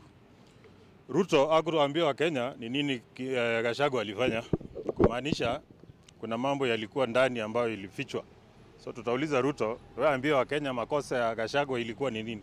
Siku tuambia mali sijui nini, wewe tuambie ukweli ni makosa gani ilifanyika. Sijui nini imetenganisha hawa. Hata hivyo Kindiki wacha akuje tu, hata sugile walikuwa na bendana na Ruto wamefanya mambo yao mzuri. Tutaendelea kuombea Kenya, lakini watu wa Mount Kenya msijali jamani, tuko pamoja na nyinyi. Waweza kuchukuliaje uteuzi huo na kubanduliwa kwake? Okay, kwa majina ni Sami Rotich. Kubanduliwa kwa Gachagua kulingana na mimi ni kwamba hatungependa huyu jamaa aende. Alikuwa ni jamaa muungwana, lakini alienda kufika mahali fulani akaanza kucontradict mdozi wake, that is the president. Mara nyingi wakati president ako nje, huyu jamaa badala kukutanisha wa Kenya anaongea juu ya eneo moja, juu ya Mlima peke yake. So Kindiki kuwa pale iko sawa kabisa. In fact, stability ya Kenya itakuwa mufti kabisa. Kwa majina naitwa Sakayo Kerewo, mimi ni mkaaji wa hapa Kabarnet Town. Kupinduliwa kwa Gachagua mimi sijaona leo baya. lakini naona tu kuna mambo Kajako alifanya, lakini watu ya Senate walificha na watu wa Parliament walificha. Hawakusema ukweli, lakini wanajua kitu, kwa sababu when 282 people voted against you and 44 in support, there is something big you have done. Bila shaka hiyo ni maoni ya wakazi ya Baringo wakitoa hisia zao kuhusu kubanduliwa kwake naibu wa rais Rigathi Gachagua na kuteuliwa kwake Kindiki. Na kutoka kaunti ya Baringo, jina langu ni Ken Ruto, kwako studio. Ningependa niambie president wetu umefanya vizuri kujichagulia viongozi wenye mnaandamana vizuri, wenye mnaandamana sawa sawa. Utuongoze Kenya yetu, tuishi kwa amani. Ile Kenya yetu haina ukabila. Tunataka Kenya yenye haina ukabila. Tukae sawa, kila mtu akae free akiwa Kenya yetu. Sasa vile umechagua Kindiki akuwe vice president wako, tunataka Kindiki ajue Kericho yetu iko na kazi. Nimefurahia chenye, kwanza acha nianze na parliament yetu, ilitenda haki. Tukaenda kwa Senate wametenda haki, ambapo mtu asijaribu kusema ameonewa ama nini, sababu unajua hii ni Kenya, na Kenya maneno na ukabila tulishamaliza. So hii maneno yenye Gachagua alikuwa anatuambia kulingana na mlima, hiyo tumemalizana nayo. Na pia mimi nafurahia sana vile Mr. President amechagua Kindiki. Hiyo kiti tuseme ni ya mlima. Kitu tu yenye amefanya ni kutoa maneno, kiongozi mwenye anabagua wa Kenya, anachagua kuna wa Kenya yenye nafaa na kuna wa Kenya wenye hawafai. Kulingana na hii maneno yenye inaendelea saizi, tunashukuru rais kwa kuondoa huyu jamaa juu alikuwa anajaribu kugawana Wakikuyu. Sasa Wakikuyu nilikuwa naomba sisi tumeoana na nyinyi. Amefanya vizuri kutoa huyu jamaa juu huyu jamaa ni kama alikuwa anajaribu kugawanya watu waanze ile siasa ya ukabila. So Kindiki na kuomba venye umepewa hii kazi usikuwe kama huyu jamaa. Ukuwe mtu mzuri. Fanya kazi yako vizuri na ndio watu wakupende vizuri. Usiaibishe mdosi yako hapo. Mmoja alisign kushika kisi ya Kenya, sio watu wawili. Hiyo ndio Gachagua alikosea kujua. Nataka niambie wengine wenye atafuata siku zingine, ukiwa deputy president, ujue tofauti yako mpaka ni wapi. Wewe si co-presidency. Watu walikuwa wanasema they are joined at the hip. Hakuna kitu kama hiyo. Huyu ni mfanyakazi wa president kama wengine. Ni bwana Kindiki, kama umeteuliwa mahali pale, hicho kiti bwana, tukumbuke mahali hapa chini ya executive. Angalia sisi hapa jobless, tuletee kazi na ushirikiane na mkubwa wako. Manake mara ya kwanza alikuwa anatuahidi mama mboga, vijana wa bodaboda. Na ndio hawa sisi mahali hapa tunaangalia na tunatazama nyinyi. Naam, ni maoni bila shaka kutoka Kericho na Baringo, ambapo wananchi wamegawanyika pande mbalimbali, haswa pande mbili, moja ikiwa wanaunga mkono na kusema dole Rais William Ruto kwa kumuondoa Rigathi Gachagua kutuletea Profesa Kithure Kindiki. Upande mwingine wanasema kulikoni jameni, mlikuwa mnaelewana wenyewe, mnafanya kazi, hatujui mlitoa na wapi, tena baadaye mbona mnakuja kutofautiana na kufarakana kadamnasi ya watu. Naam, mtazamaji, habari ambazo tunazipokea hivi sasa kutoka mahakamani ni kwamba mahakama imesitisha kutekelezwa kwa kuidhinishwa kwa Profesa Kithure Kindiki kuwa naibu rais wa taifa hili. Ndizo habari ambazo tumezipokea hivi sasa, ni kwamba mahakama kuu imesitisha kutekelezwa kwa mchakato mzima wa kumfanya Profesa Kithure Kindiki, ambaye kwa sasa ndiye naibu rais mteule, kuwa naibu rais. Na mtazamaji, kwa mujibu wa amri ambayo imetolewa na Jaji Chacha Mwita ni kwamba maombi yote ambayo yamependekezwa na kupelekwa mbele yake na kesi zote, kumbuka nimekutajia awali kwamba kuna kesi zaidi ya 32 ambazo zimewasilishwa, ni kwamba ni kesi ya dharura, ni kesi ambayo inagusa matakwa ya umma na sheria ilivyotumika, na ni kwamba itasikilizwa na imepeana siku 3 ifanywe haraka. Lakini zaidi pia Jaji Mwita amesema anapendekeza kwamba faili hii ipelekwe kwa Jaji Mkuu Martha Koome ili aweze kuteua jopo la majaji watatu kuweza kutoa uamuzi. Na kusimamishwa kwa uteuzi huo, amezungumza katika amri yake kwamba ni hadi tarehe 24 Oktoba ambapo shughuli hii ama kesi hii itasikilizwa na maamuzi yaweze kutolewa. Naam, mtazamaji, ndio taarifa ambayo tunaipokea hivi sasa kutoka Mahakama Kuu kwamba mahakama imesitisha kutekelezwa. Inamaanisha kwamba kama amri ya mahakama itazingatiwa na bunge na serikali, ni kwamba kuapishwa kwa naibu rais mteule Profesa Kithure Kindiki hakutafanyika hadi shughuli hii ya mahakama ifanywe. Jopo la majaji watatu liweze kuteuliwa na Jaji Mkuu Martha Koome, alafu uamuzi uweze kutolewa. Ni maamuzi ya Jaji Chacha Mwita ambayo nayasoma kwa sasa. Naam, wakili mwanasheria, maamuzi haya yamekuja kuchelewa ama yanaweza kumwokoa Rigathi Gachagua?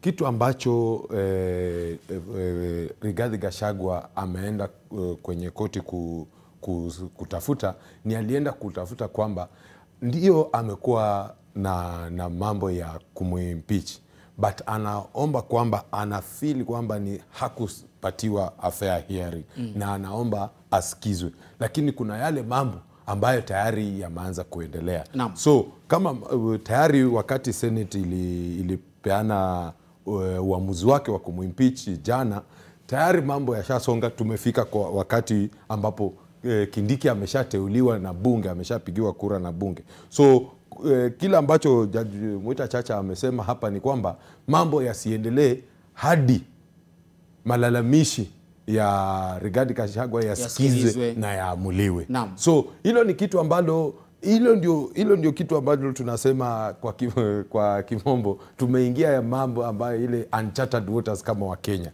Ni kitu ambacho kama wa Kenya kwa historia yetu hatujaifika hapo. Lakini ni mambo ambayo mimi natumai tuko na koti zetu na tuna matumaini na koti zetu na tuna matumaini na institutions ambazo tuko nazo kidemokrasia kama nchi, mambo yatatekelezwa vizuri na sisi wote tutaenda sawa sawa. Hiyo ni kumaanisha kwamba kwa sababu tayari bunge limempitisha kwa kura hizo 236, kinachobaki ni kutangazwa kwa ile kamati maalum wa jopo maalum la uteuzi la kuapishwa aapishwe. Ni kumaanisha kwa sasa tusitarajie kuapishwa hadi jopo hili liteuliwe na lisikize kesi hii.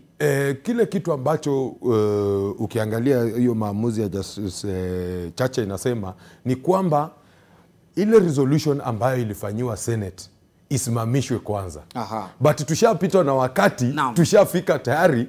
Jina la Kindiki lishapeanwa kwenye bunge, wabunge wamepigia kura. So ni kitu ambalo litazungumzwa. Ndio nikakuuliza, manake nimeona katika maamuzi yake akisema kwamba maamuzi yaliyotolewa na Seneti yasitishwe na wasiendelee mbele. Lakini sasa tumeenda mbele. Tutazuia hapo, tutarudi nyuma, kura zilizopigwa kwa sasa zitabatilishwa bungeni, ama ni kitu gani kitafanyika kisheria? Kisheria kile kitu ambacho kinafaa kifanyike kikamilifu wakati tuna koti inapeana order, inapeana conservatory order, lazima ufuatilie hizo orders zile ambazo koti imepeana maamuzi. Lakini kitu kingine ambacho tunafaa tujue ni kwamba bado hatujasikiza kutoka kwa upande wa serikali wameenda wakapili hiyo decision, wanaweza kata rufaa maamuzi haya. Wanaweza kata rufaa ya maamuzi hayo kusema kwamba kile ambacho mnatuambia tufanye tushafanya tayari. Lakini kesi ukitaka tusikize tunaweza sikiza. So ni jambo ambalo bado halijakuwa bado halijakuwa fully exhausted. Halijamaliziwa kabisa. Halijamaliziwa kabisa. So sio kitu la kuleta, ndio najua Wakenya saa hii wataingia tumbo joto. Lakini mimi matumai, tunaamini tuko na judiciary ambayo inajua kazi yake. Tunaamini kwamba executive inajua na the presidency inajua kazi yake. So sisi kama Wakenya tusikue na tumbo joto, tutulie, tuone vile mpira unaendelea. Unajua kwa lugha ya mtaa Wakenya wamekuwa wakisema syllabus inaenda mbio. Inaenda mbio sana. Kwa hivyo unaweza, iwapo manake wamegusia kwamba tuangalie ngoma ikichezwa uwanjani. Tuko kipindi cha lala salama, tumemaliza 90 ni muda wa majeruhi, ama tumeenda nyongeza, manake unaweza cheza 90 ongezewe 30 zifike 120. Kabla ujibu hilo naambiwa tusikize wana Narok. Tuko na Tobias Meso, mwanahabari wetu kutoka Narok. Pia wanasema tuko na maoni lofti, jameni, usizungumze tu na watu wa Kiambu, wa Embu, Nyeri. Tusikize pia Meso wanasemaje baada ya Profesa Kithure Kindiki kuteuliwa kuwa naibu rais. Asante sana kaka Lofty kutoka studio. Hivi sasa hapa ambapo nilipo hivi sasa ni katikati mwa town hii ya Narok, ambapo wabunge 236 wameamulia wananchi kutoka huku mashinani. Lakini je, wenyeji wa sehemu hii ya Narok wana kauli gani kutokana na hayo kura ambayo imepigwa na wabunge? Hivi sasa niko na baadhi ya wenyeji kutoka tauni hii ambao ningependa kusikiza maoni yao. Niambie jina lako alafu niambie. Naitwa Pastor Joel wala Makoi. Kuhusiana na hii jambo, nikihusiana na hii jambo, hatuoni ikiwa ni jambo mzuri nikiwa watu ya Narok, sababu ikitolewa kiongozi katikati hajamaliza miaka yake, na sisi tumechagua, hakuwa tumechaguliwa na mmoja, tumechagua ikiwa pamoja na rais, ikatolewa katikati, hatuoni ikiwa ni vyema, sababu itakuwa kama mtu apendwi na mtu ataingia tu na itolewe katikati. Kwa hivyo sisi hatuoni ikiwa ni nzuri. Hata hiyo kura walipika hatuoni ikiwa ni mambo mzuri. Hiyo ni kuharibu uhusiano ya Kenya, foundation ya Kenya wameharibu, sababu hakufanya hivyo. Na tena zaidi alifanya mtu akiwa hospitali. Hata kama ni kujifanya, wangekwaja mtu atoke hospitali alafu itolewe ikiwa kama iko. Kwa hivyo ni kama ni kinyume kabisa. Ni kumaanisha hiyo ni corrupt iko katikati hapo, sababu hata kama ni watu angekwaja mtu hospitali atoke alafu ipate kufanywa kesi akiwa pale. Kwa hivyo tukiwa watu ya Narok hatupendi hivyo. Asante. Pia niko na jamaa mwingine pia hapa, ningependa kupata maoni yako kutokana na ngoja subiri tukaka kidogo. Ningependa unieleze labda maoni yako ni nini kutokana kulingana na yale kura ambao wabunge wamepitisha uteuzi wa Kindiki. Anza na jina lako. Mimi kwa majina yangu mimi naitwa Benson Maskonde na hudumu Narok. Kenye mimi naona maoni yangu wamefanya makosa. You president walichaguliwa na deputy wake. Na sasa ukiona sasa deputy akitolewa hivyo, hata president angeimpeachiwa atoke. Kwa maoni zangu sasa hawajafanya kitu mzuri. Okay, sasa mwingine niambie maoni yako pia kwa ufupi tu kwa jina alafu maoni yako unasema aje? Kwa majina ninaitwa Daniel Molo. Mimi ni mkaaji wa Narok hii. Sisi kama wakaaji wa Narok tumekataa hiyo mambo ya kusema ameimpeachiwa na mawabunge wachache. Hata wabunge kuingia pale ni sisi ndio tuliwachagua. Wangekuja kutuuliza maoni, tuwapee maoni kama wananchi wa Narok ama wananchi wa Kenya. Lakini tumeona wameenda kinyume, wanapiga makura usiku, wamesema ati wametolewa mtu, tena tukashangaa leo. Kitu ambayo ilitendeka jana na labda huyo mtu ambaye angepata njia ya kujitetea ama tujue ni aje, imechaguliwa mtu mwingine ghafla, Kithure Kindiki. Sasa tungeambia Kithure Kindiki, tafadhali wewe usichukue hiyo kiti, tafadhali wachana naye ya mwenyewe. Sawa. Utaweza niruhusu pia kidogo tu nipate mwanadada mmoja hapa hivi nipate kusikia maoni yake. Anza na jina lako alafu tuambie kuhusiana na leo. Kwa majina naitwa Grace Godho. Nauza viatu hapa katika jiji la Narok. Kitu ya kwanza sijafurahi, kwa sababu I feel like justice is not served, kwa sababu hii kitu nikaa ilipangwa kitambo. So jana ilikuwa tu kuverify. So watu walikuwa tayari, and then kama hii nchi tunafaa tupewe democracy. Juu saa hii nikaa venye unaambiwa na mdosi wako lazima ufuatilie ama uvutwe kazi. So hatujafurahi, na kwanza mimi sina amani, sijui kama nitakula wiki mbili. Saa ni hayo tu. Asante sana. Hayo ndio, niko na wengi ambao wangependa pia kuzungumza, lakini hayo ndio baadhi ya kauli kutoka mji wa Narok. Tutaweza kuwapatia labda maoni mengine baadaye wakati wa alafu. Shukrani kwako studio Lofty. Na Sadakta ni Tobias Meso anazungumza na wana Narok ambao wana mori kweli na mihemko, kila mtu akitaka kutoa maoni yake, maana wanajua katika runinga ya NTV ndipo maoni yanapatiwa nafasi na kusikilizwa na taifa zima la Kenya. Labda Joe, kauli zako za mwisho tukimalizia.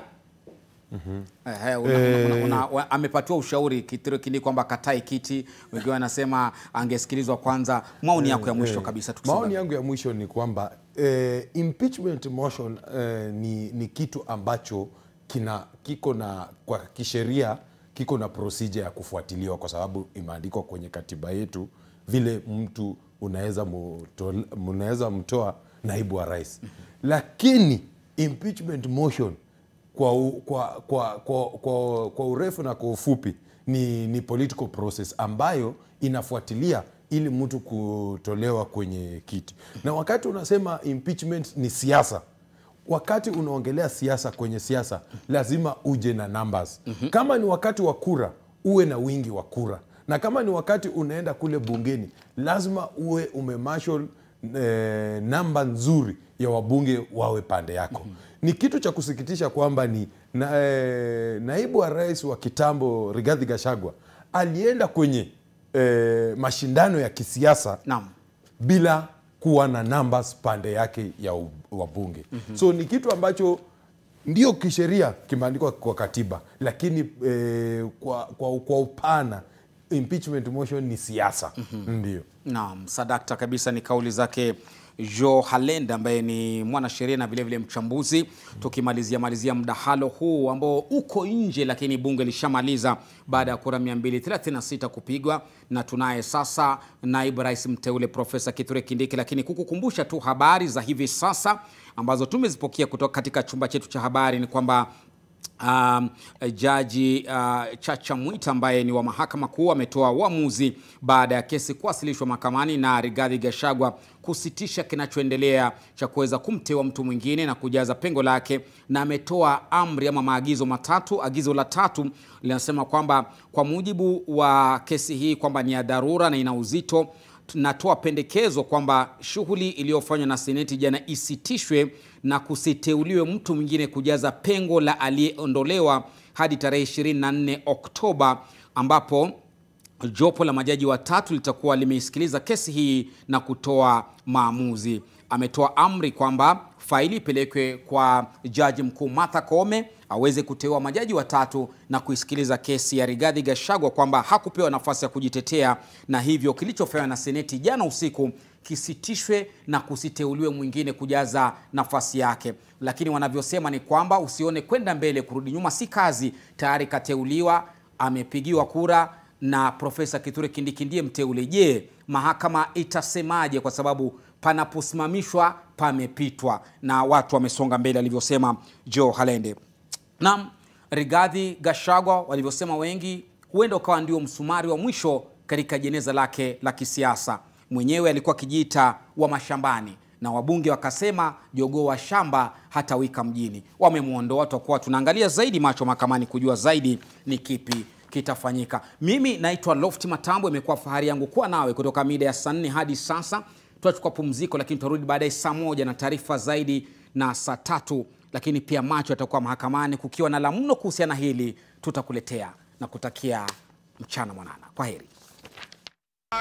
Rigathi Gachagua. Hii serikali tulitafuta na shida mingi sana. Hatuwezi kubali mtu haribu. Kenyans will be shocked. Hiyo ikulu nimeweka mitego kila kona. Hapo iko kibarua. 291 members of this National Assembly pended their signatures.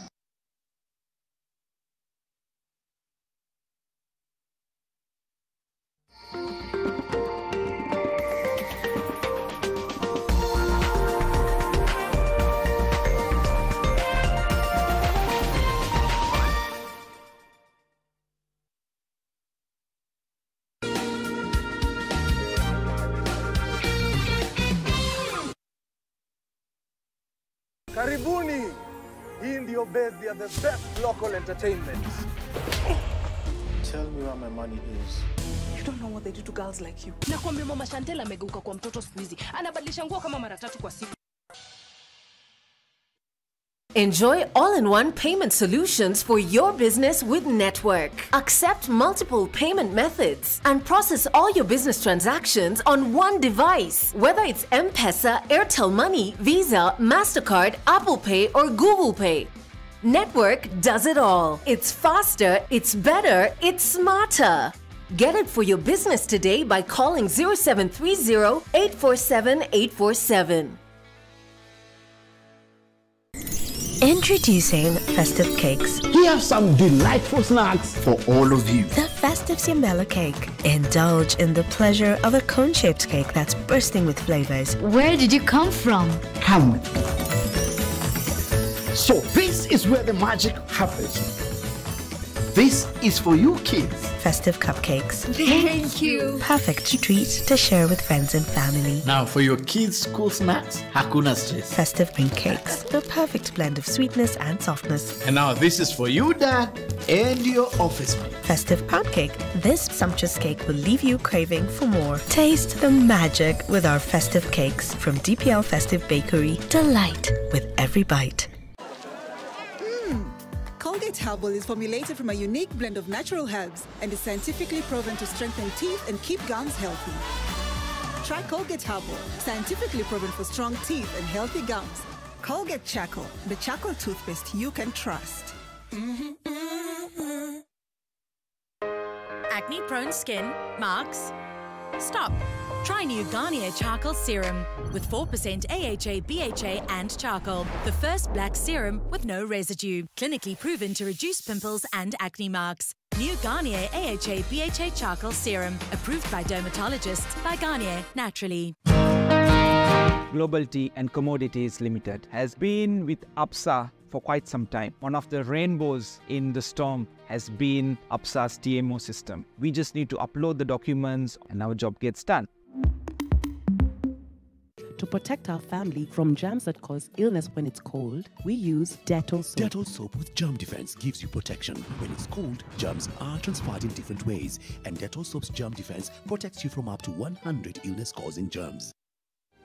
When I have back pain, I reach for 2 tablets of Panadol Extra for fast relief of strong pain, like headache, toothache, muscle pain, and I'm released from pain to be there for those who need me. Try Panadol Extra for fast and effective relief from strong pain.